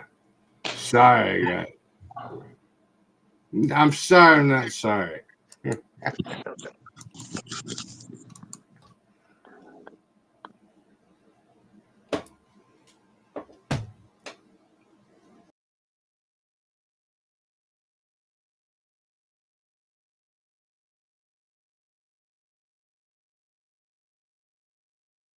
Yeah, I know how that is. So you see, when I used to drink, you know, was when I would go dancing, so I would sweat it out. By the time I come out of the bar, from dancing all night, I'm not drunk. But yeah, I mean, it's a Saturday, Just when you go through to what I go through is like I cannot afford to leave a spiritual opening of drinking or doing anything, because they're just waiting to attack, So Yeah. I stay away from all Same those with me, things. dude. I can't do it either. I can't. There's too much at stake to drink. Not be in my right mind. I can't do it. It's kind of like you got the north, the south, the east, and the west, and they're just waiting, man. Just waiting to see what you're gonna do. If you're gonna And see, either right now, as we speak, there's an owl in my back. I can hear it in my backyard. It just started hooting while we started talking about this stuff, and it was not making any noise. I've had the windows open every night for the last several nights, like just trying to. I can't go outside, so I'm trying to enjoy the night air, And the crazy thing is, this bird is out there making this noise, and I have not heard this. And it just started right now tonight while we were talking about this stuff. And that's So really crazy. the chusas brujas. Yeah, I know. What You time? can hear What it. time is it right now? Yeah, I Yeah. hear Oh it. yeah. It's 3 o'clock. Yeah. It's 3:48. Yeah. And so we had a knock at the door earlier, which was weird. I don't know what the hell's going on, but Well, there something was happened activity earlier. happening at Sean's house too. Yeah. Yeah. Somebody knocked at our door, and we were all sitting here talking. And it's every thing I got to do is an adventure. I gotta hobble around, whatever. So um, it sounded like somebody knocked, and then they came into the house because the dogs and everything started going crazy. They went crazy, and then so my nephew goes out there to check, with the gun. We have our guards coming and checking the house every 30 minutes too. And so nobody saw anything, but we heard it. We all heard it. My wife went out there and she checked, and I'm positive that I heard what I heard, and so was my wife. Yeah, and everybody heard it. So we're sitting here like, well, what the hell was that? Like that's, um, and the animals reacted to it too. I mean, so something's going on. I know that Black I'm not. tourmaline, brother Josh. Black tourmaline and selenite keeps the Well, negative energies away. all my stuff is packed up, man. All my rocks are packed up. Yeah, but I don't know what box it's in, honey. I don't know where it's at. It's in storage, yeah. So we're just like in this limbo too here. We're trying to get moved out, and then this happened with my legs, and so I can't. We can't move out right now because I can't physically do. I can't move around good. So um, I mean I can, but I'll be in excruciating pain. You know what I mean? But it's just sucks, man. This whole situation, like it's just. I mean, I feel like we're under big time spiritual attack. It's been horrible. Physically, They've it's been been kind horrible. of quiet as of lately because that's what they're doing. They were Yeah, infiltrating. That's what they do is witchcraft and necromancy. yeah. When they talk about the Old Testament, they're how should I say perpetrating to be Christians. They're not Christians. Well, that's why Uh, they choose that the Old Testament way because that yeah that gives them the whole eye for an eye and the whole to be angry and mm, jealous and kill and destroy. no mercy and Hmm. No vengeance will love. be mine and all this stuff. You know. Yeah, I mean that's the whole point, and they think they're being cute, like they're fooling people. They're not fooling people. You got dumbass, dirty Larry over there saying "fits like a glove." Like, no, it doesn't at all, because he's an idiot, an ignorant person who's not studied these things. What he has done is, much worse, but he hasn't studied, because he doesn't really believe. Because if he did, he was cutting like he did. He was pretending. Yeah, but if he was for real that way, he would have no uh, want to do and hurt and do all the hateful and hurtful things that he's been doing and saying. And that Well, I guy know that's in the show, He lives in Marlin, Texas. He don't live that far away from me. well, I think You what I know, heard, he moved. So yes, go ahead. I think he moved, but I don't care to know where he lives. I don't want to know anything about the guy other than I know he's a liar. He's made so many false statements, even about his own self. Like saying he played for the Dallas Cowboys and all this other weird crap he's told people. Like he told Matt Inch that. And you're sitting there going, like, dude. Anyway, I'm not going to waste time talking about these. The bottom line is that these people are wicked. They've done some horrible, wicked things, and they're just waiting for their chance because their job, and I think it's some of them are shills. I really do. I think it's their job to get rid of us. I mean, that's what they're trying to do. You know. So I mean, Like you're saying that Shields as if they're working for somebody dealing with the government or Yeah, or or something. working Something. for a cult, cult like Mhm. They get in activity. trouble. They get in trouble. What they do, they'll get in trouble, and then they'll use their whatever against them, and they'll tell them they'll have a handler, and that person will use them. And they don't know a whole lot about the handler. They don't really know what their motives are. They just know what they're told to do, and so they go and they fulfill that. They do it. It's because Uh, we speak in truth, man. We're speaking in truth. We're placing Jesus Christ in the picture, and they want to stick to the Old Testament. When we're is dealing with Jesus Christ, and but they were speaking in truth. And we used to, boy, yesterday. You want to make his wrongs right, and you can't do that. It's you look at the commandments against the commandments, but he's trying to make it feel like to me like somebody sent him this way, mhm. Yeah, yesterday. and the way that he was so fervent about going after me, and he had first reason was that I disparaged his alma mater, like and I was like, dude, I didn't, that's ridiculous. So he was all up in arms about that. It was like he was looking for an excuse, and then he Yeah, settled on the whole Anunnaki thing, and then he went around spewing that to all because he read the room, he saw that there was a lot of Christian fundamentalists, and so he gathered all them up, and he targeted anybody who made a big donation to the show. He ran and he gossiped to them, and told them bad stuff, whatever lies. And he bragged about it last like a month ago. He was bragging that he had taken all my big donors, and I was like, I don't even care, dude. It's like if it happens, it happens. If it don't, it don't. And so, I'm not his buddy over there in the LBL that needs that. He needs it. That's his life's blood. It's not for me. It helps. It definitely helps the show, and it helps to keep it going. But I mean, I I'm think not gonna like what lose I sleep witnessed, brother over it. Josh. I think there's like I said, I believe cult like activity that's coming not just from paranormal, but also from the cryptic community. People that are affiliated with them, they're part of a cult. So, they want to take people that are bringing the spiritual truth to people because we bring the spiritual aspect out of it. So if they're believing in other things, we're just trying to I'm trying to awaken people spiritually. I had a female one time that contacted me where she said she seen a Bigfoot looking at her. And then she said when she got home, went to her room, when she went into the living room, that the Bigfoot was living in her, was living in the living room. And I said, I don't think that's a Bigfoot, man. I think what you witnessed was a unclean spirit, demonic spirit. It attached itself to you when you went home. It entered your home. And she asked me, what should I do? Well, take authority over it. Say, you're not welcome here.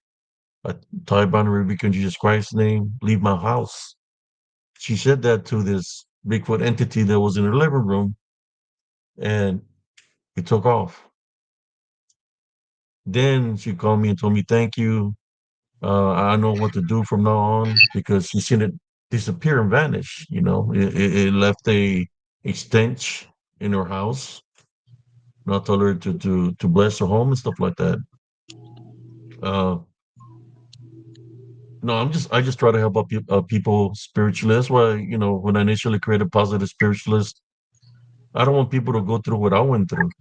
It's something that's, you could say, embarrassing, and something that's degrading, because that's what demons do. They want to embarrass you. They want to degrade you. They want to attack you. They want to bond you. They want you to even take your own life, because they come in numbers. And that's what they want. Like right now, you're hurting. You're strong there, brother Justin. Take authority or whatever pain you're at, and pray for those areas, and tell it, if there's anything negative here, welcome in my house. I take authority over you and just leave my home. Yeah. You're the head of the household. Tell it to leave, and he's got to leave, because you can't be there. And I'm not just talking about your home, talking about your personal foundation. This morning, I couldn't even stand up and walk because my lower back was hurting, old military injury. So I couldn't even stand up straight. And I was up and about all day, and I said, I can't just lay down and stay like this. I got to keep on trying to do something, you know. So I had a lot of pain from a whole injury, but I'm doing good right now. But because I was, going to prayer. If I hear something, like when my ears were ringing earlier, I try to pray with them myself or try to pray if there's anything around me to leave because they're trying to attack spiritually. Have you had anything like that happen? I know you're having pain in your knees and your ankles. Is Yeah. there anything else, any other symptoms that you might Oh be yeah, dude. having? I'll tell you some Seeing stuff. things, hearing Yeah, things, sensing things. yeah. Let me tell you what's going on. So first, I want to say, Jiki.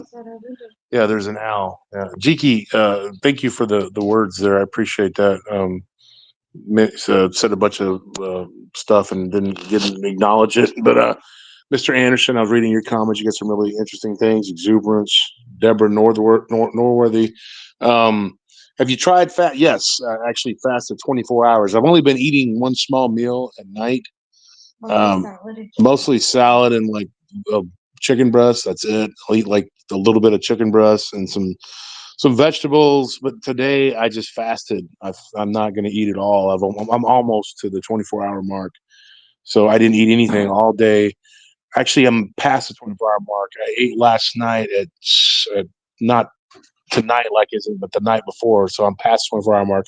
I'm actually approaching the 48-hour mark. So I was just saying, like I have been fasting. So there's nothing that's that I'm putting into my body that's going to hurt me.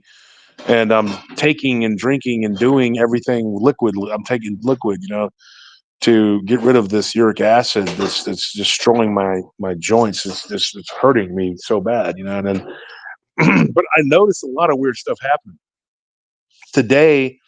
I kept seeing things moving out of my corner of my eyes, and I just saw it again, like maybe 10 minutes ago. And so there's a bunch of stuff that I've seen like over the last week, like moving around, a lot of weird stuff. When you'll ask Madeline if she had experienced anything in this house, she doesn't really spend much time here, so she can't really. She was just like, "Nah, I never seen nothing there," and she just kept talking. But it was like she doesn't. Well, she's only been in the house like a few times, and in the last Well, like the 2 months, the day and that she was there, because I was just saying if she sensed anything there because she really wouldn't because she was like always with I'm not gonna several lie, I've people. been seeing activity here too, brother Josh. I've been seeing activity, Mhm. but when I see it, I've been seeing this shadow spirits. Uh, I was sitting down on the couch after I did the show, and I seen something here by my chair, and I seen it standing by the doorway, and I said, "Hey, welcome here. Leave." I talked about the religion of Jesus Christ thing, but I seen two of them. Then that the incident that happened with that guy, it's like I was ready for whatever. I never seen this guy before, but he kind of like got. I know he was pissed off because maybe he truly was looking for a couch. But how can you mistake my address for the address that you're trying to tell me it was? Yeah. Uh, I guess, and then they try to say that they gave him the wrong address. You remember the day before, somebody said they had an IP address. You remember that Yeah, when we did the show? yeah. So I was just waiting. I went up there, stood out there, and I was just waiting to see what he was going to try to do. And he just got in his vehicle. He just went like this, put his shoulders down, and walked away from me. I was waiting, man. I was waiting to see if this guy was affiliated with this guys. If he came at me in a negative way, I was going to do what I had to do, man. Yeah, it's But just this. physically and then, but spiritually, this is a whole different thing. It's you can't be afraid of the owl. Just tell it, hey, welcome here to leave. If No, it's no, in I'm your not afraid. yard, I'm not afraid of any of this stuff. It yeah, tries to mess with people when they're alone. Like when my yeah, wife yeah. took a short nap and I was sitting in the chair watching the game. Out by the door. Yeah, I saw, and I just saw it in like by the window, like by the window over and over again. Something like it looked like something was walking by the window. I saw a black shadow go by the window, and it was just over there. It was really over there, and I just ignored it, man. I was like, "Pfft." I mean, I see it. It's like outside. I could see it like moving around. And now tonight we start talking about this, forbidden knowledge, basically, and these people, they like to. I see something that Anderson's talking about in the chat. He's talking about killing Anton LaVey, where the preacher says that he killed him by cutting the silver cord. I believe that's what you're referencing, right?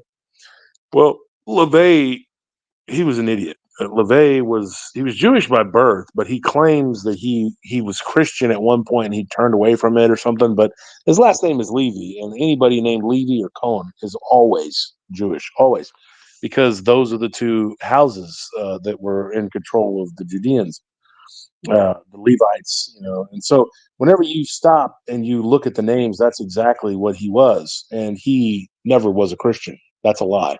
But this dude did nothing but lie his whole life, and so what he was doing was he was terrorizing people, and according to the people in the story, they actually killed him in his astral form. So there was never any charges. Now people have said both sides that this is a true story and it's really true. They verified it and he admitted it to the police or something, but they didn't charge him because there was no physical death because we live in a physical plane. But then there's other people that claim, that never happened. He's just saying that and blah, blah, blah. So I don't know, man. You got this story there. I've never really delved into it. I don't like LaVey. He's one of my very least favorite people, just like Aleister freaking Crowley. These people that revere these necromancers, as you call them, and like these people who use sorcery. They're vile people. They're some of the evilest people on earth. Like I've said this many times, and I know how to do it if I wanted to, because I've actually read a lot from these different types of books. I've studied it, not with the intent to ever want to mess with it or do anything with it. But you need to know these things. You need to learn. Even though I've read books about communists, don't mean I want to go out and be one. I've read Yep. books about Nazis. Don't mean I want to be one. I've read books about prison gangs. I read a book about the Hell's Angels by Hunter Thompson. These are books. This is just information. I've read. I'm gonna be honest. I probably read thousands of books. I know that I used to keep a log, and once I got up to I think it was like 1100 or something, I quit writing down and quit typing whatever the names and the references of the books. So I've read at least 1100 that I've kept track of, and after that, I stopped keeping track. And that was probably like 15 years ago or something like that. So imagine like how many books I've read. I've read a lot of books. And there's a lot of books that I didn't finish that I've read most of, or I jumped around. I don't count those. So, if I had to put an estimate on it, people have asked me before, I'm like, dude, there's no way to know. There isn't. I've read so much from all these different types of books. And so I've studied a lot of these magic books and stuff and looked at it and said, what is it that these people are doing? What is it that these people they think they're gaining power when they're doing these things? They're literally running around, shooting at people with a little pellet gun. That's what they're doing. You're breaking up, brother Josh. It's like I said, I don't know if you can hear me. Can y'all hear me? You sound like in the distance. Can you hear me? I can hear you now, brother. Okay. Yeah, and so okay, Anderson just said, yep, they should be hated, but they were highly regarded in the satanic community and even by very rich and powerful folks. So I assume they would know more than me about Luciferian than I would. Yeah, I don't think LaVey though was really Luciferian so much as like he was a Satanist. Now, Luciferians and Satanists, to me, it's like Crips and Bloods. One does this and one does that. I don't really care. Either one is not palatable to me, but they are quite different. And the reason somebody asked me this, they emailed me. I get lots of emails every day, and so I got an email a few days ago that was interesting. And somebody had asked me, and she was saying, she was asking the question, why is it important to know the different types of demons and angels and whatever? Should you just know that these are all bad and stay away from them, blah blah blah? And I said no. It's very important. It's important to know about these different gangs, because if you're living in an area where these gangs are, you're going to know what they do and what their proclivities are. Because if you don't know, because being forewarned is forearmed. So you need to know exactly what these people are capable of and what kind of Are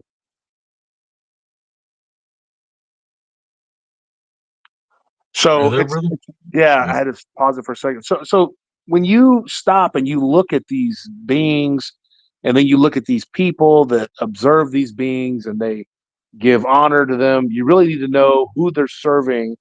And that will tell you because just like the demon itself, they have a proclivity. Their name oftentimes will give it away.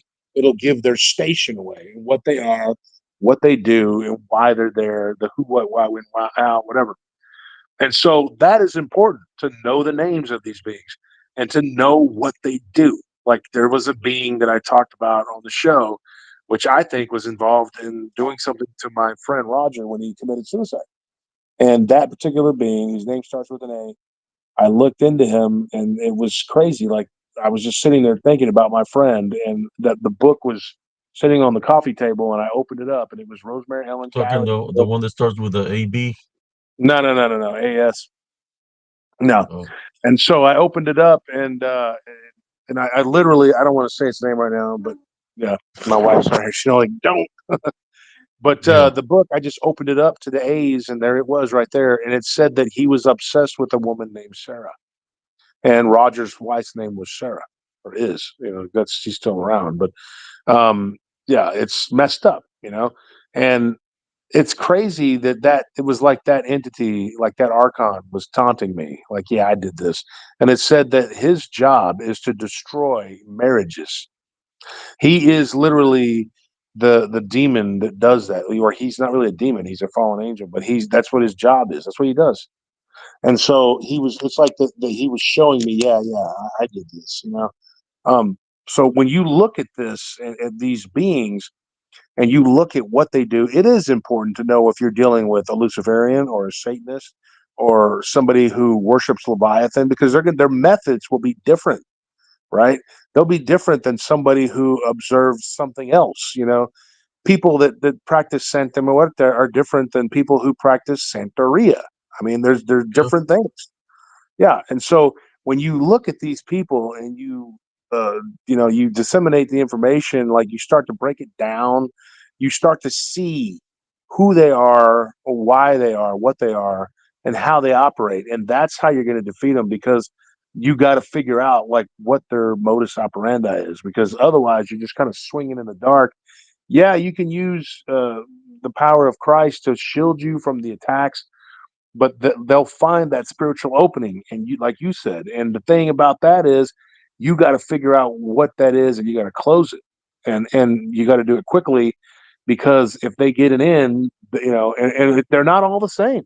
I mean, that's like saying that you're gonna, well, I'm gonna go play baseball, and you show up in football pads with it's just like in a helmet. That's not baseball.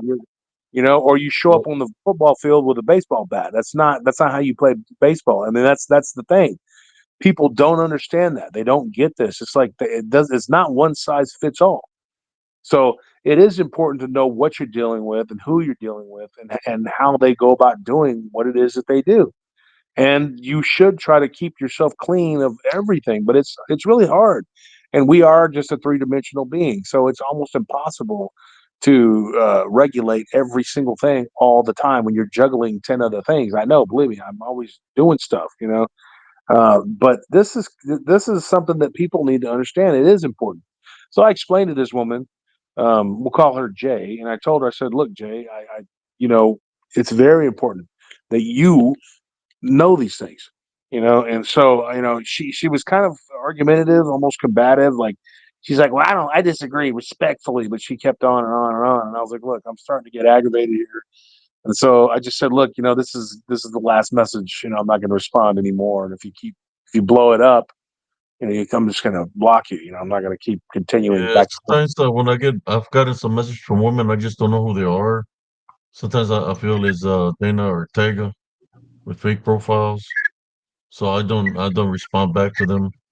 What I do, brother Josh, my advice to you, this is what I do. I know, to me, I know that demons have names, and every demon has something different. That's something different. What I do when I have activity happen around my house. If it's targeted at me, I get out of my house and I go, like I can go right now to a certain location and just be out in space. So if something is being sent my way through witchcraft or necromancy, and I show them that I have no fear of whatever's being sent my way, and I make my spiritual stand through Jesus Christ against them, that whatever they're trying to bring my way, well, it's going to go back to the sender because I'm not accepting the negativity. I'm not fearing the things that are coming against me, in which it has to go back to the sender.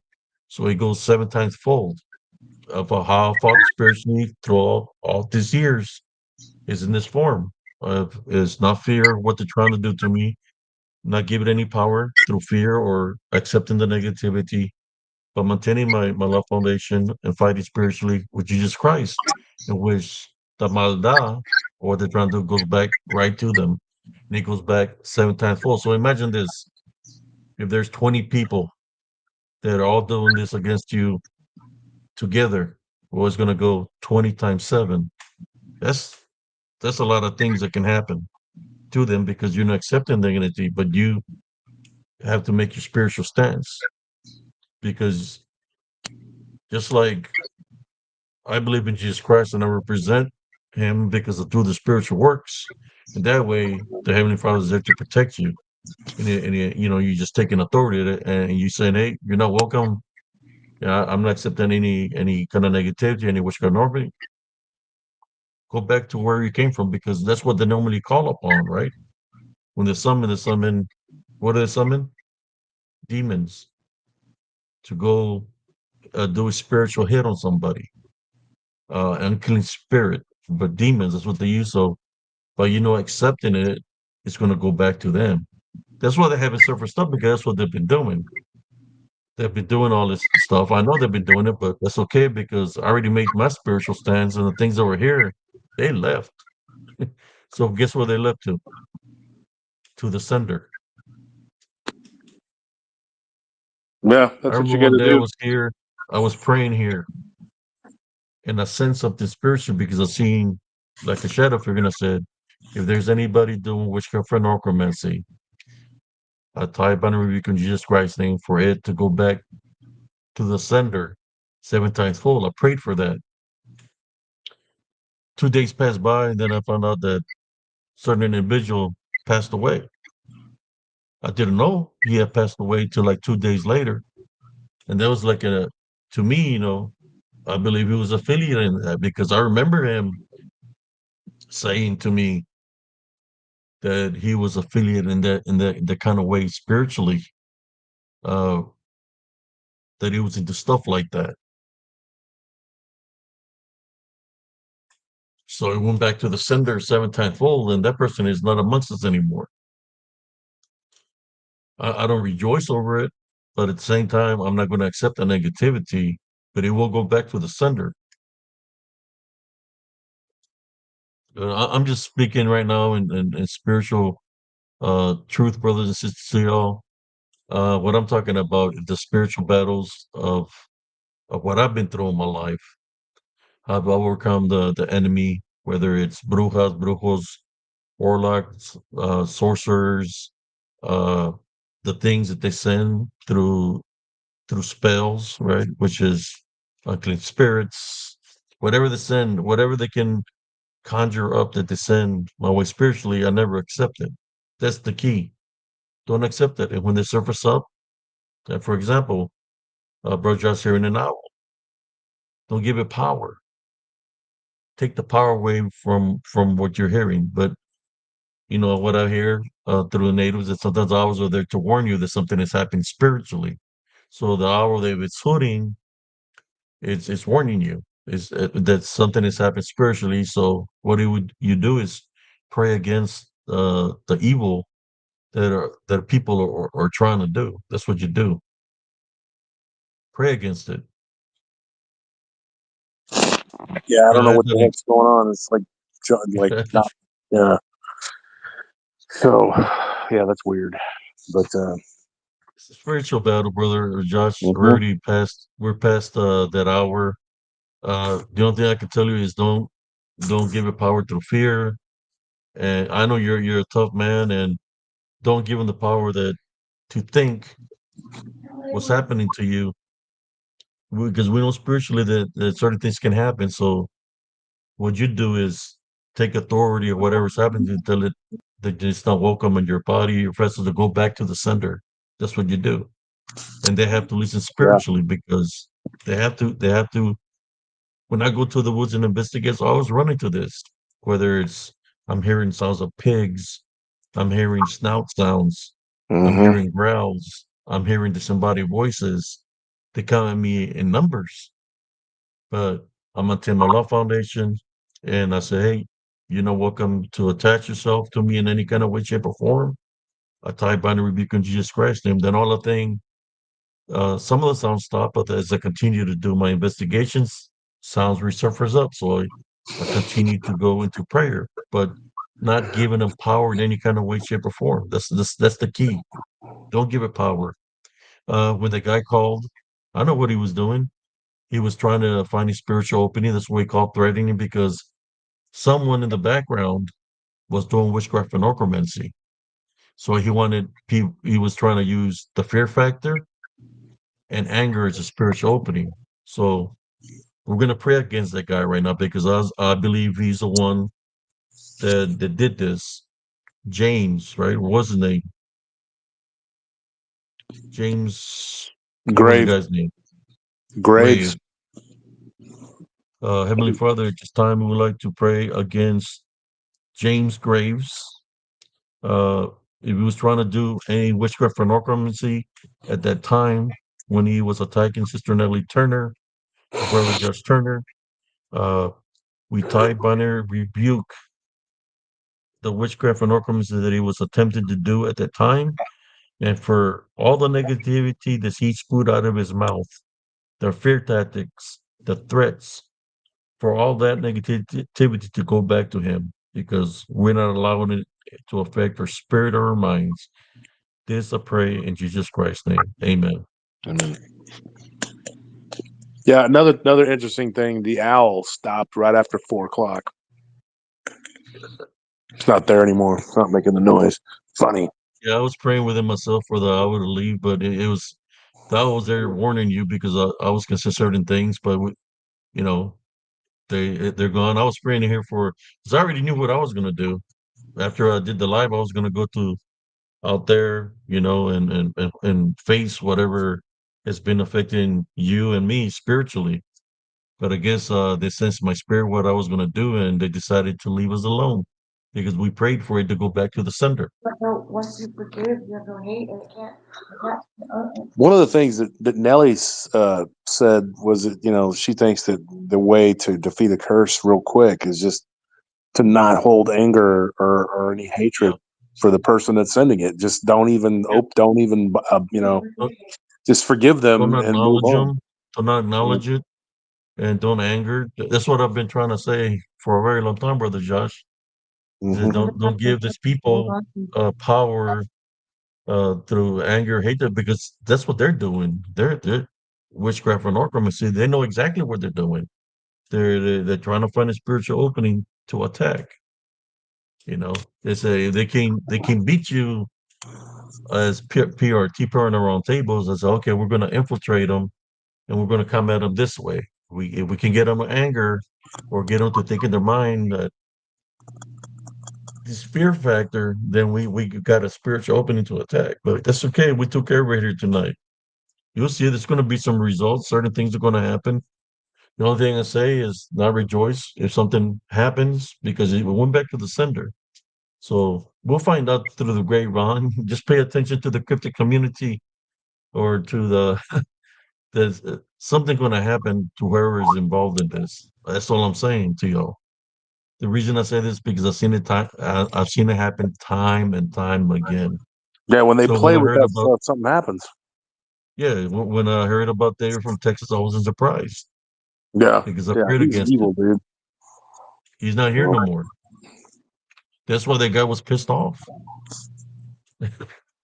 Yeah, And so they can try to do something, but as all the evil people that I faced, I'm still here, and they're yeah. not spiritually.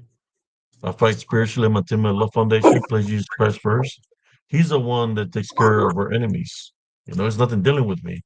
I'm not doing any witchcraft or necromancy. I'm overcoming them with the Love Foundation. If that guy that came in to infiltrate, well, I was gonna overcome it with the Love Foundation too. He chose not to do nothing and walked away from me. I don't know who he was. And I know the night before they said they had my IP address. But yeah, Brother Joe's turning it, all this thing stopped because we sent it back to the sender.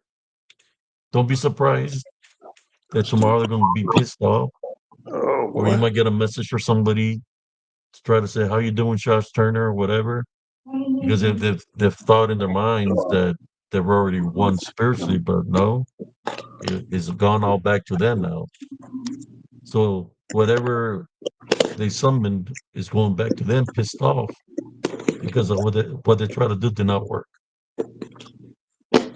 I'm sorry if I'm talking about this kind of stuff. I'm just talking spiritually, brothers and sisters. That's what it's called, spiritual encrypted encounters. I've fought spiritually all my life, man. Since I was a kid, all the way now, I know exactly what to do to fight spiritually against the other side of the balance. Everything's going to be all right, brother. You see.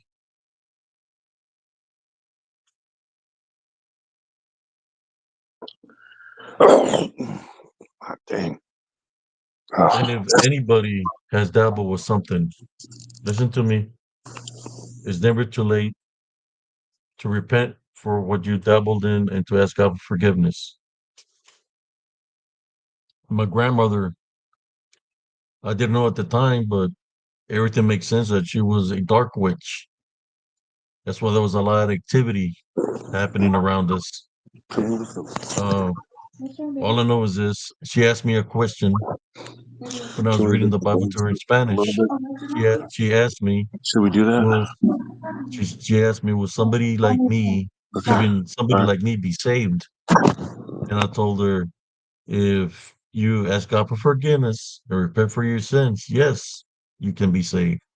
And she just laughed, but she had already chosen her path. Yeah. So you just that's why I always leave the enemy to the Heavenly Father. That's why you pray, go into prayer, and fight spiritually. I've seen some stuff out there, man. One time I was out there investigating. I seen this tall thing. I was seeing it with the naked eye. It was freaking huge, man. I'll say like 15 feet tall.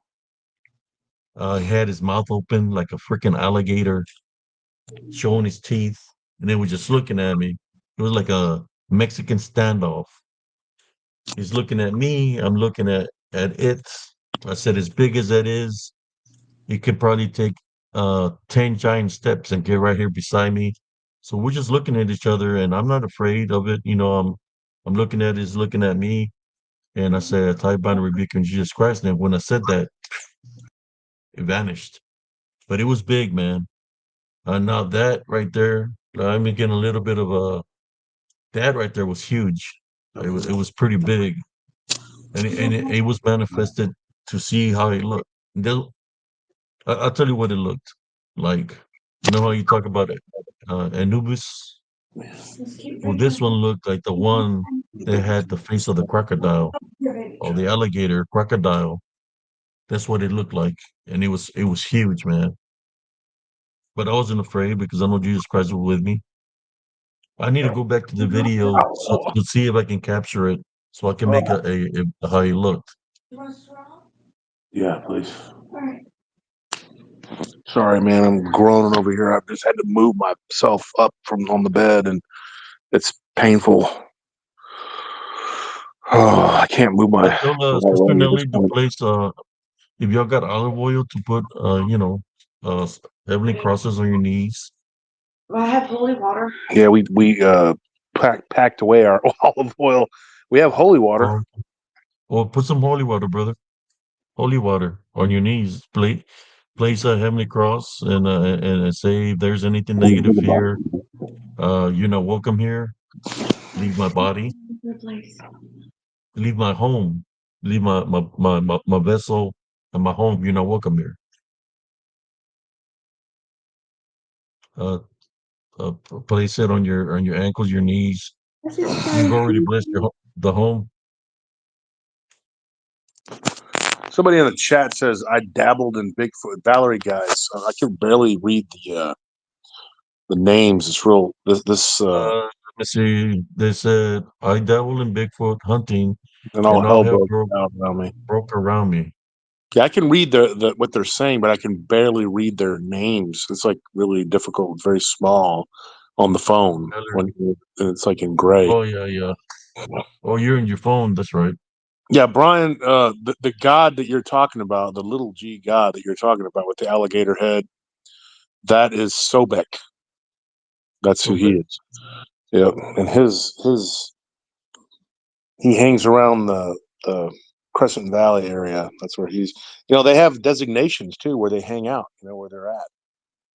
Because I've ran into Anubis. I got a picture where Anubis is standing there. I've got a picture of.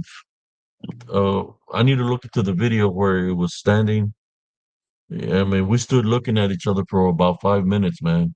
Yeah, I And he think just that the had it. Anubis is a race of jackal-headed beings, and I think that what they Yeah, are, the Anubis himself is like some people claim that these beings can teleport, whatever, and there's only one. I don't believe that. I believe that there's like a race of these beings, and that's a title. You know what I mean? And there's just like that's a title of the race. That's an Anubis. And that's why so well, many people see them because I don't think that those beings have as much power as everybody gives them. They're able to move and yeah, do things, but they can only be in one place at one time, you know. And so when there was a story that I had gotten about that particular being, and there was a guy that worked at this plant overnight. It was a processing plant, and that was his job up in Nebraska. And they were having problems. I haven't told that story on the show yet. But they were having issues with this Anubis-looking being, and his wife was like at home with their newborn, and she was all alone, and they lived out in the country. And so he was seeing this creature and then she was seeing the creature. And get this, it was like he told me it was 3:12 a.m. And he goes, when I asked my wife, I said, what time was it? Because she said, I looked at the clock and it was past 3. He goes, what time was it exactly? She said 3:12 a.m. And I said, see, the fact that it manifested itself and did something physical to both of them um, tells me that there were two creatures. Now, I don't believe that that one particular entity is omnipotent. I just don't. Now, could it create a tulpa of itself? Sure, an egregore or whatever. So that could be, but so many people see these things all over the place. I don't think that this one being is reproducing itself, and then I think there's a race of them, or they're a race of dead uh, death ritual guardians. That's what they are. The Anubis creature, just like specifically. like a hellhound of sort. They go collect Yeah, the soul. yeah. And there was a guy in Egypt that had told us a story from Egypt. Anyway, he was from originally. He was not from Egypt. His family was, but his dad was a cab driver in Egypt, and he told us the story about this entity that his dad had encountered. That it got in the back of his cab and it started hissing and making this weird noise. Oh And I don't wow. remember every aspect of the story. I retold his encounter on the show. And it's funny because we have a guy that works for us now, Muhammad, and he actually is Egyptian. And he verified some of the stuff that these people say about these beings. And he said people encounter these beings all the time over there in Cairo, where he's from. And this guy, he was driving, and this thing jumped out of his car because he turned around and it was wearing like something over its face. And he thought it was weird because it was like a veil. But you could tell it was like he was a masculine person, and that was something that women would wear. But it Yeah. wasn't a burqa. It wasn't anything like that. It was weird. It was like this veil over his face. And when it came down, he saw this short snouted alligator, or I'm sorry, crocodilian looking creature that jumped out of his cab and then jumped into the river. And he said, dude, he freaked out and just took off driving. Like he did not care to, it freaked him out, whatever. And that's what I remember him telling that story about his dad. And I just was like, dude, what's crazy about that whole incident, that whole weird, whatever, is that is not like an unusual occurrence. People see these beings, Sobek and Anubis, it's disturbing, you know. Do you I think, brother Josh, that the reason they're being spotted all around the world is because of the flood?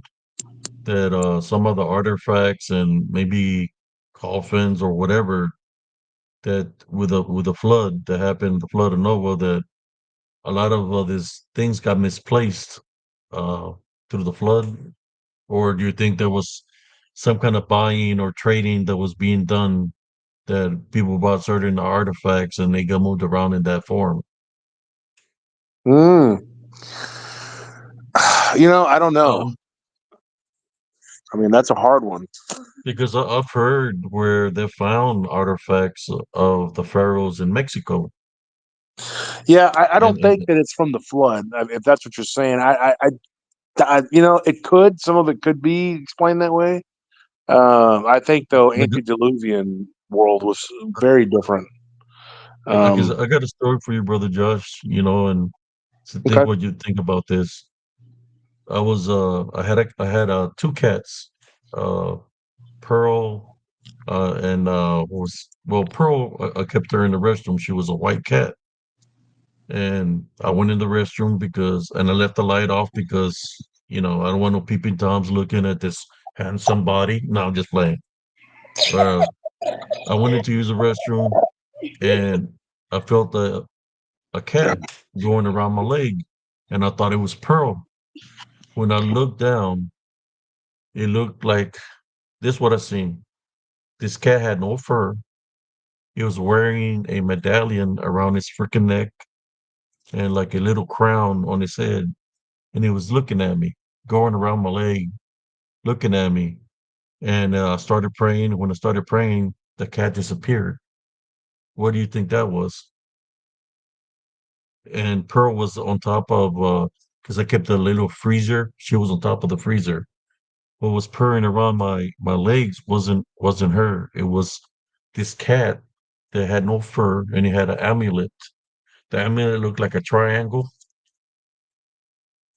It was a triangle on his neck. That's what I seen. Yeah, that would be if you're looking at Egyptian mythology, that would be Bastet. What is Bastet? Bastet is the feline-headed god, not unlike Zyke Totek of the Mayans. The Mayans have a jaguar-headed deity, and the Kiowa had, I believe, they had a wolf, a crow, and I think it was a So who cat. kept I don't know. who kept his cats like that with wearing like literally The Egyptians, because cats were sacred to them. so what do you think the cat it was purring around me like it knew me or something. It was freaking weird, dude. It is weird. And I'm looking Could have at been a I was familiar. looking at it like what the hell is this? And he's looking at me like he's friendly with me and I see the jewelry around his neck and then I'll start praying and it disappears. It was like it didn't try to attack me or nothing. It's kind of like it was going around my legs like it knew me, like it was, like it knew me in some kind of way. That is weird. I just, Maybe you had an but this, amorous witch messing with you. a what? An amorous Bruja? witch. A witch that liked you.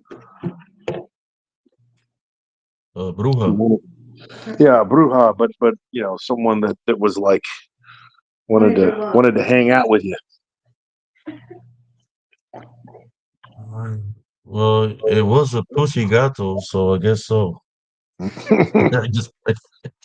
don't know. All I know, I seen a cat with no fur, and I said, "Man, that looks like a cat from." I was like, "How the hell did it get in my restroom?" You know what I'm saying? And my other cat was on top of the little freezer, like it was didn't want to get near it. You know, it had no fur. Like you could just see, like I guess they kept them a certain way. I was just trying to figure out. This is when everything was coming at me, brother. You know, I seen a cat with no fur with a medallion around its neck.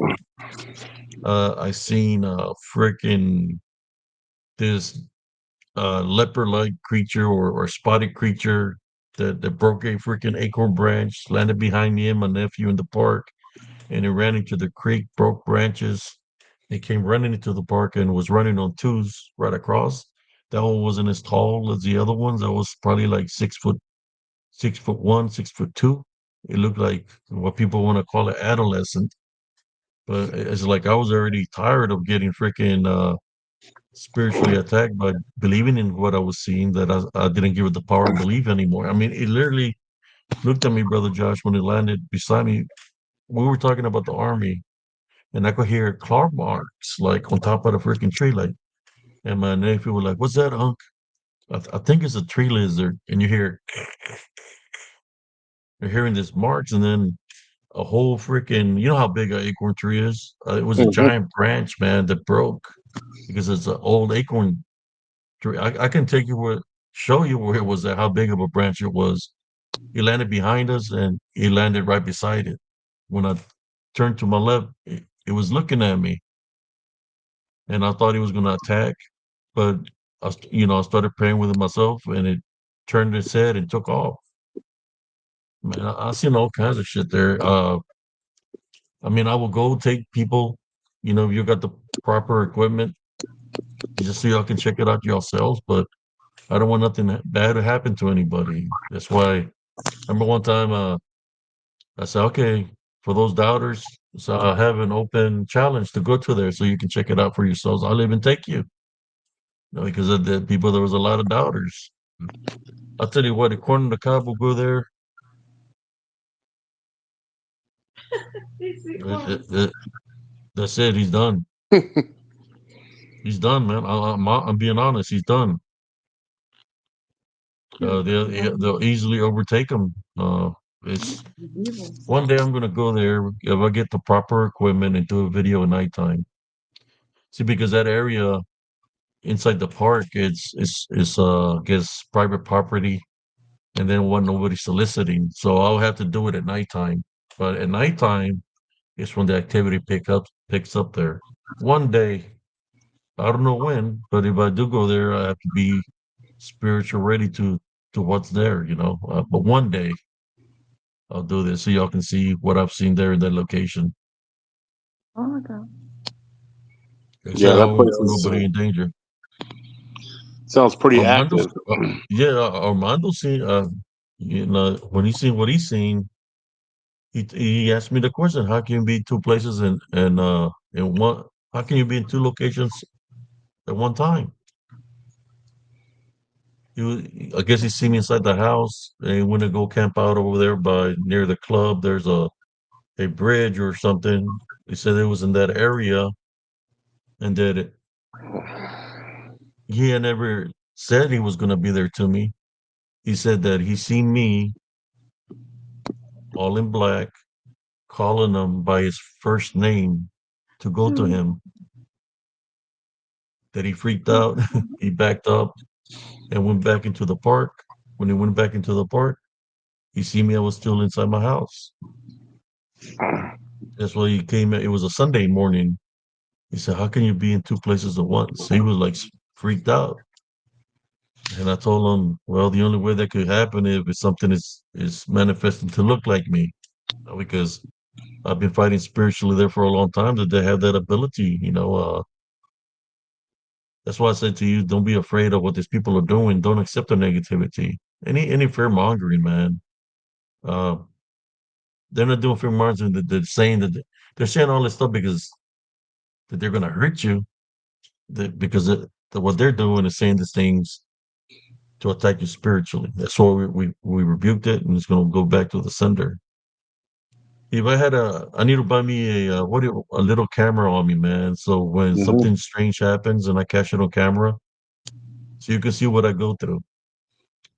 If I can find me that equipment to have a camera on me when I go to the public, when I go to a restaurant to eat some food, that sometimes people that are possessed come to me, and you can see that the person is possessed because their eyes are rolled back white, freaking looking at me a certain way, and as I'm fixing to say, I tie bind and rebuke you in Jesus Christ's name, before I even say it, they get up and take off Mhm. because, they can read your spirit, they can read your mind of what you're They going to know the do. frequency and they know when their frequency is changing to an enlightenment. So I was So, thinking about going to the area after the show They know. I'm sorry. because Sorry. the activity that you were having over I there, don't think you oh, can go and hear ahead. all of a me. sudden the You can. owl stops, right? You don't hear it no more. I don't think you can hear me. Yeah, Nelly wanted to say something here. What was I? Yes. What did he The just say? frequency. We're talking Oh, about it's just that they can sense that your frequency was changing to a more enlightened frequency, and that's why they can read that in people, and that's why they knew. Yes. Oh, man, the African woman that I ran into, the taqueria, I hadn't even touched Mhm. my food yet. I'll go in there. There's nobody sitting in the chair in front of me. They bring my food. There's nobody sitting in front of me. I'm looking at the food and I say, all right, I'm gonna tear it up. And when I look up, she's sitting right there where I don't know where she came from. And she's looking at me, eyes rolled back wide, just looking at me. So, I pray within myself. I'm eating my food and she's still looking at me with her eyes rolled back white. So I get up and I look at her and say, okay, I'm gonna use the love foundation. I'm not gonna scare the people in here, so I'm gonna do something out of love. So I Huh? tell the waitress, go tell her over there that I'll buy her anything she wants from the menu, whatever she wants. So the waitress goes over there too, and the lady only has a Coke in her hand. She tells her, hey, he wants to buy you breakfast. What do you want, ma'am? And she just, her eyes were back to normal and she's just sitting there like this. And then he said, whatever you want. I said, yes, ma'am, whatever you want. And she said, like, she went like this, no. But she turned around and looked at me real freaking ugly and growled at me Ah. because it was an unclean spirit. But I didn't want to freak out the waitresses or anything to fight spiritually there because, I don't want nobody to get freaked out. So I was looking out, I went out the door and I was looking when she was just looking at me real ugly. I was waiting for her to come outside so I can rebuke the unclean spirit out of her. You know, like I Yeah. said, this thing's happened to me, and it's happens to me all throughout my life. That I wish I could have a camera on me so y'all can see what I'm talking about. I have one where I was walking in the path over there in Elms Grove, and those old cameras where people have their own studio, their own cameras that they record. Yeah. There was, I guess, what do you call them? Professional photographers. And I started walking to the trail because I was going to make a shortcut to go to the store. And a lady was there. There was this African American female dressed all in light blue. She had flowers on her head, and they're standing in the path where I had my encounter. And to me, that's a bad idea being there, right? So I asked her, "Can I please cut through there real quick so I can cut to go to the store because then I have to go all the way around." And the photographer said, "Sure." So as I started walking in between them, the girls in the light blue dress, eyes turned white, Fingers. and this is what she turned white. The like white foam started coming out of her mouth, and she peed on herself. Literally was peeing. You could see the pee go on through the dress. So within myself, I start praying. The photographer is freaking out, like what she's doing, how she's looking, whether she was a voodoo person or whatever the case it was. I walked through there and went to the store, but I didn't go back through the path. I went all the way around. But yeah, I'm telling you, if I had a camcorder to record this, these events or not a camcorder. I mean, that's kind of out of style, but some kind of equipment. So when I run into these people that are being demonized, so you can see what I'm talking about. So when I run into these people, I free them from their tormentors or whoever's bonding them because I get rid of the negative energies. I mean, I'm not trying to freak anybody out. I'm just speaking the truth. You know what? I'll even put a lie detector on so you can know I'm speaking the truth. I got nothing to hide from anybody. But there's events that's been happening all throughout my life since I was a kid. I felt that a lot of people, man, that as being gotten demonized, or some of these people sometimes somebody's done something to them. So I will help out my friends at school when I was growing up. Where there was one time I was in kindergarten, and me and my friend were playing on the swing set.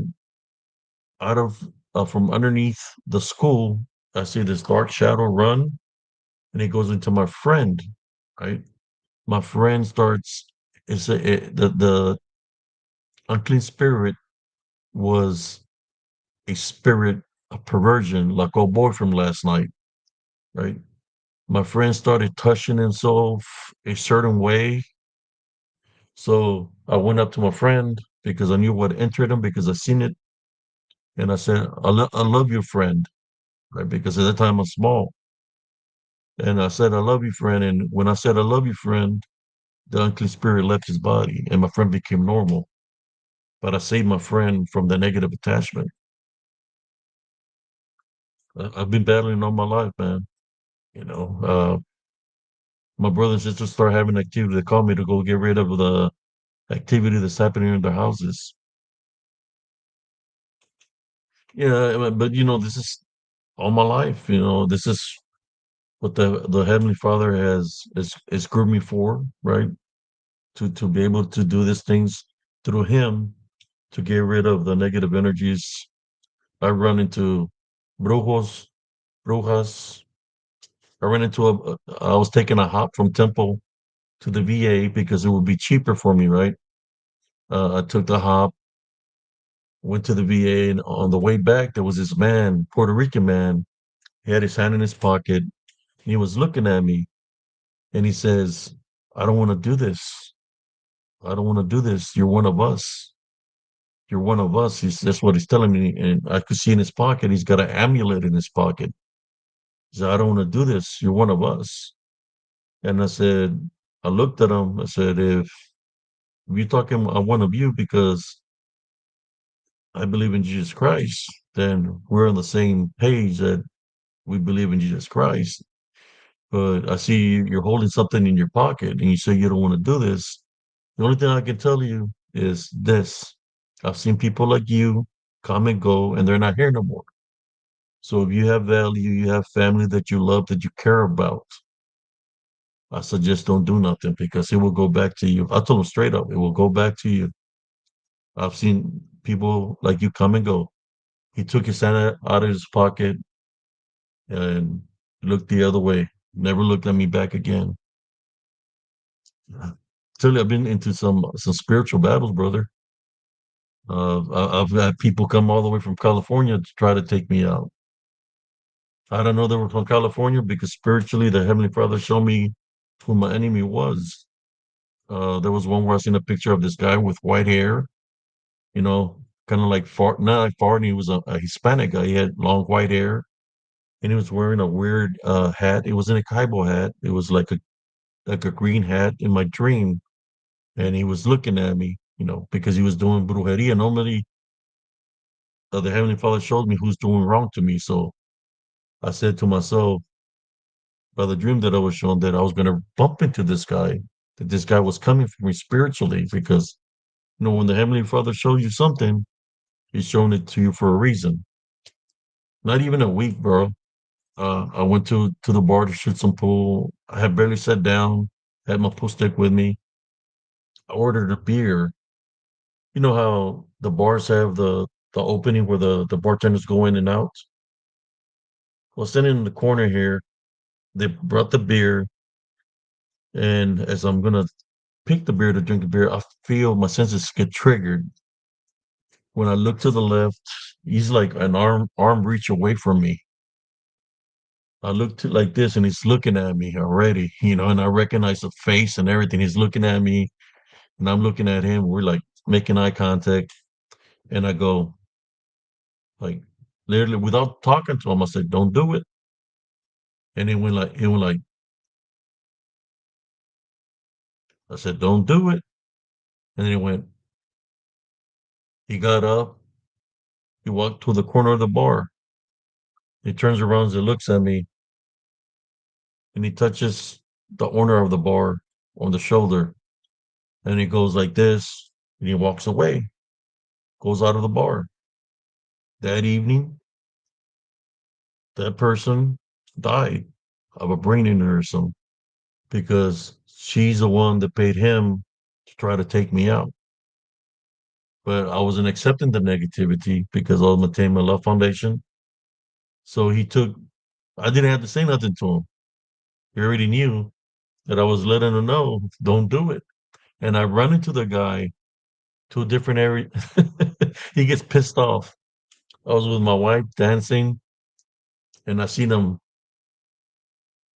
and I stopped and looked at him and I went like, "What's up?" He's like, "Shit!" Like he made the look in his face like shit. He did a 360 walk, then went out the bar. He was trying to be sneaky and shit.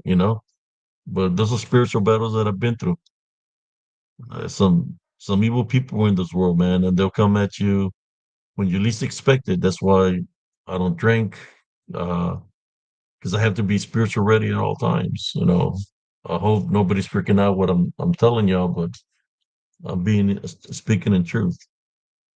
I've seen, oh my God, if I were to tell you 100 people that are not here no more, I'm not giving you the accurate number because it's not about me to rejoice about it. I just leave it up to the Heavenly Father to take care of my enemies. That's all I'm saying, brother. So that's why I tell y'all it's important to maintain a love foundation no matter the situation, and don't accept any form of negativity. Uh, Especially, and I can say a lot more things, brothers and sisters, but I don't want people to freak out. But this is the story of my life. Is since I was a kid all the way up to now. My wife witnessed it one time, and she's like, looked at me when she witnessed something that happened. Uh, and she looked at me. She's like, you've been speaking the truth about this all along. 'Cause she witnessed something that happened, and she freaked out with it. And I said, what should I lie to you? You're my wife. You know, she witnessed it herself when we're out there, went to a dance. She witnessed something. She witnessed the wicked people, las brujas, los brujos that had surfaced up there, and she freaked out with that. You know, so she knew then that all the stories that I've been saying that they're true. My sisters, when they jump on here, they know because they have the ability to, and the scene that we all been through it. Let me see. You still here, brother Josh? Yes, I am. I'm sorry, I got a little bit speaking. I'm just trying to help you, brother. Don't give this No, no, no. idiots I'm listening. power. Don't give them no power, man. That's what they're hoping for, but that's why they came at me because I'm help I pray for you daily and I interfere spiritually. I don't like it when evil people attack my friends, so I interfere spiritually. You seen earlier I was tired, but when the Holy Spirit comes into you and there's a spiritual threat, well, I'm wide awake right now. He gives me the strength and the power to be able to do the things that I do. So yeah, don't worry about these individuals. We already prayed. We'll go back to the center, and just give it by the eighth day. You'll know. Sometimes it happens immediately, 2 days, 3 days within the eighth day. By the eighth day, something already happens to the people that came up against you spiritually. Don't be surprised. Somebody's trying to contact you and they're going to try to tell you, we want peace, or they want to talk to you, or they're going to ask you, how you doing? Don't be surprised because we already prayed against it. That somebody is going to come at you. And the somebodies that I'm telling this is the people that have been coming up against you for months because what they wished upon you, because things are going to start happening to them. What's happening to you is going to go back to them. So all I'm saying is don't make contact with them. No, no, Don't try not to at make all. don't make contact with them uh, at all. They try to talk to you on the phone, any kind of contact. So What is it saying? Valerie says after Josh read my comment, he sounded disappointed after he read my name. Why would I be disappointed? You're a paratrooper through and through. I'm not disappointed at all. What was her comment? What's she talking about? I think she said something earlier. Let me go back and see if I can find it.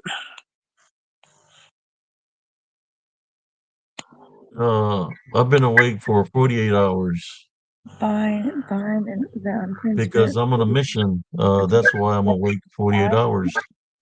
A spiritual mission to take care of those that are coming against spiritual encrypted encounters, paranormal round table in a negative way of what the devil in, which kind of that's why I'm awake.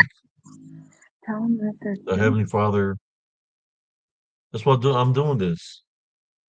I know there's some here that might be infiltrating, so I'm just being honest. What's going to happen? You already know what happened to David. They were from Texas, right? That's why the old boy came out and all pissed off. You want to dabble in the dark arts? You want to be in cult activity? There's a price to pay for that, especially when you come against somebody that truly has the backup of the Heavenly Father. He is my protector and avenger. I'm letting you know. If you're here, go tell the people that affiliate you that within 7 or 8 days, certain things are going to happen. Just being honest. I'm that honest that I'll tell a person that's coming at me and said, "Don't do nothing." One time I was I was sick. My sister wanted me to go out with them, and I was sitting down. I felt somebody tap me on the shoulders. It was an old lady, probably like 80 years old. She looks at me and she tells me, "Dance with me." And I said, "Ma'am, I'm sick right now." So I turn around to talk to my sisters. She taps me on the shoulder again. She said, "Dance with me now." I said, "Ma'am, I already told you, out of respect, uh, I don't feel good. I feel sick." So as I turn back, she starts cussing at me. And my sister Beatrice wants to whoop her ass. It's like, "Hey, don't be cussing at my brother." And I said, "Sister, that's okay." And I turn around and I said, "I already told you, ma'am, I'm not feeling well. I'm sick." And then she turns around. She's like with six females that are dressed in black. And she's saying, "Tell them," in Spanish, because she was Hispanic. Diles quién soy. Tell them who I am. And they're all saying, she's the head witch of this area, right? La gran bruja. And I look at her and I said, "I don't care if you're the wicked witch of the West." I said, "Don't try to do nothing to me because I've seen people like you come and go."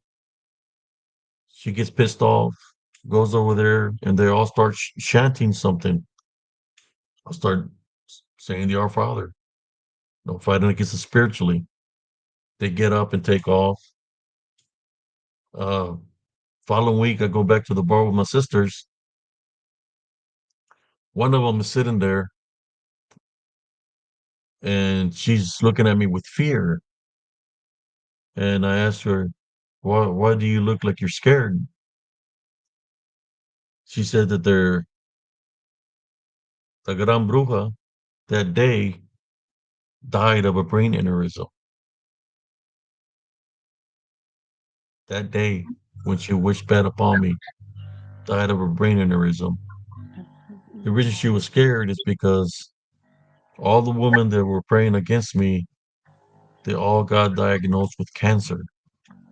She had lost the chiches,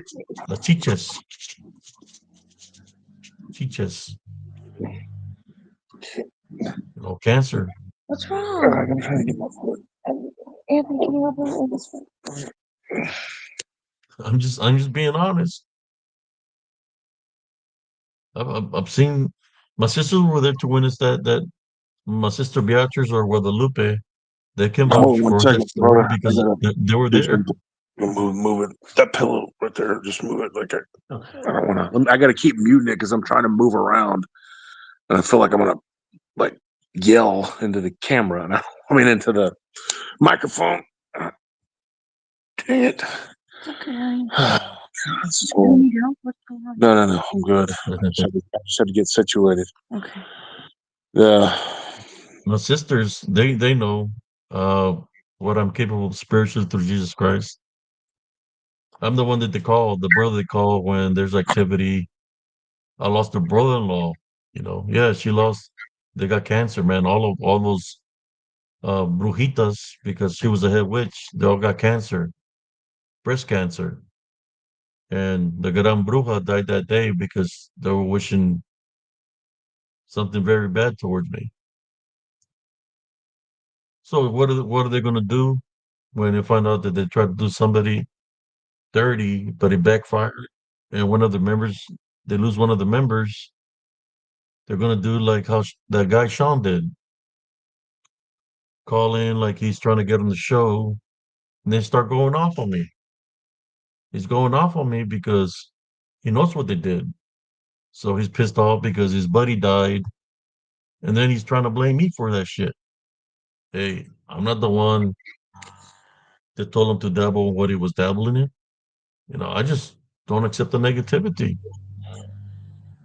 So how's that my fault, right? If he's the Yeah. one that was trying to do something bad to me, it's not my fault. Yeah. There was a guy. I've told this story on the show that was. He was dealing drugs in our club, and I fired him. And he worked for me when I was the head of security before I became the floor manager and then eventually the assistant and the manager, whatever. But he got fired, so he got mad and he told a bunch of people that he was going to curse me. He goes, "You done messed up." And he's all, saying that he had all this, a power, this ability. He was a warlock. He was from South Texas, down the valley. A lot of that stuff down there, like you Oh said yeah, before. You said that a lot. And his nickname was Diesel. Like all the he was so cringe, dude. But this dude, so anyway, he dies like a few days later in a bad car wreck, and everybody was like, said, "Oh, dude, that dude died," and I was like, "Yeah, okay, how car wreck?" And so when he was outside, I was inside. My door guy, one of the guys that worked at my door, he's still my friend to this day. He's a Jamaican guy. He was sitting there telling him, he said, "Tell Wolf that he's going to die in a car wreck in 3 days." And then it ended up happening to him. Like, so that's weird. Like I've talked about that because before. you That was you're being always, protected by a higher power, brother. yeah, that That's why was I said years don't ago worry about too. those fools. All you got to do is deflect the negativity. Don't allow it, and it's gonna Yeah, go back to the sender. So they're doing it to themselves, but because they're trying to do harm spiritually to people, and it has to go back to the sender. If you're not accepting it, right? You got to go back to them. yeah. Toey, yeah, I've told a few people this.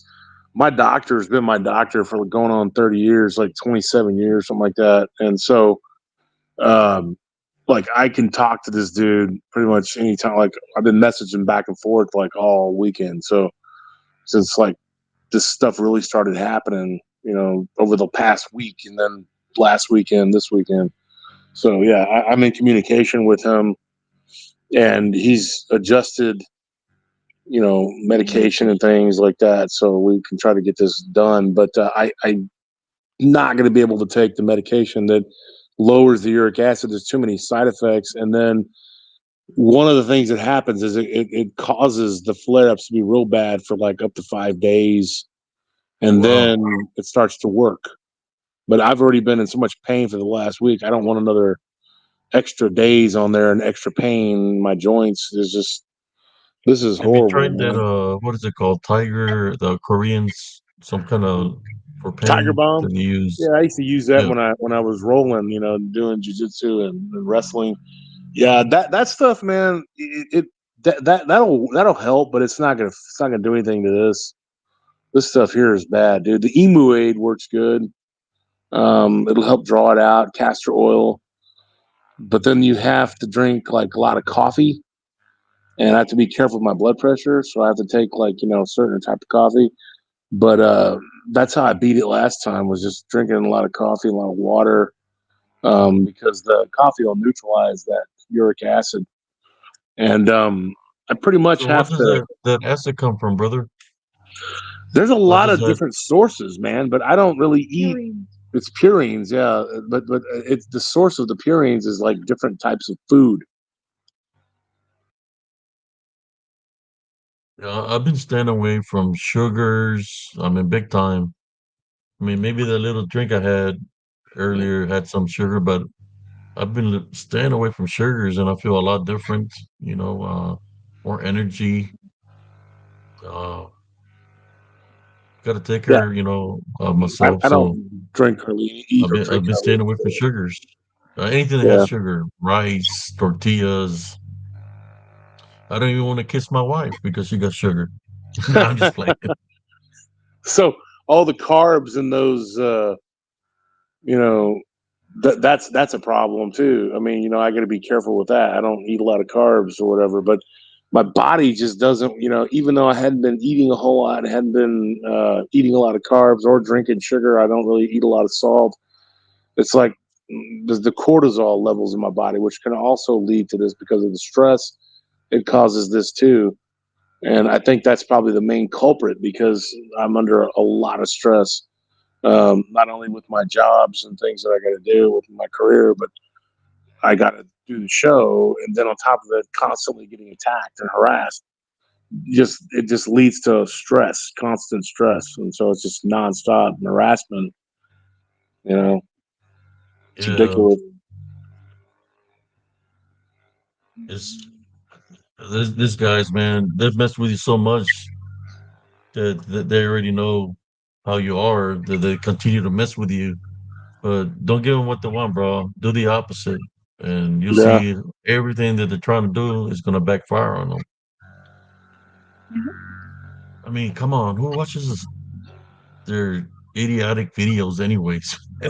How many views they got? Like 16. Well, I The think old coffee Farton, videos got like he's six getting like six I think viewers. he gets about 120 to 150 people, I think maybe or something. And that It's other probably idiot out Mike in with his Oklahoma, yeah, Mikey he with all gets his about big 120. profiles. Dude, yeah, it's crazy. If you watch the show, you'll see him like he's talking to himself on there, like it's crazy, man. Like Ike, that's what I'm talking about. Like he'll be. I Yeah, haven't looked at his show in months and months and months, and just stay away from that toxic shit. But I'd look at a couple little clips or whatever that people would send me, and I was like, dude, you can sit there and see that it's him. Like he doesn't know how yeah. to spell, and in them fake accounts, he doesn't take the time to even like try to edit or whatever. It's like, dude, these people are He uses his fucking name. He uses retards, his man. name like Steven. Yeah. He'll put Mike. He tried to put Stephen McGee and put a picture of me on there. But I think that one was Fuffington or He's made a whatever the bunch hell of the fake accounts Fuffington. with different people, like that he sees, regularly, like around us. Like he'll make those accounts with like their face name, whatever. He'll take their little picture and like put it on there, and it's like, dude, it's so obvious it's him doing all that. It's freaking Well, we'll see weirdo. what happens, man, to this fella, man. Yeah, But yeah, they're all trying to you know, distance themselves now, but we'll see. Yeah, because they're all like, oh, yeah, no, I don't know him. Yeah, sure you don't. they're like retreat, retreat. And they'll be playing the flute over there. They'll be able to tiri tiri tiri. Fucking maricones, man. Oh yeah, big time. I can see like I can see Puro Larry being a maricon. freaking maricon, man. He's got the perverted ways, man. The way he acts, man. There's something fishy about him. Very Yeah. fishy. Not if he's gay.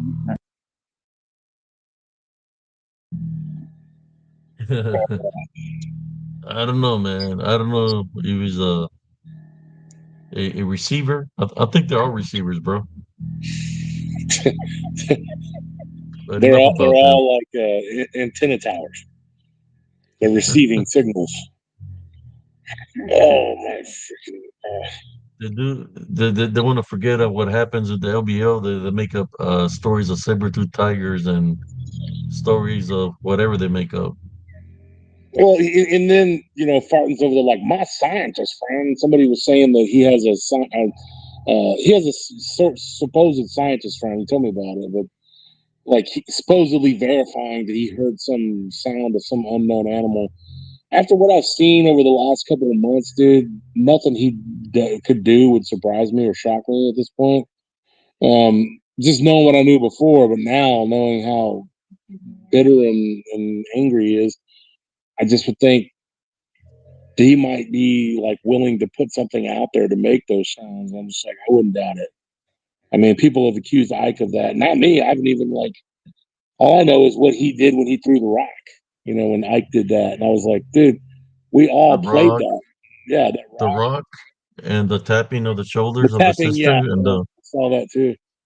I Yeah, mean, I mean, they were just playing a role. They're all involved in that, man. They're all in cahoots.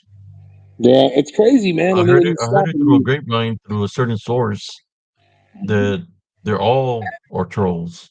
The sister wife and the daughter. They're Yeah. all in cahoots. That they help them troll people. yeah, They all have used different sources, phones, tablets, computer. They're all troll. They're all involved in it. Yep. yeah, that's really sad, dude. Yeah, and it's funny whenever they say stupid things like, "You watch our show," and like, no, I don't. And even if I wanted to, I really don't have time. I have a lot of research to do. You can sit through that. I can't. And besides that, I wouldn't be able to sit through that. I don't want to become suicidal. Um, I got enough problems, dude. I don't need more. I mean, life throws enough Yeah. crap on me. I don't need to like be adding to it. Stacking boxes in front of myself. Just getting depressed from looking at the boring ass, just sitting there. Like, dude, wears sunglasses, dude, looking like a deflated Hulk Hogan, dude. Like, come on, like the crusty old Hulk Hogan, Like, it's Oh just yeah. What I what think you he looks doing, like. man? I put the little memes of what he looks like.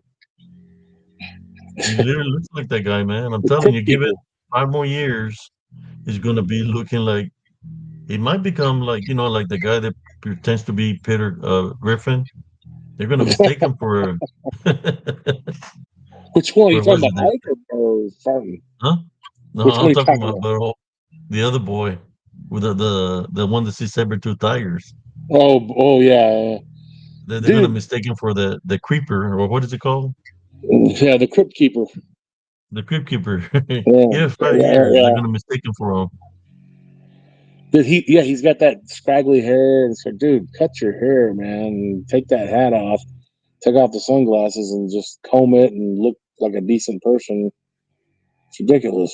It's like act like an adult, And then he's like, "I'm the only one being real here." And I'm like, dude, what the freaking hell? Somebody said, "Come on, give Hulk Hogan a little bit more credit than that." Uh, I don't And it's like know. nobody can see. Hogan likes to use them bikini underwear, so he could be a part of the LBL. Hulk Hogan. Oh yeah, brother. I'm gonna give you the vitamin D. I don't know about Hulk Hogan. He's got his own little shop in Florida and has a bar. Throws little parties at the bar. Yeah, it's crazy, man. Uh, They're being keeping low now because they got heat on them, so they're trying to pretend that they're good peoples, but that's okay. I mean, but yeah, the only reason I had followed Farton on YouTube is because you was telling everybody to go, because you're trying to help out the guy. Then once he did what he did, I unfollowed him, and he wonders why people unfollowed him. I mean, you want to act like a jackass? You think you're the king of something? You're in the king of nothing. You just made a fool out of yourself. All the people y'all send to Brother Josh Turner to me, they're idiots, jackasses, wannabes. Can even try to show up in person. They want to hide behind computers and make phone calls with probably fake numbers, trying to threaten people. And all the attempts have failed, and they're going to continue to fail.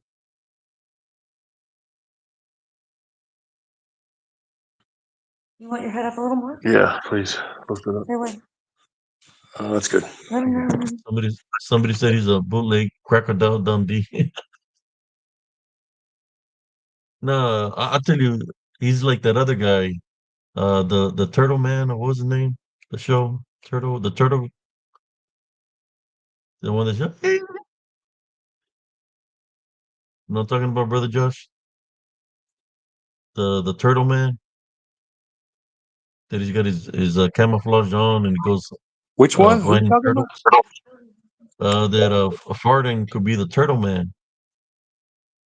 Oh, sorry, I wasn't like paying attention for the last couple minutes because I was Yeah, trying to turn myself in the bed, and it's like really yeah. hard. The So show Turtle Man, Turtle yeah, Man. That's he could be he's gonna be the next Turtle Man. But the turtles ain't gonna get near him because they're gonna be smelling armpits, man. You gonna scare them.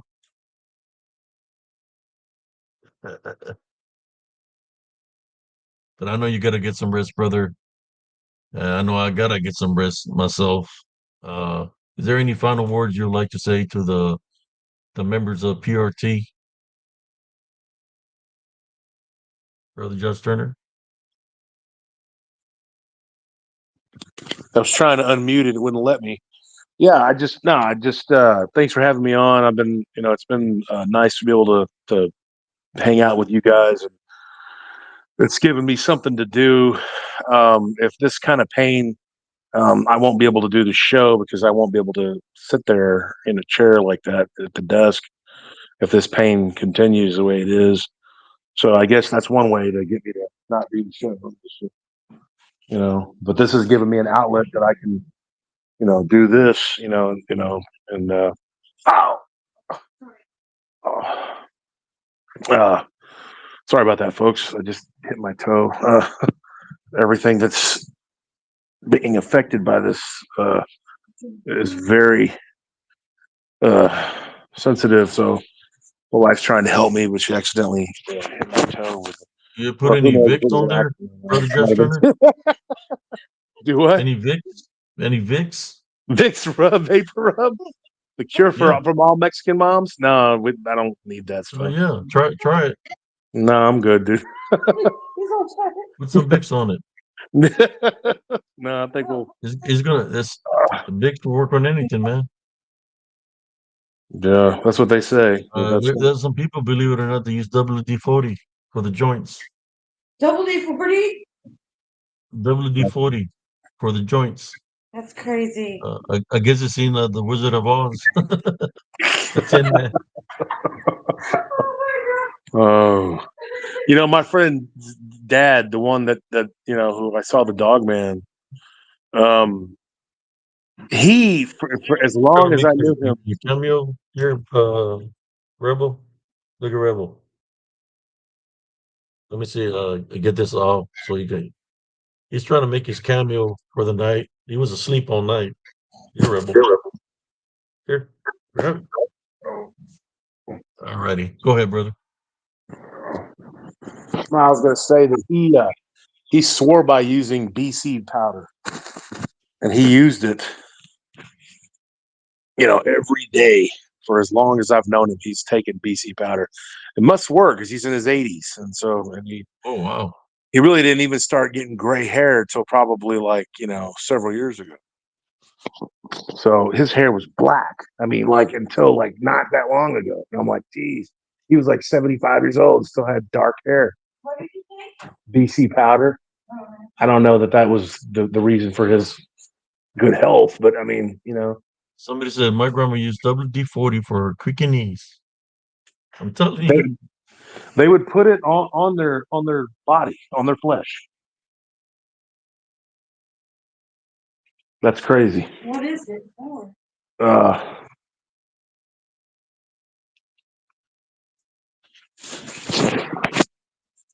what WD-40 is for, like metal, like iron, things like that. Oh, Yeah, Vicks, and you put the Vicks on and trying to move. or Vicks or what do you call it? The heat and wrap it up. Oh, icy hot. Yeah, you can't use none of that Icy stuff. hot. Yeah. Can't use that on these wounds. It'll Yeah, ice pack is what I gotta use. the vapor, it'll take all that out, man. It'll make you feel better.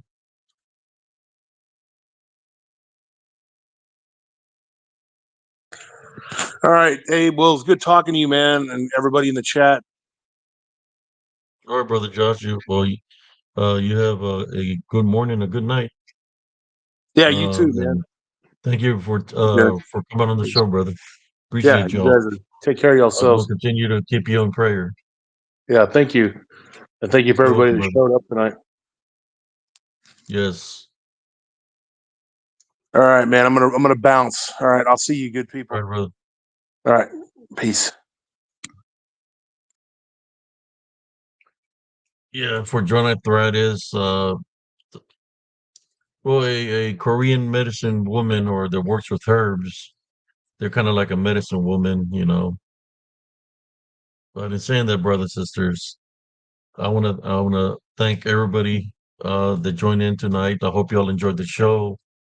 I know I got a little bit a certain way towards the end, but I do have a lot of stories. I just don't share it all because I don't want people to freak out of what I've seen, what I've experienced. Uh, but I know what a love foundation can do when it comes down to the balance, brothers and sisters. That's why I'm still here. Thank you, brother Exuberance. I will get me some rest now. Um, and I just want to say thank you all for those that tune in. God bless you and your families. Uh, saying that, love, light, and blessings to every single one of you all and your families. This is Brother Abe CS from Spiritual Encrypted Encounters signing off. Everybody have a blessed day.